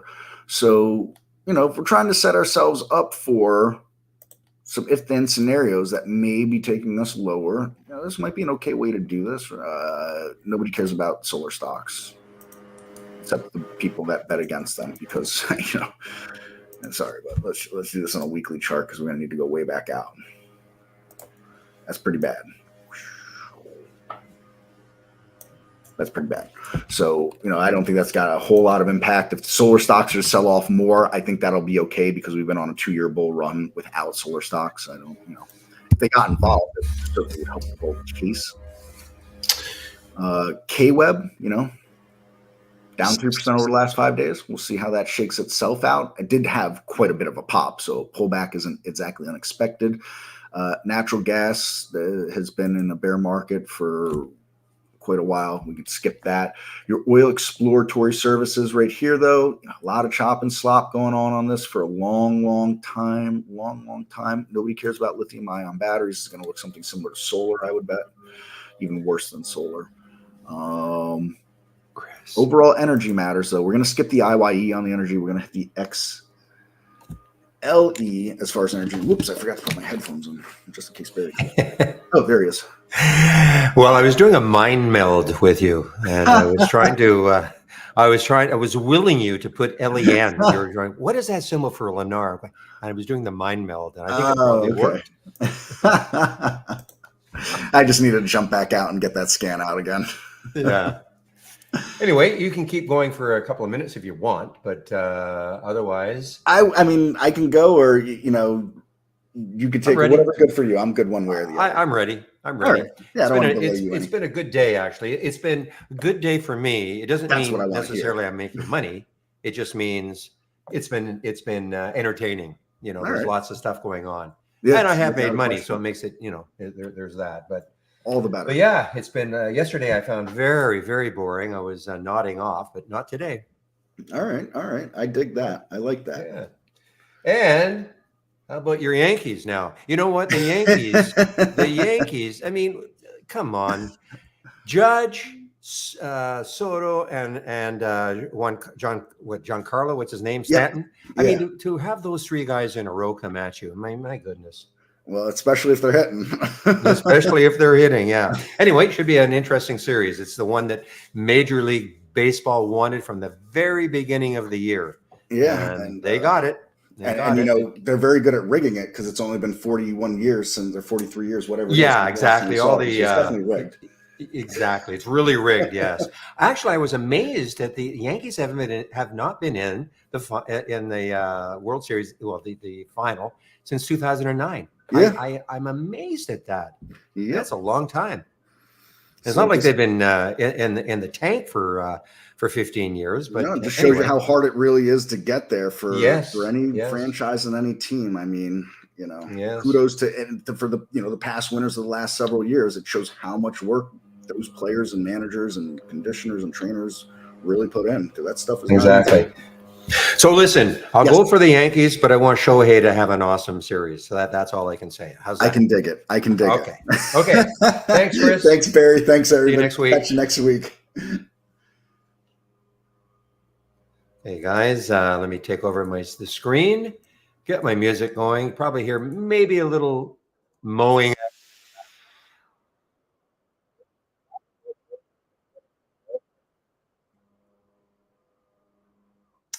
So guys, that was okay. If you were listening, you know that I took the fun, okay, the PHUN. Just as I was welcoming Chris into the room, I got into the PHUN. That was awesome. I mean, this actually dropped way up here. I wish I held all my position, but anyway, I'm not in it anymore.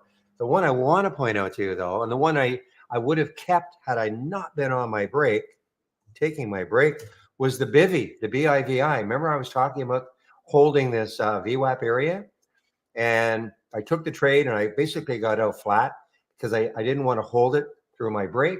Look at this. Oh, I mean, this went from, I was in at around 318 and I exited basically flat, and now 318 to 363.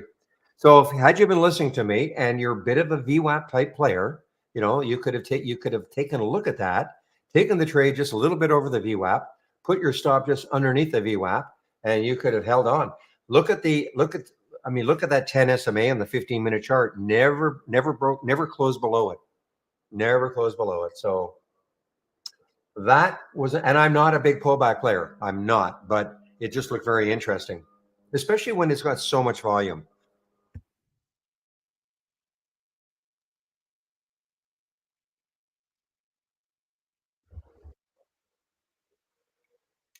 So I restarted my race, guys. I don't know, about not quite an hour ago. So I'm going to have a different set. I'm going to have a different set of 10.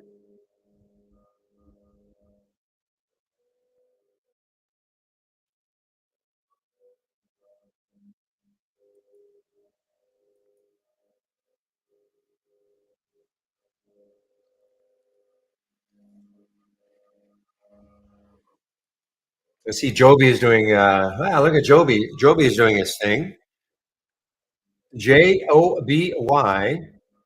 Now coming right into the high of yesterday, which was 596. So, and then even if it got through that, there's six, and then even if it gets through that, like 619. To me, there's just not enough room for it to keep moving without it hitting some kind of resistance. Well, that VFS, I saw this one right here. It was right at 1240. I was back from my break, listening to Chris for a bit. VFS, look at this run. Didn't take it. Did not take it.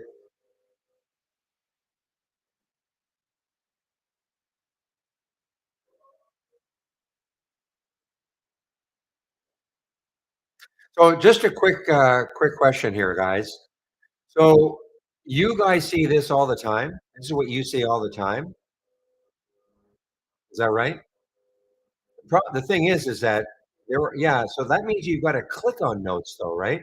You've got to click on the note. Well, okay, I guess I could leave the notes up like that. But or if I do that, then that means you see these all the time. Just out of curiosity,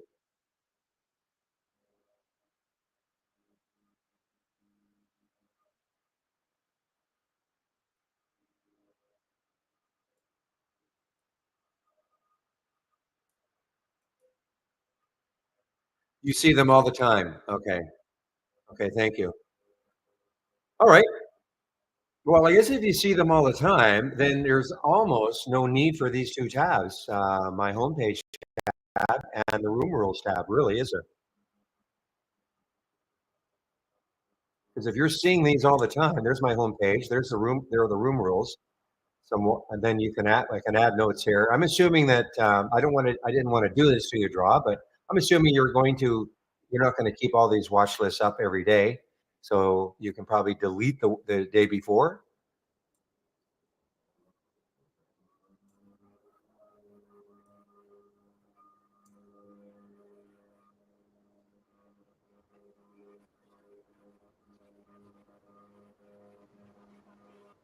Yeah. Meanwhile, wow, look at VFS continuing, CGC.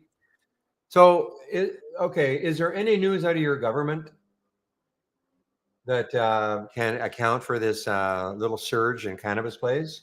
Is there any news that you guys can see? I mean, I know it's ongoing for years now.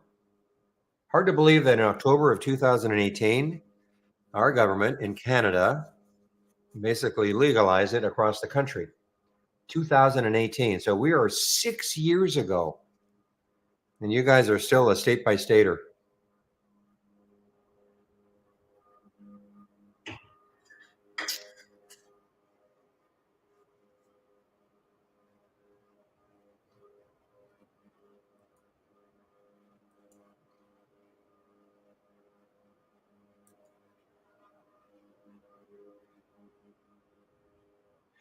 Well, here's another cheap one, guys. ITRG. Sorry, ITRG. Another cheap one.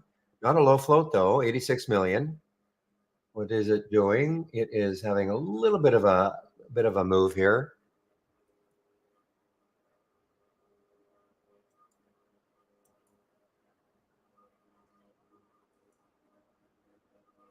OMGA, guys. Omega. Yeah, same thing. Look left. I just think the potential resistance is too close. 137 is the high. There's the fool. Not you, Poe. Just your terminology. Lunar, I see, is on the move. LUNR.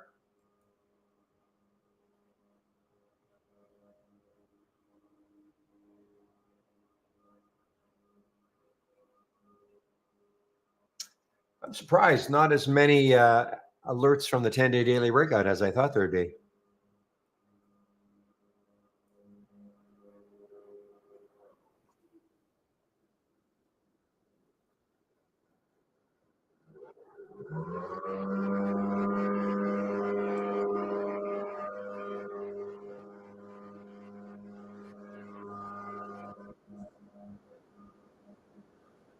Okay, guys. So I'm assuming you can hear the leaf blower. Wow, we got a lot of leaves right outside my window now.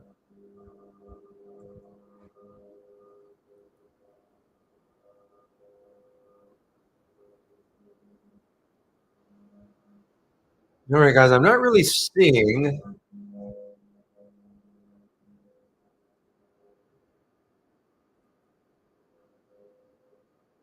Let me take a look. Okay, so this is up 21%. Wow, canopy up 21%. I'm sure the overall. I'm sure MSOS is not. That's a good move though. 7%, 7.6%. That's a big move for this one.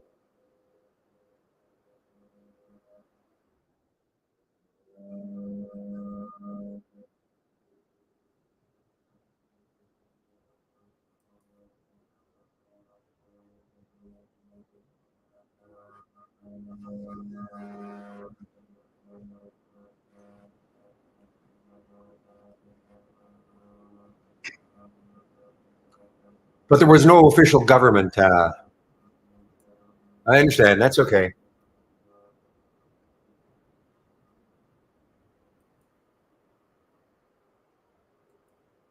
You probably could have, not. You didn't probably have to say courting, a certain segment of the population. You could have just talked about anyway.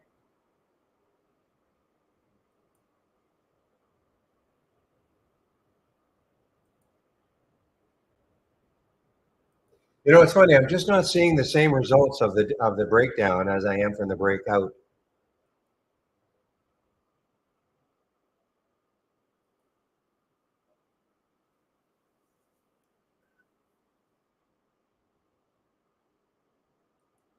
And I hate to get involved in your politics, but man, so I don't.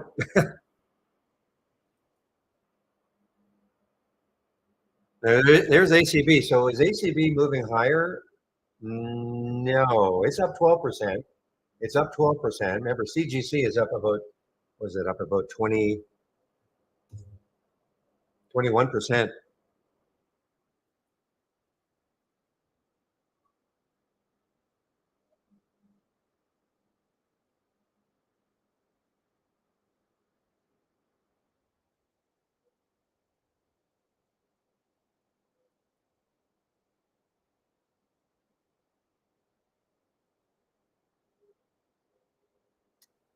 Well, let's take a look at that weekly chart for CGC. I mean, the high is 531. Okay, and the weekly, that could stall it.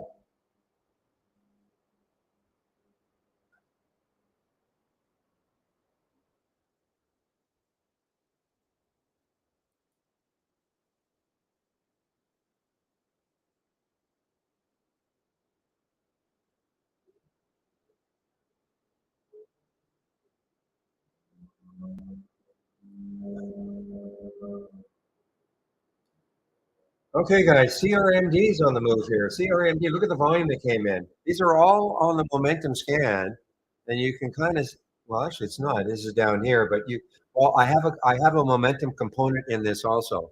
Okay, there is a momentum component in this these two alerts, these two competing scans. So there is. Let me. You can just see. Look at the volume. Biggest volume bar of the day. CRMD right there. Look at this weekly chart.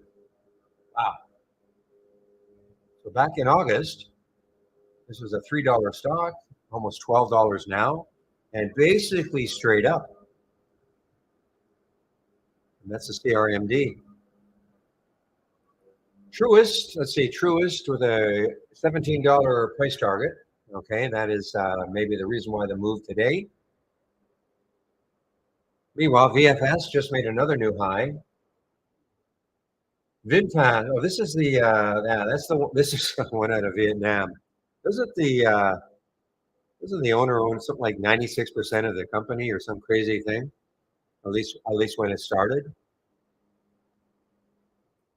Correct me if I'm wrong. Captain Para must know this stuff because when this came out,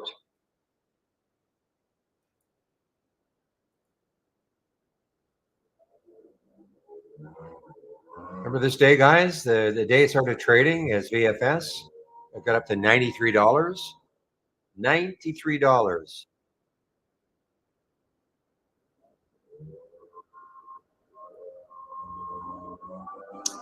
97% insider. Yeah, okay. Yeah, same. Well, same as us. Look at that. 97% held by insiders. So Finviz, and we must be getting the same information. But I thought it was the one. I thought it was literally the CEO, which of course is the major insider. But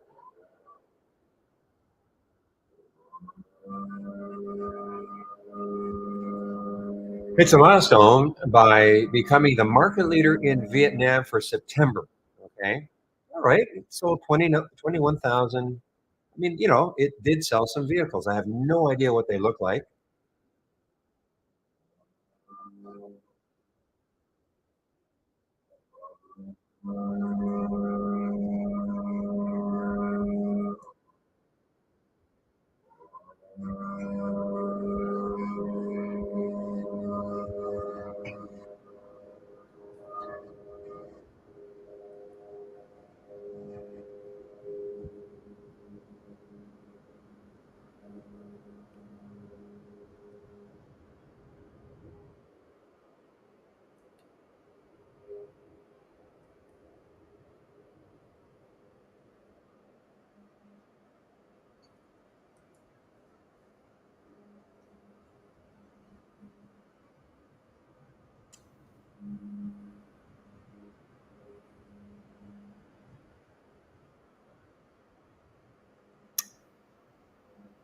All right, guys. Seeing, how about the CBRL? This is wow. Okay, CBRL. This is Make Cracker Barrel. Okay, the old country store. Um, Next low looking left is right there, isn't it? 3 days ago, the low was 47.44, so it's right at that low. If it cracks that, 46. So it's got about $1.40 or so to the next low, and that is CBRL. It's funny. I haven't shorted a stock for a while.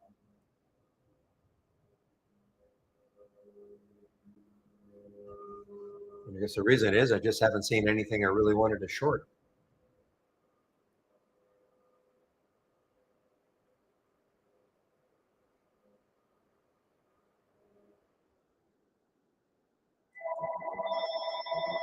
Okay, give me a moment, guys.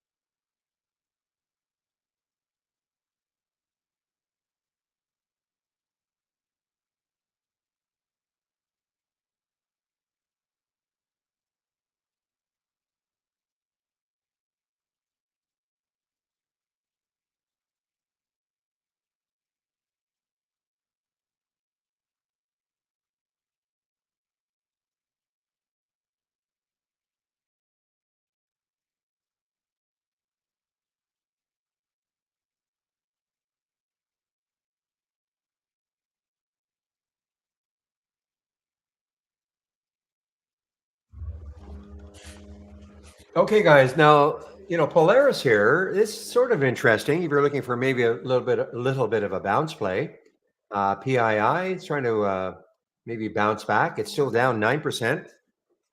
It's an earnings play, still down 9%. It's a low float too. I'm surprised.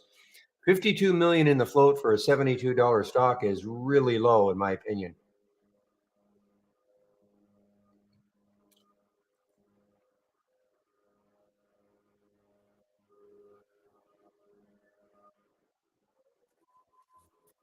Well, I would have thought you'd be shorting all the time. That you wouldn't really, William, because you're always looking for shorting tops, and certainly we've had lots of tops. No, I don't mean just today, but just in general.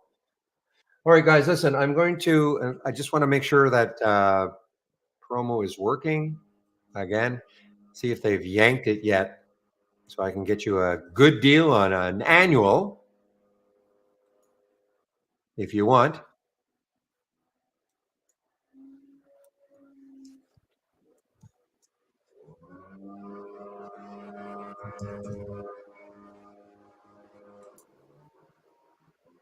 Yeah, still there. Okay. All right, guys, let me go over my homepage. But first I want to put in the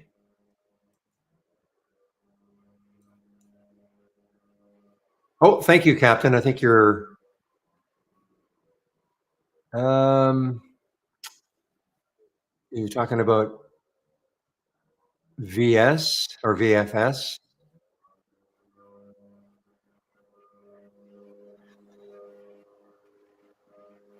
Okay, thank you for that.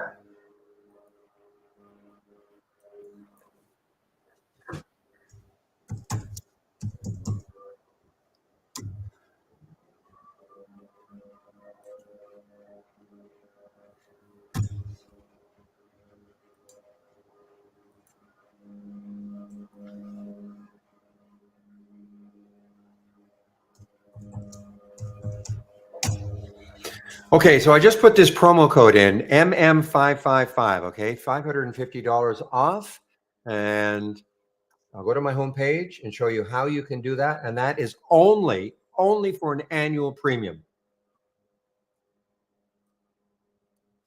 Okay, only for an annual premium. I have a promo code for everything else, just not quite as well good.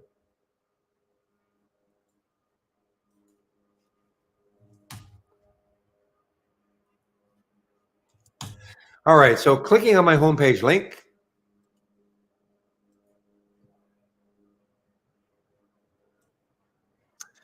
So this is what you're going to see. So we're right at the very top. So again, if you want to take out a monthly subscription for either our standard or it's called basic or premium, you can use the 15%.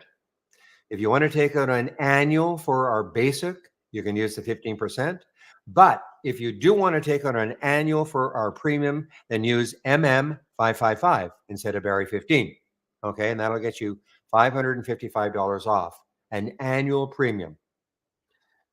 And as always, well, first of all, if you do take out a subscription at any point in time, please use the promo code, whatever that might be.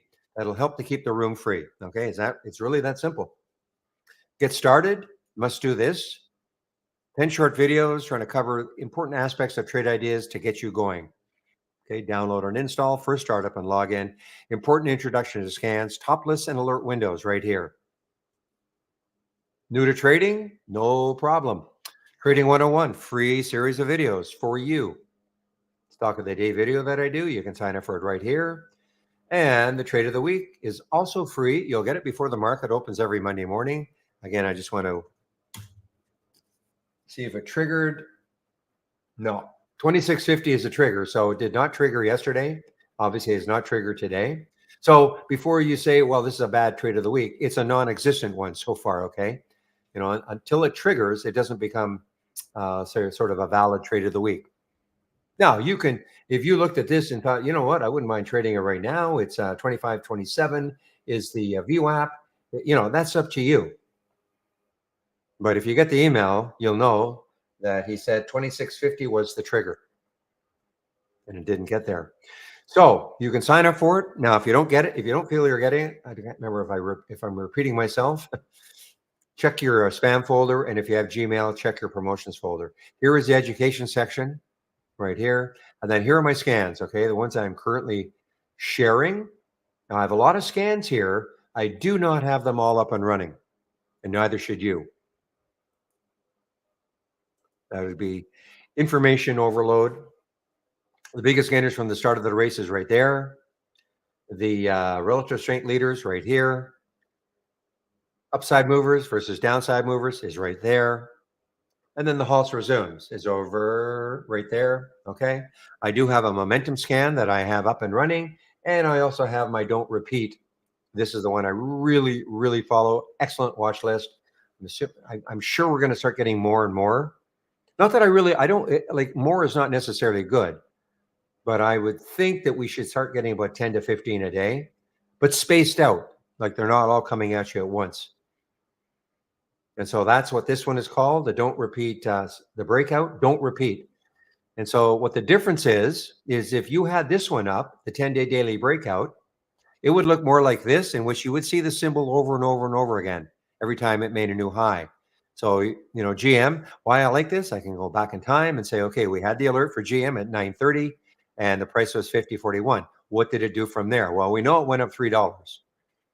But if you had the repeating version of this, you would see GM, GM, GM, GM. And if that's fine. I just choose to display it like this.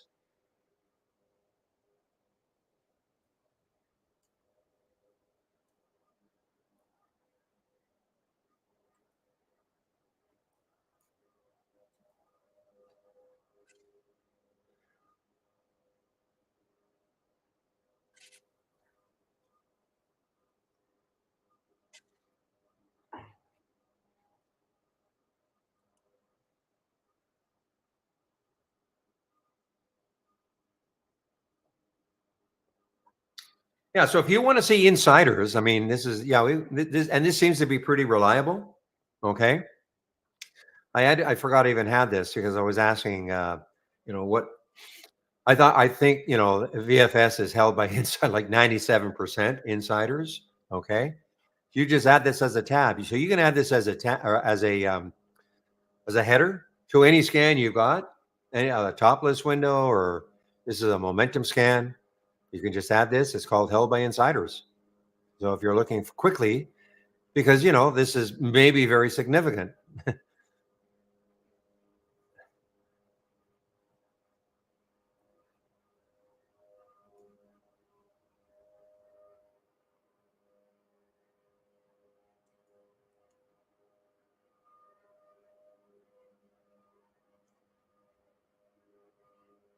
The other one that sometimes follows is LILM. Okay, boy, it's just in the tank. This is out of Germany. Yeah. Follows Joby or an ACHR, but not even close. Well, guys, I was saying to Chris that this is a very different day for me anyway. It's very, very active. I didn't find it that active yesterday.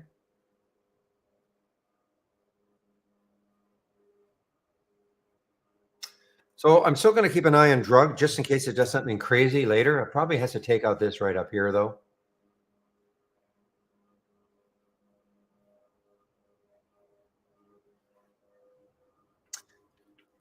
Quick drop and serve, SERV. Yeah. On volume, too. Volume is coming in. On the downside,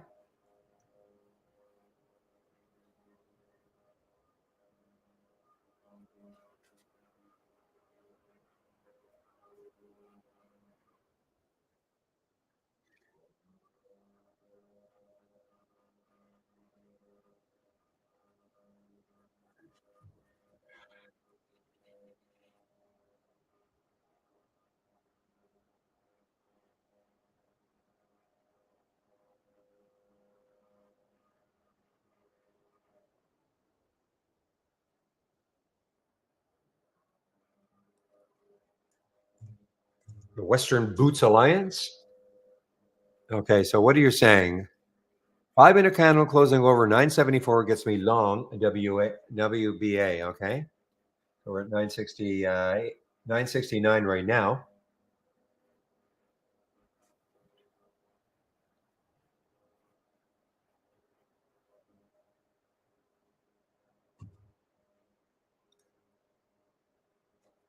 That might even coincide also with the break of the 10 SMA and the 15.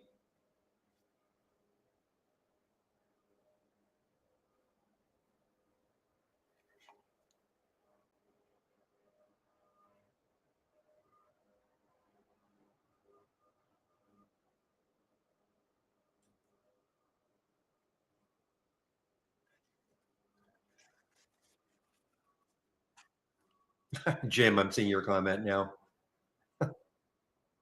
in our YouTube room.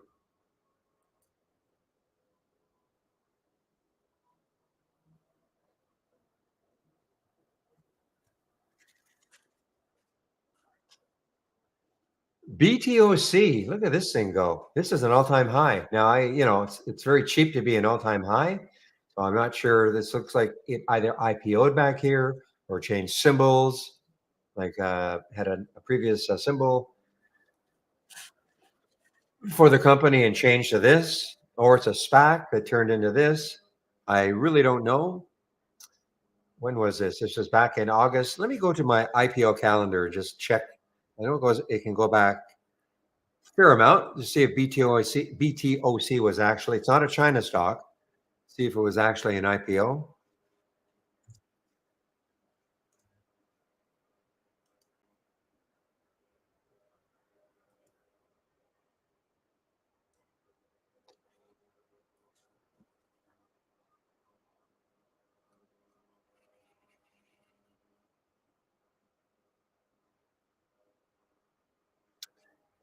Well, I'm going to May. I don't see it in my IPO calendar, Penny. Oh, May. Let's go next. There it is. Yeah. Okay. So yeah, BTOC right there. May 15th, May 14th, IPO'd at $5.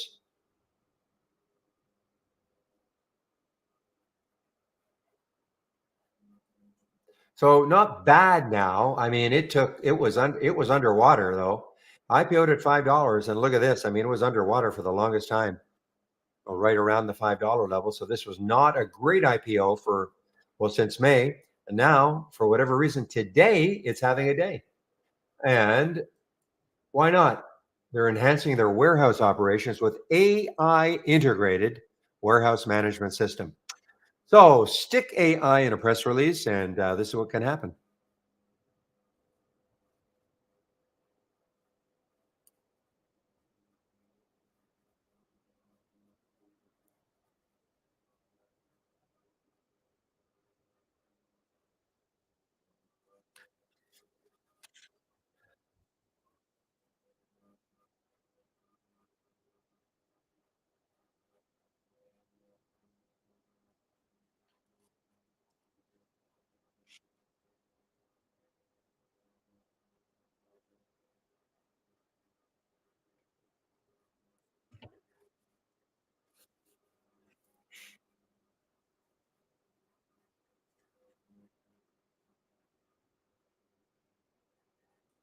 I'm not seeing KSCP anywhere, so I have to type it in.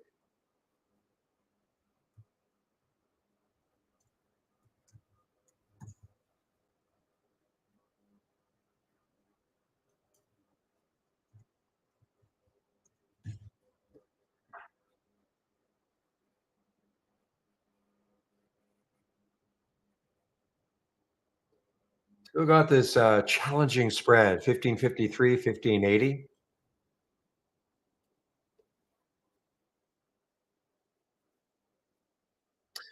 Okay, guys, 1:30. I've got about an hour left.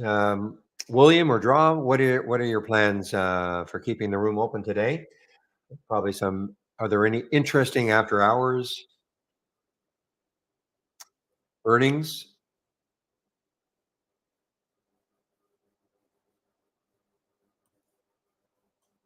4 o'clock. Okay, so William will keep the room open till 4, or draw says 4. Okay.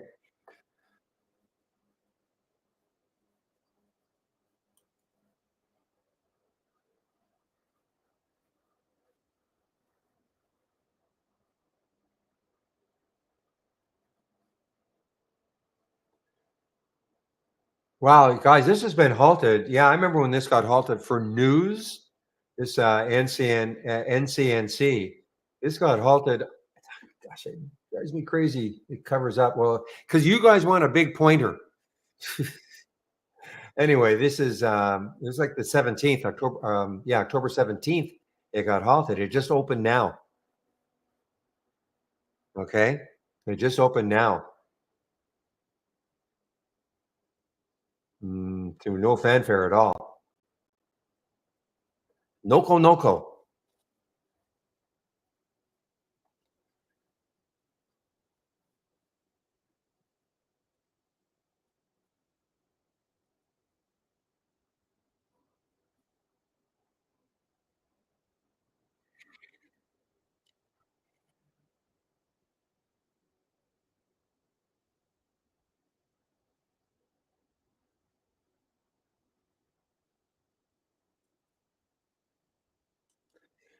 And by the way, I should always acknowledge both Draw and William why I've made them the way they are on the right hand side, sort of administrators, because a lot of you want the room open at 7. There's no way I'm going to get up at 7. Okay, well, 4 o'clock. Well, I am up, but I just don't. I've got a lot of things to do, so they open the room at 7, the main room at 7.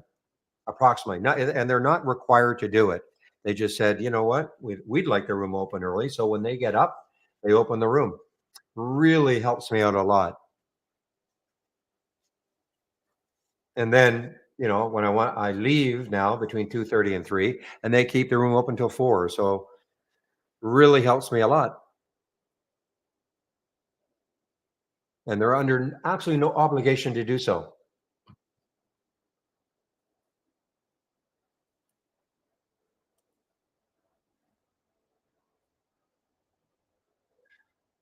All right, guys. Well, now, okay. Here's the NCNC. Some volume now coming in now that it's open. I wonder. It's going to be what's going to happen here. I didn't see anybody see the news. Reverse stock split expected to be implemented approximately December 20th. Okay. That was the news. That was the news. Now, why they had to halt it for 5 days, well, a couple of days or weekdays, or weekend days, the weekend. I don't know why they had to do that.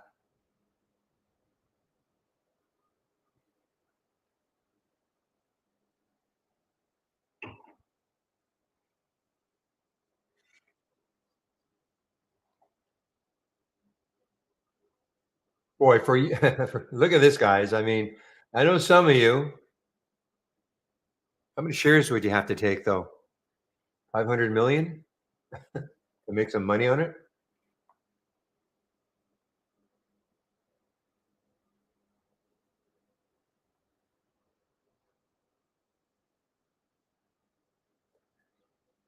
Because the next high is 13 cents, 13.77 or so, 13.84.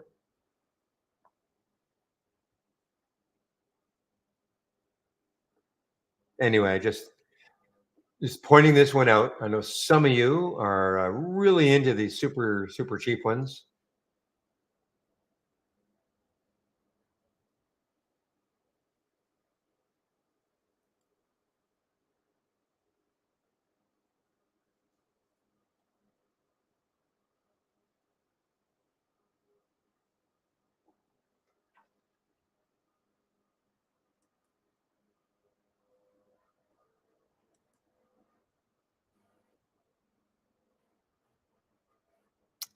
Meanwhile, guys, look at the market. Market's almost flat now. The SPY has had this big, strong recovery all day, basically. A couple of jogs down, but basically all day. So the SPY is just down a little. Nas is just up a little, and the Dow's down a little. So basically, not that there's been a lot of action all day, but if some Chicago, I guess there was nothing happening. Everything is flat. Well, with trade ideas, we can always find these little crazy ones anyway.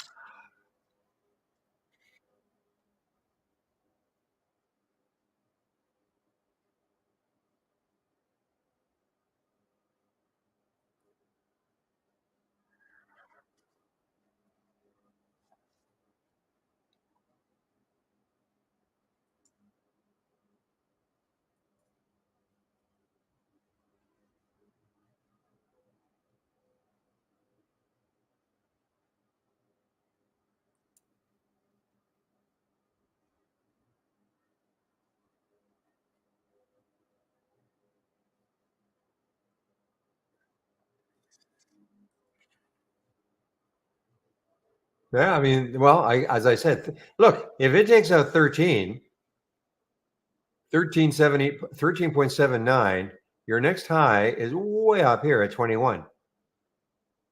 Why not? I'll price alert at 14 just in case it gets there. Look at the volume coming in. A million shares on that. Well, it just opened.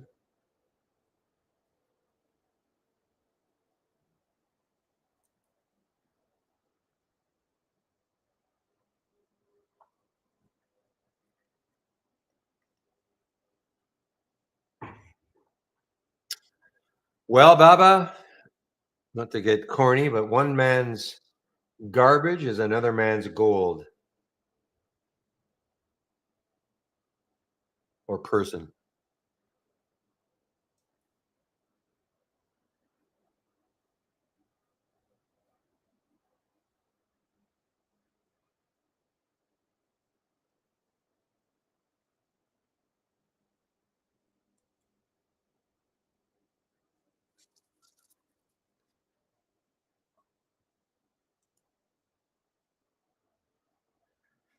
All right, guys. Well, listen, it's a good time if you have any questions to ask questions. I'm not going to, unless I see something really, I'm sort of looking at the drug in case it has a late afternoon spurt, maybe. But you can ask questions, of course, all day long, not just now, but all day long. Any questions about the program or, well, about the program, really?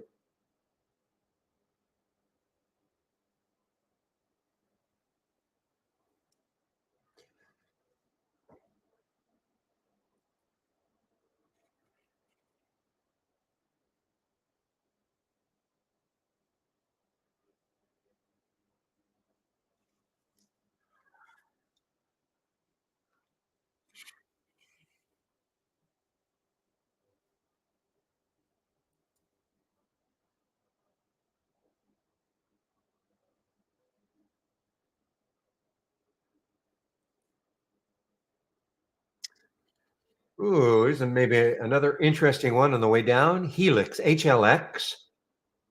But yeah, you know what? I mean, the next low looking left on the weekly chart. Actually, there's another one there. I thought the next low is nine after if it could take this out, 968. But there's another low there. So too many little areas that could stall, in my opinion. If I wanted to take a look at shorting this, yeah, I'm just not in, definitely not in the short mentality right now.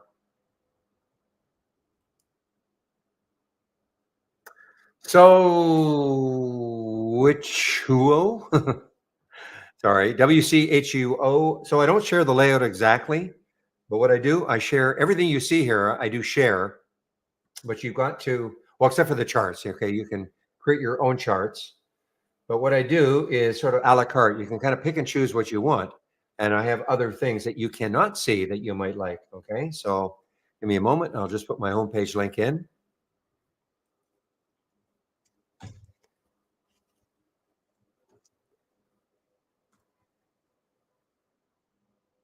And welcome, by the way.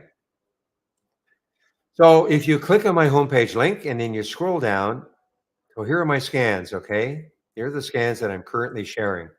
So the ones that I'm actually displaying on this monitor, the biggest gainers from the start of the race is here. Let me back this up, is right here. Halts resumes is here. Relative strength leaders here. And then the upside movers versus downside movers is here. Now I don't share my charts. The main reason, first of all, you may not want these time frames. Secondly, I'm using bar charts now instead of candlestick charts, and I know that's not the norm, but that's what I'm using now. So that's why I don't really share the charts. But you can create your own charts. But on my other monitor, I'm also have these are the ones I have open out of this list. I have my momentum scan right here, and also this is the one I love is the don't repeat 10-day daily breakout right here. So you can take a look at these also.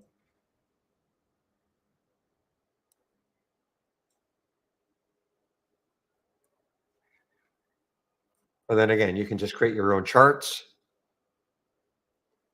Are you new to trade ideas also? Or just new to, oh, okay. First of all, have you looked at the 10 short videos first? Which I sort of almost demand that people do, so they have at least an idea. Okay. So you have an idea what a top list window is, what an alert window is. How about okay, now I just showed you my scans. Do you have any idea how you would get them onto your screen? And if you don't, just let me know and I'll show you. Because the fact okay, I'll tell you what though, I think I'm going to show you what I think is a quicker way, okay? Because to me there's a lot of text involved that I think is unwieldy. So let me show you what I mean.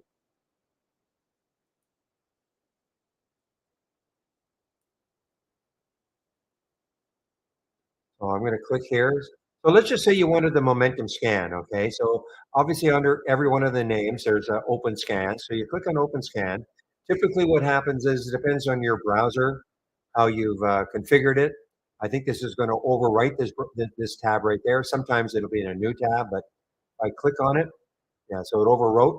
So there's the link right there. Now this is what I mean. Instead of reading all this is what I would do. I think this is way simpler. Just highlight it, like most, and Control C, copy it. Oh my! And then File, Load from Cloud, and you notice that right here, that string that is over here, it ends in 05. It automatically goes into this box. Okay, and then all you have to do is load, and when you load it, then it'll be on your screen. Okay.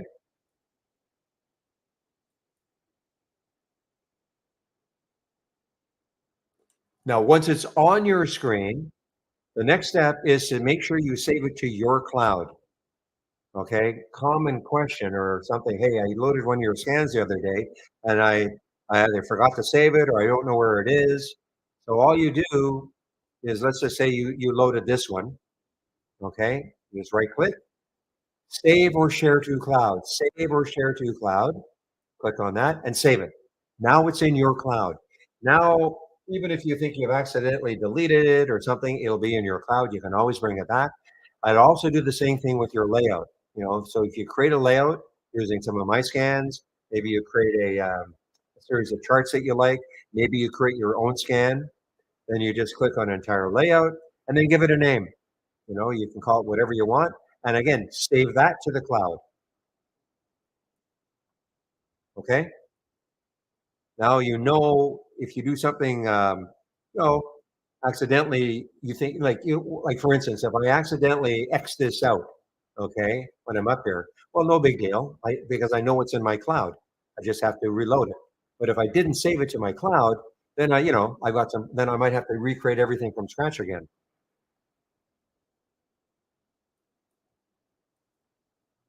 Okay.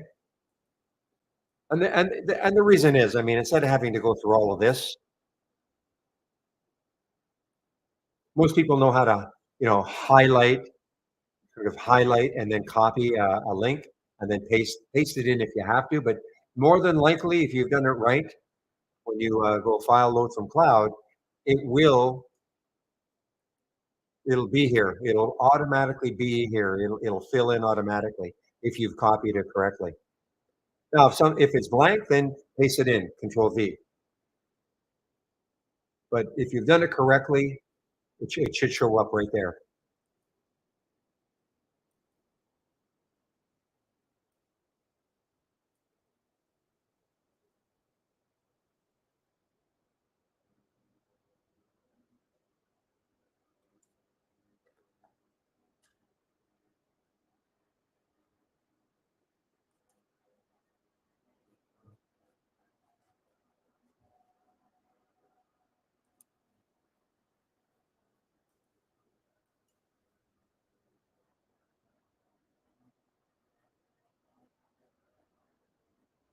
Oh no, are you saying that it got to 22 cents, Greg?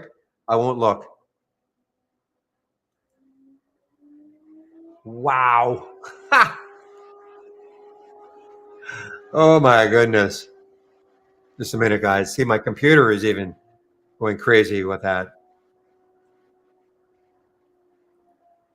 Well, you know what? Unfortunately, I got sidelined because I wanted to take it right there at 14 cents.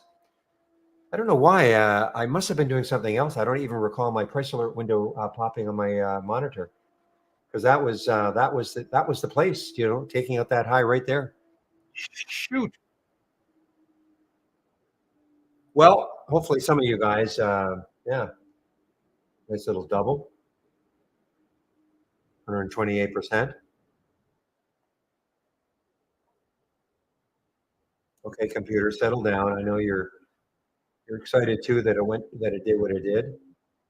Now look what it did. It got right to that high there, 25.23. What did it get to exactly? 20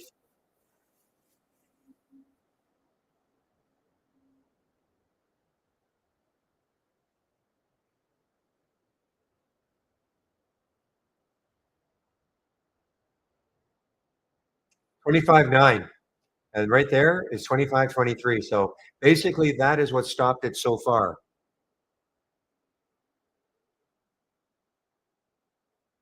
Well, Rich says he took 100,000 shares, so he just made $13,000, Benny. That's what he said. No, that's what you said, Rich. I'm kidding you.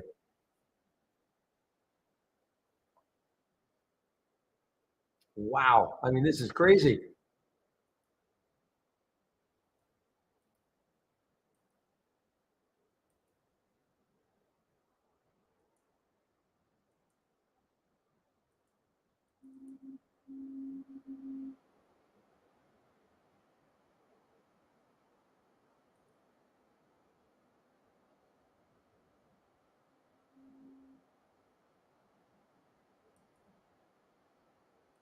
I mean, this can keep going. I mean, it took that out now, and it could keep going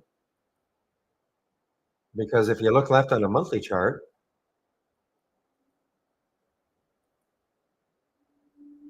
the next high on a monthly chart is 38 or so. Sorry, guys, my computer is it's not liking this move that I'm not in, or the fact I'm not in it.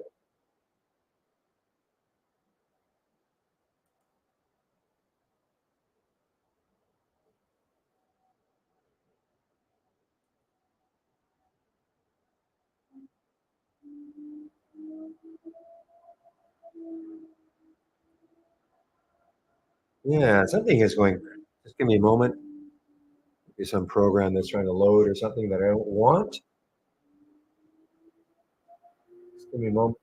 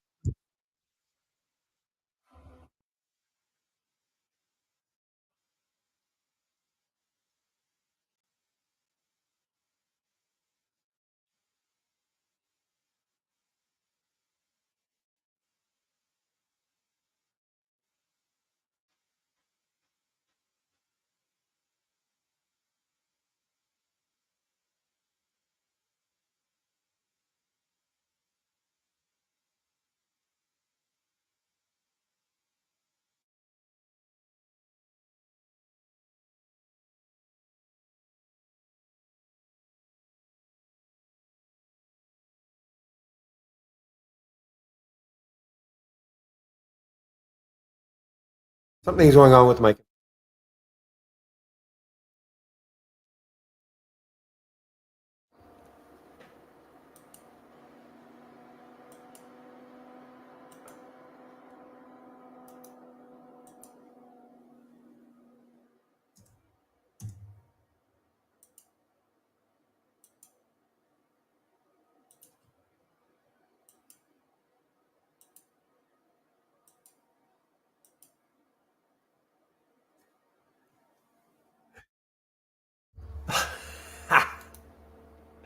You know I did it, guys. You know I did it.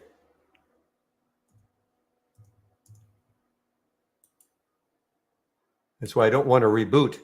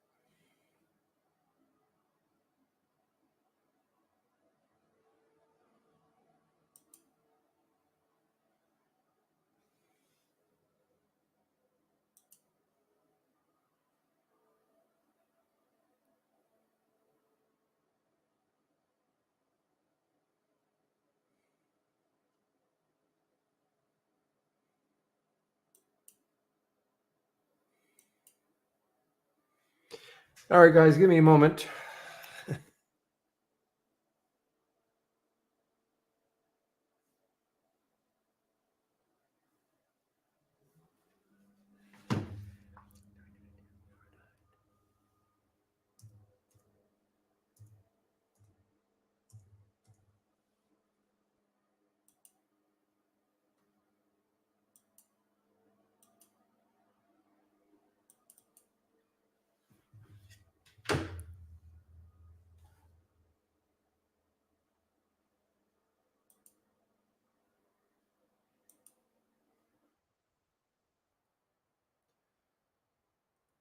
Okay, guys.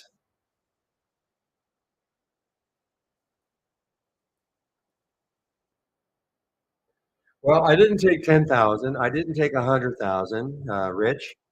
But this is the first time I have taken a trade in a stock like this in maybe decades. I'm out of it now. Very, but you're right. After hours, who knows? I mean, this 37 would be the next high.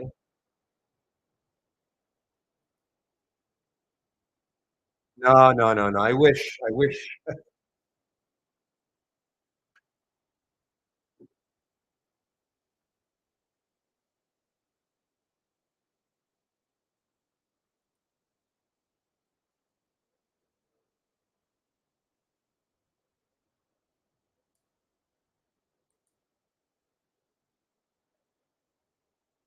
I saw grind earlier, guys. GRND. I saw this one earlier. Pulled back. 1344. I mean, look at this, guys. I mean, again, if you're sort of a VWAP type player, look at this. I mean, grinder pulled right back into the VWAP, 1344, right in that area. Held and then moved. All sorts of ways to trade. I'm not a big I'm not a big VWAP player or pullback player, but I'm just pointing these out to people if they're looking for ideas like that.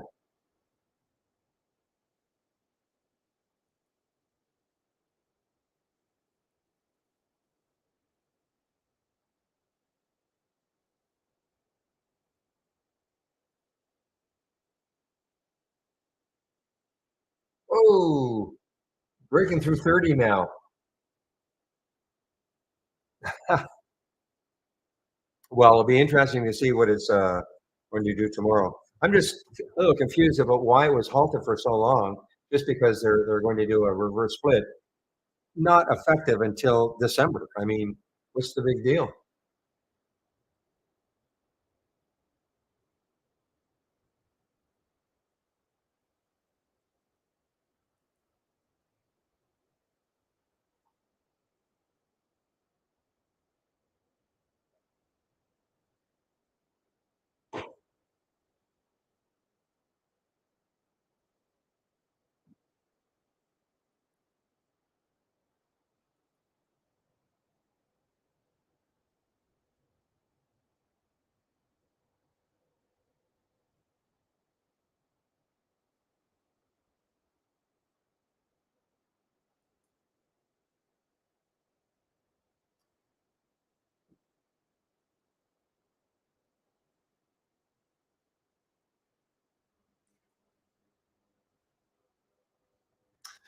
Okay, guys, again, I've got about half an hour left. So if there are any questions,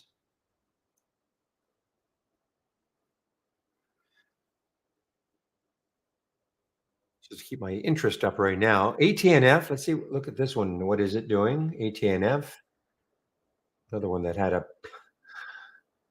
crazy day 4 days ago, got up to 17, 18 or so, pulled all the way right back down the next day to 371. Fortunes made, fortunes lost.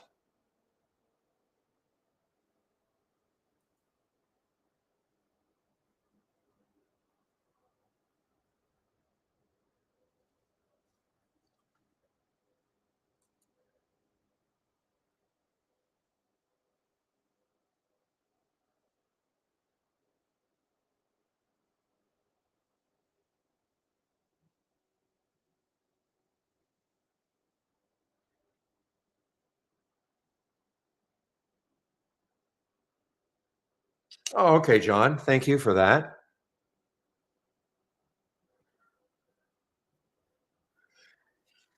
Okay, Lynette, are you new to trading? Or are you just new to trade ideas? Talking to Lynette in our main room. So a couple questions there. So you have some trading experience. Okay.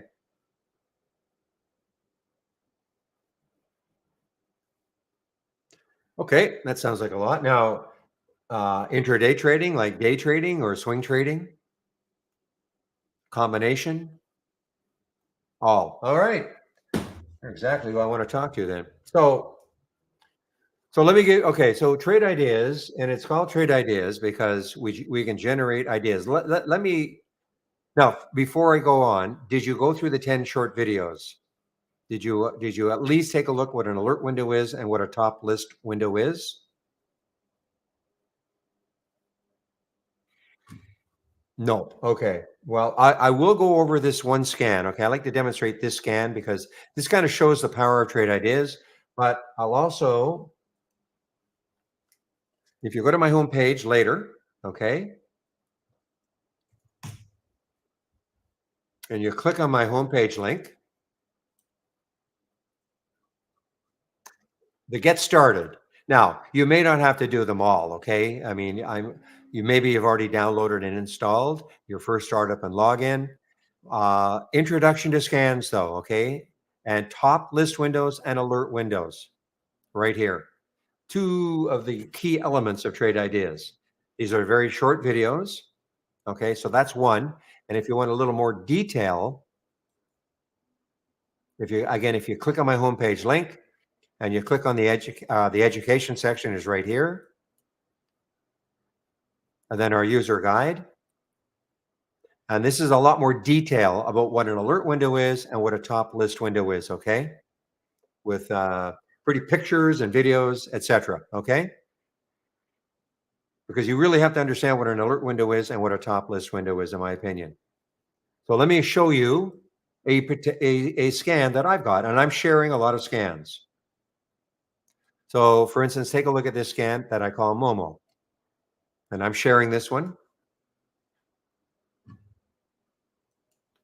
So if I right click on the scan, right click on it, and then click on configure,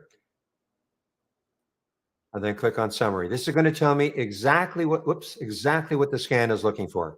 So this is how you can create your own scans, of course, but I'm sharing a lot of my scans. But this is kind of the theory. If you want to build your own or you want to take mine, this is what it's looking for. The stock has to be between $1 and $100. Current volume is at least three. That means it's got to be trading at least three times normal up to this time of day. It is time of day sensitive. So right now we're at about 2 o'clock Eastern time. This is why I call a momentum scan. The volume in the last minute is at least 1,000% of normal. 5 minutes, 400% of normal, etc. The bottom line: if all of these filter values are met and the stock makes a new high for the day, we get a real-time alert. So that's why we're seeing AKBA right now, at 202 plus 1 second at 160. Met all these filter requirements. I made a new high for the day. These are all real-time alerts. Okay.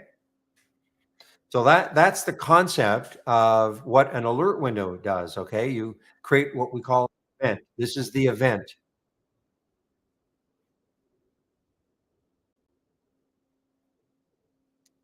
You went off a minute. So now I got to do it all over again. That's okay. So where did you hear anything?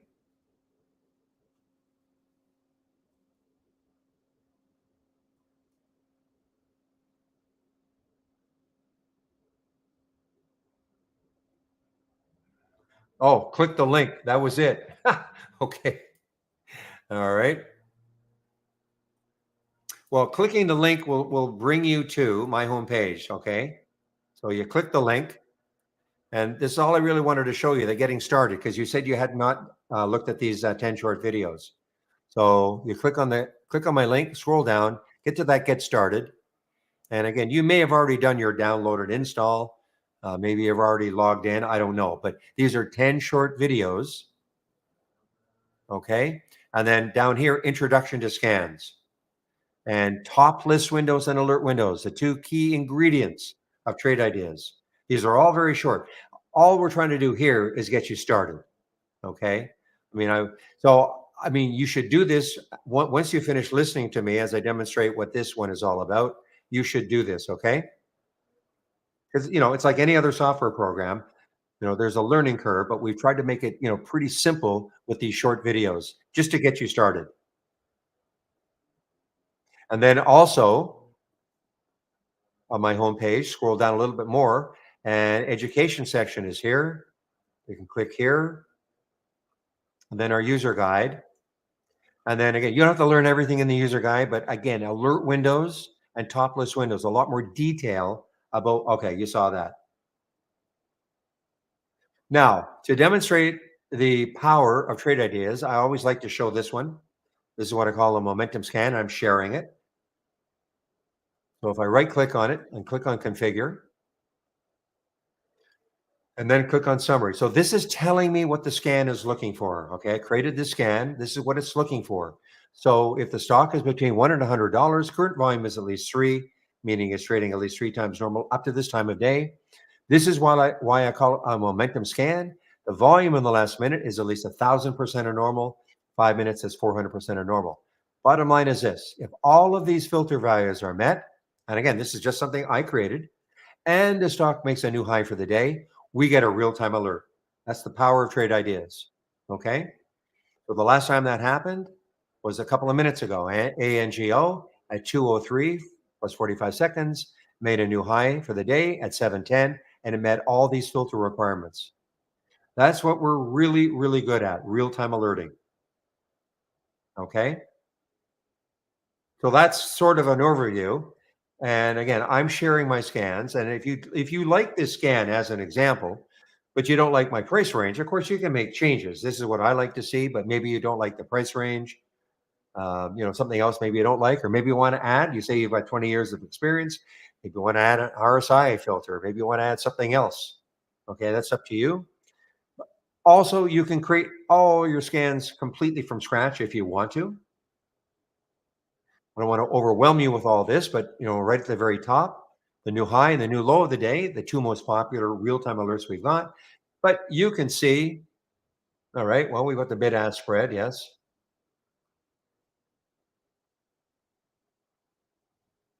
Well, we have the spread, okay?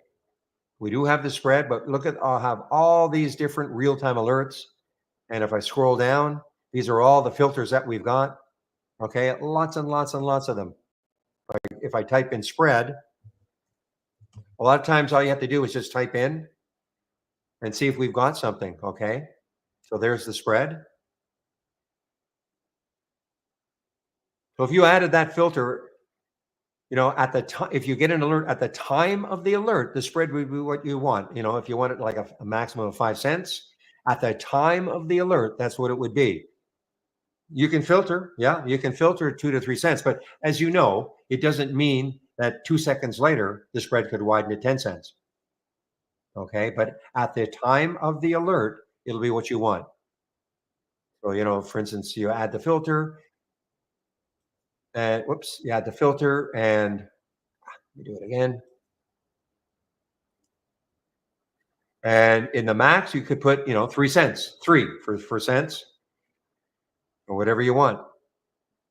And so at the time of the alert, that's what it would be, but it doesn't mean that a half a second later, the spread could widen. But that's the whole idea of trade ideas, okay? You can create your own scans if you want. So if you're used to trading, then what I would do is I would just kind of go through them. You might see something that makes sense to you, okay?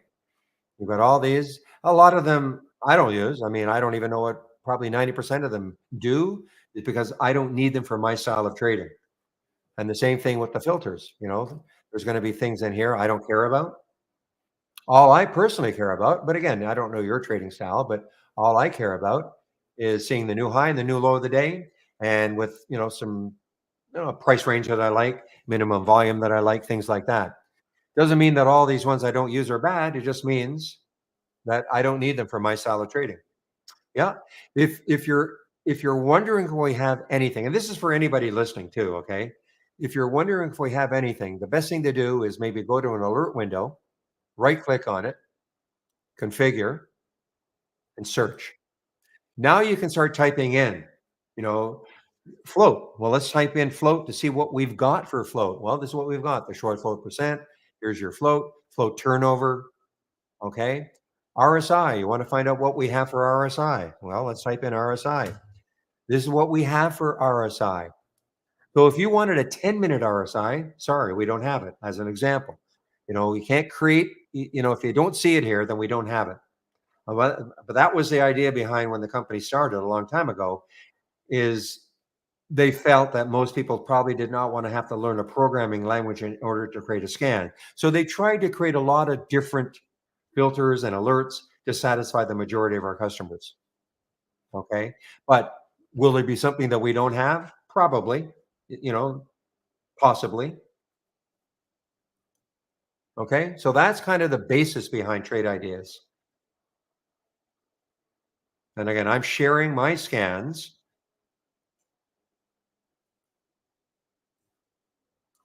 right here. Scroll down to the middle section.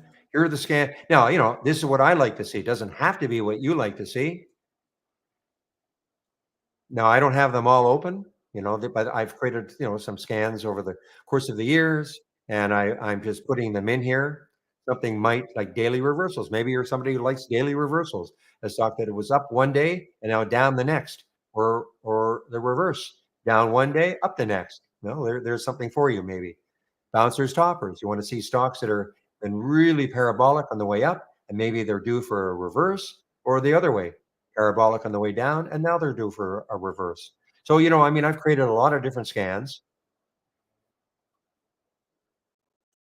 and I don't have them all up and running. That would be, again, information overload.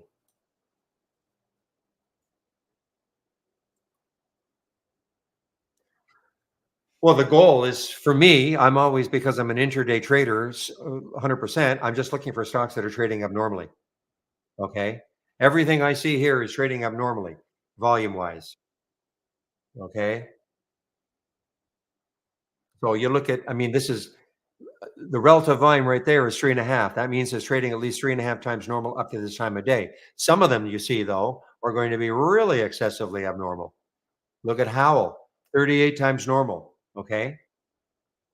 So my goal every day is just to find the stocks that are trading abnormally. It doesn't mean just because I have an alert, I just take the trade, but at least it eliminates all the stocks I don't want to see, the ones that aren't doing anything. And then my goal, because most of my scans are going to show me stocks that are at the high or the low of the day. Then my next step is to look left on my daily chart or my weekly chart to see where the next high is. And then I make up my mind, does it have enough room to run before it hits that? And then that's when a lot of, so I don't, I mean, I don't take, just because I see these symbols here, I'm not taking every symbol, of course. But as an example, today is the day I traded fun, FUN, several times, 4 times.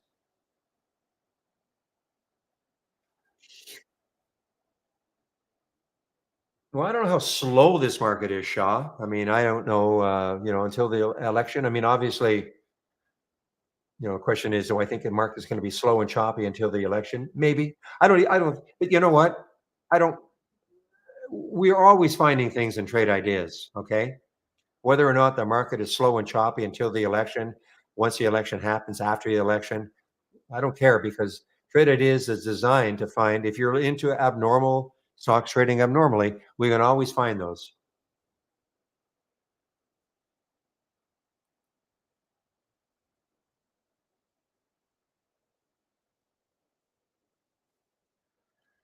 What is the total amount of stocks you hold in your system? Well, we scan the entire market, okay? If that's what you mean. So I don't know how many stocks are in the total in NAS, New York and Amex 10,000. I really don't know. So we scan the entire market. But obviously, I don't want to see the entire market. For instance, if I just had if I created this alert window and all I said was show me the stocks making new highs of the day, well, I'd be inundated, of course, with stocks all day long. Okay. So that's why the whole idea is to create the filters to eliminate the majority of stocks you don't want to see. But we scan the entire market.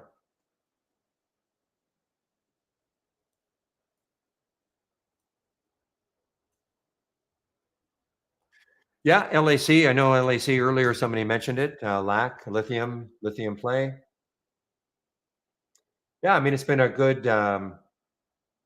Now it probably wouldn't have shown up on one of my scans because you see what the relative volume is. It's 2.2. Now most of my scans has a minimum of 3. Now you might say, well, why don't you just reduce it to 2, and then you'd see this one. You're right, but I may see a lot of other things I don't want to see. So there's always that trade-off. Okay. Now you can create your own watch list, of course, of stocks you want to follow all day long, if that's what you want to do.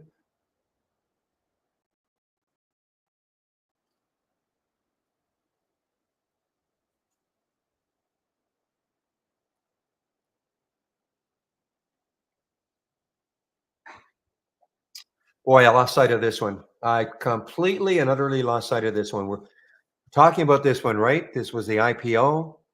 Son of a gun. Son of a gun. We're just talking about this one, the IPO, and it did nothing for weeks. IPO'd in May, did nothing. And then today, just because it put AI in the press release, AI integrated warehouse management system. So now all of a sudden, yeah, making of course a new high, lifetime high.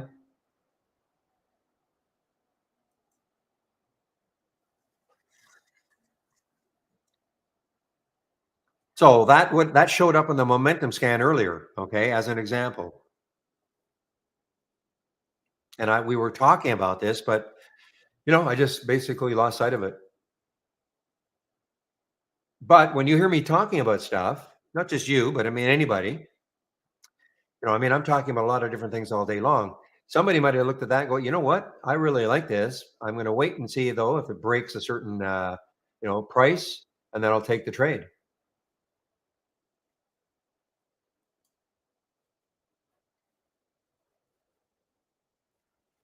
There are the grand sum of 1,900 shares available to short Interactive Brokers for this one. Not that I want to short it, but well, it's pulling back a little bit. If you're a VWAP player, 607, so it's got a lot way like a long ways to go to the VWAP. But maybe you've got a moving average you want to put on your 5-minute chart or your 15-minute chart, some moving average that you like to see a stock pull back to. It's up to you, of course.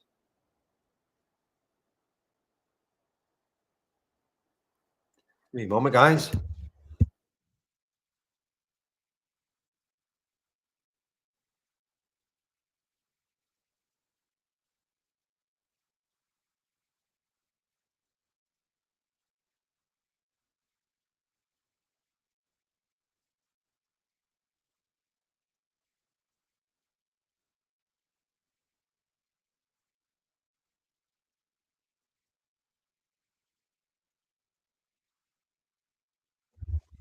All right, back.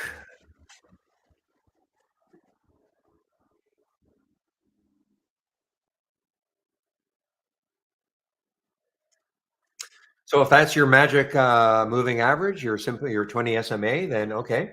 If it's pulling back into it, and you like to see that. Well, that's up to you, of course. I don't tell anybody what to trade, how to trade, when to take it. When you listen to me, you'll know. You know, like the drug earlier, the fun several times. Typically, what I do is I'll put a price alert if it hits, and then I'm saying, okay, guys, I really like this. But I have to be careful. I'm not ever going to tell anybody to take a trade. I'm not a financial advisor, and I'm just not going to tell people to take trades.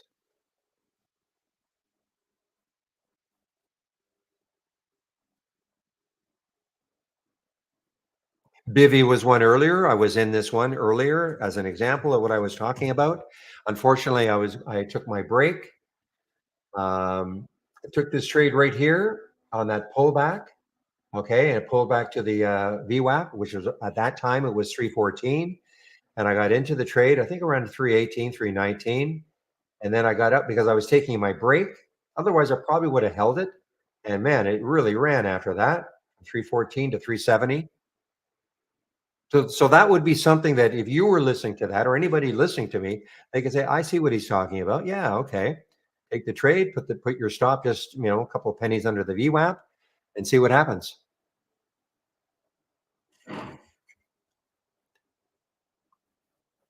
But what I'm not going to do is say, take this trade.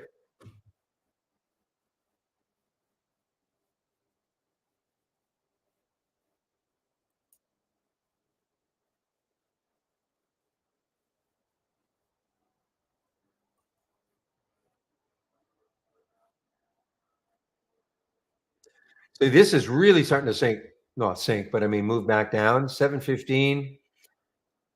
I mean, it's got a long ways to go to the VWAP at 615.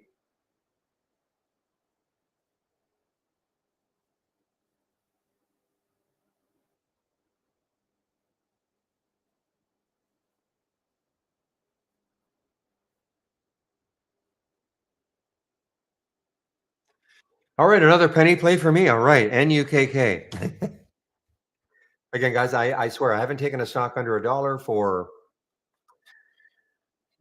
I want to say decades, but certainly a long, long, long, long time.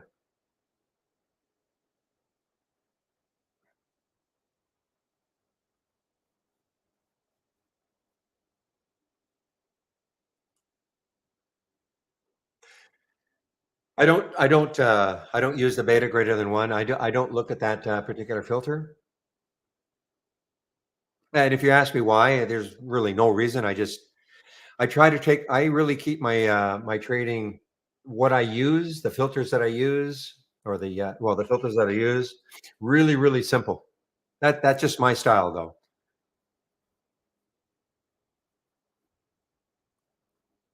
Notice my charts. I hardly have anything on my charts. I've got the 200-day. Can't even see it on here, but So there's the 200 day as an example on my daily chart. That's it. There's that green line. See how VSME is holding it.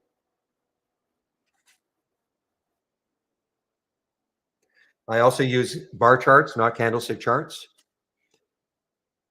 After decades of candlestick charts, I'll never go back now.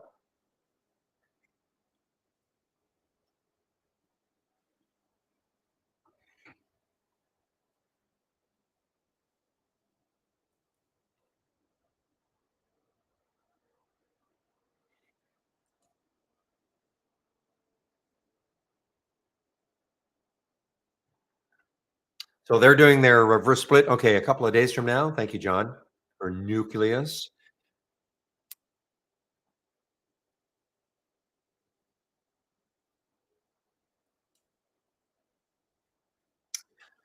All right, guys, 222. So I'm getting close to packing it up for myself. And again, the room will be open still till about 4 o'clock. Okay, Eastern time. I won't be here. There'll be no screen sharing. Nobody's on the mic, but you guys can still converse amongst yourself or text post amongst yourselves. YouTube, I do have to shut you down because there's nobody's left to moderate YouTube. But as always, I will put my homepage link in YouTube, and then all you have to do is click on my homepage. Oops, shoot. Got an error, guys, trying to post my link into YouTube. Okay, I get that error every now and then. But just find my homepage, okay, somewhere.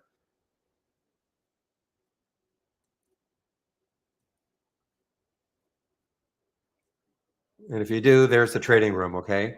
I know I've got the link several times above, okay? For those of you on YouTube right now, and all you have to do then is just click on the trading room. But I do have to shut YouTube down.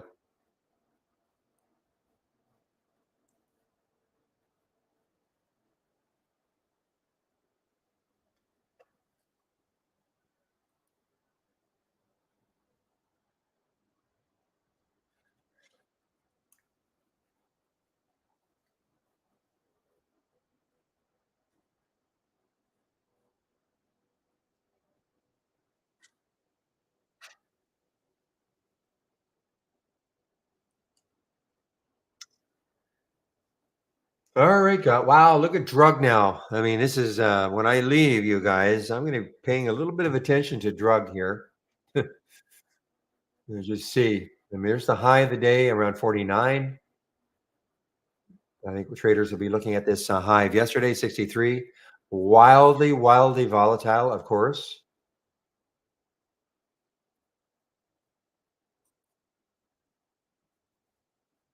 NC through the VWAP. All right. You are right. The VWAP is at 0.25083.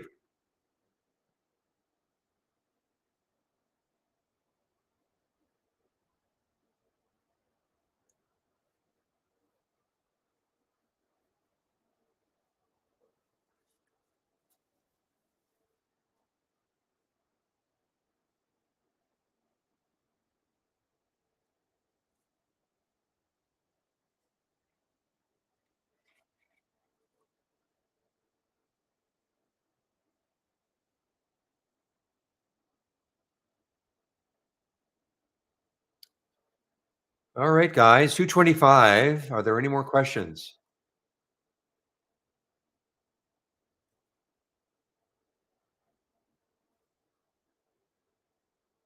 And listen, I can always say later. I don't have to go.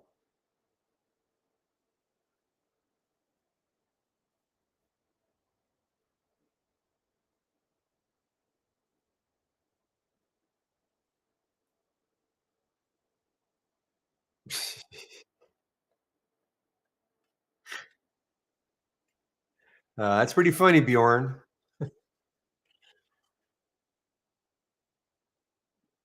Why do I use four chart? Well, I from the different time frames. I mean, I like to have a 5 and a 15, but then I like to see the daily and the weekly because remember,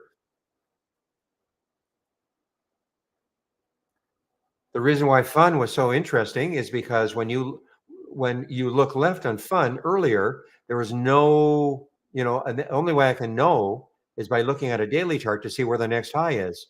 I couldn't see that on the daily chart looking left. I could expand it out. And then the weekly chart couldn't see it. So then that's when I went, I every now and then I have to go to a monthly chart just to see where the next high is.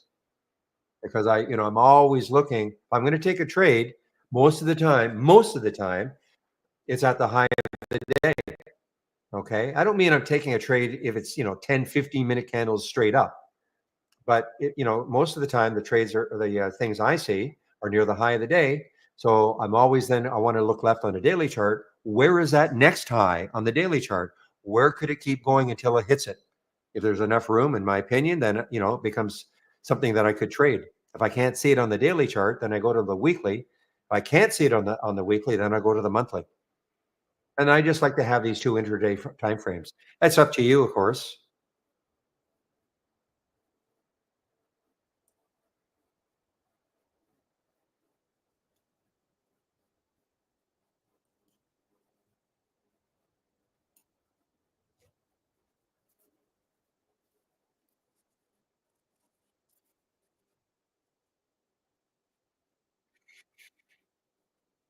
I mean, I'm assuming if you've been trading for 20 years, you've obviously, if you've been doing any intraday trading at all, you must have some intraday chart. Whether you're like a 2-minute chart. I mean, I just like to have a 5 and a 15 just to sort of, you know, give me some kind of confirmation.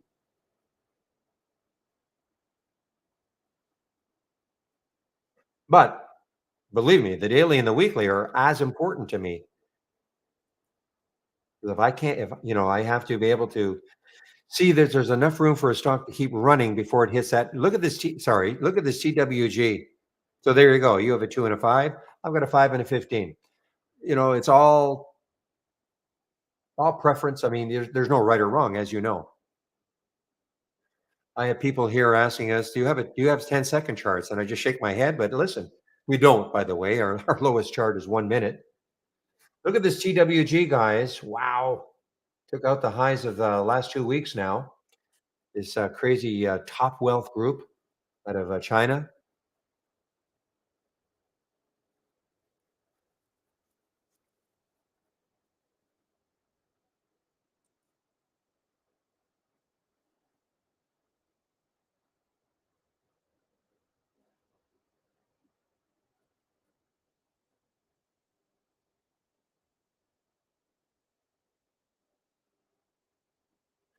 And you can see why it's showing up in a momentum price scan. I mean, look at the volume coming in. I mean, in relation to, the previous, you've got to go back all the way to 1245 before you start seeing volume like that. Look on the 15-minute chart. Look at the volume bar right there. Has another minute or so to close, but you can see, it's standing out over the last hour and a half.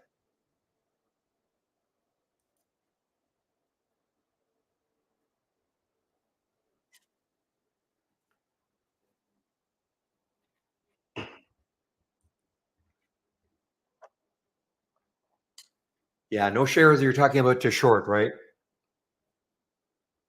Probably a good thing. Could be. How could be a late day runner. I'm looking at, this 10-day daily breakout and I'm looking at these low price ones. I don't think any one of them, other than like even fun, believe it or not, though it's maybe pulled back a little too much.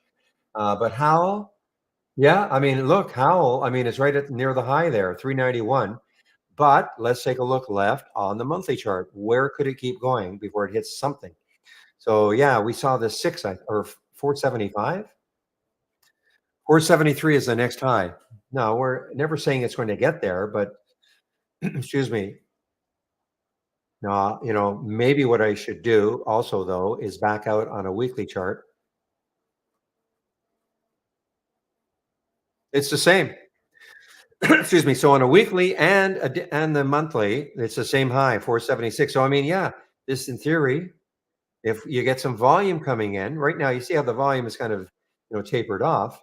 It has been moving on little volume, but imagine if you get a big volume bar coming in, say on the 15, popping it through 4 could happen. Had a great day yesterday and just a huge continuation day today.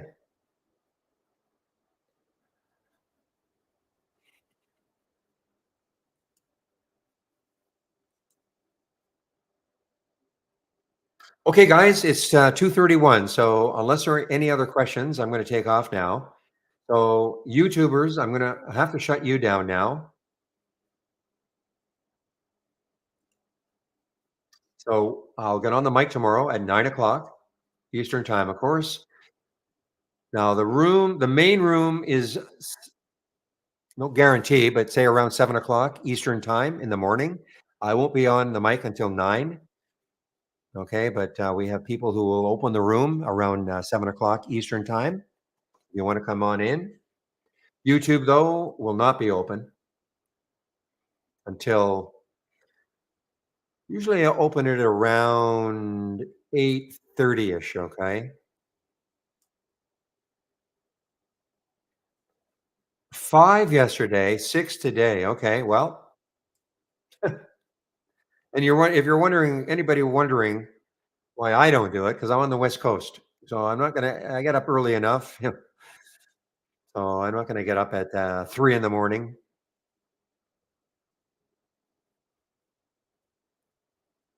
Okay, guys, I'm just shutting.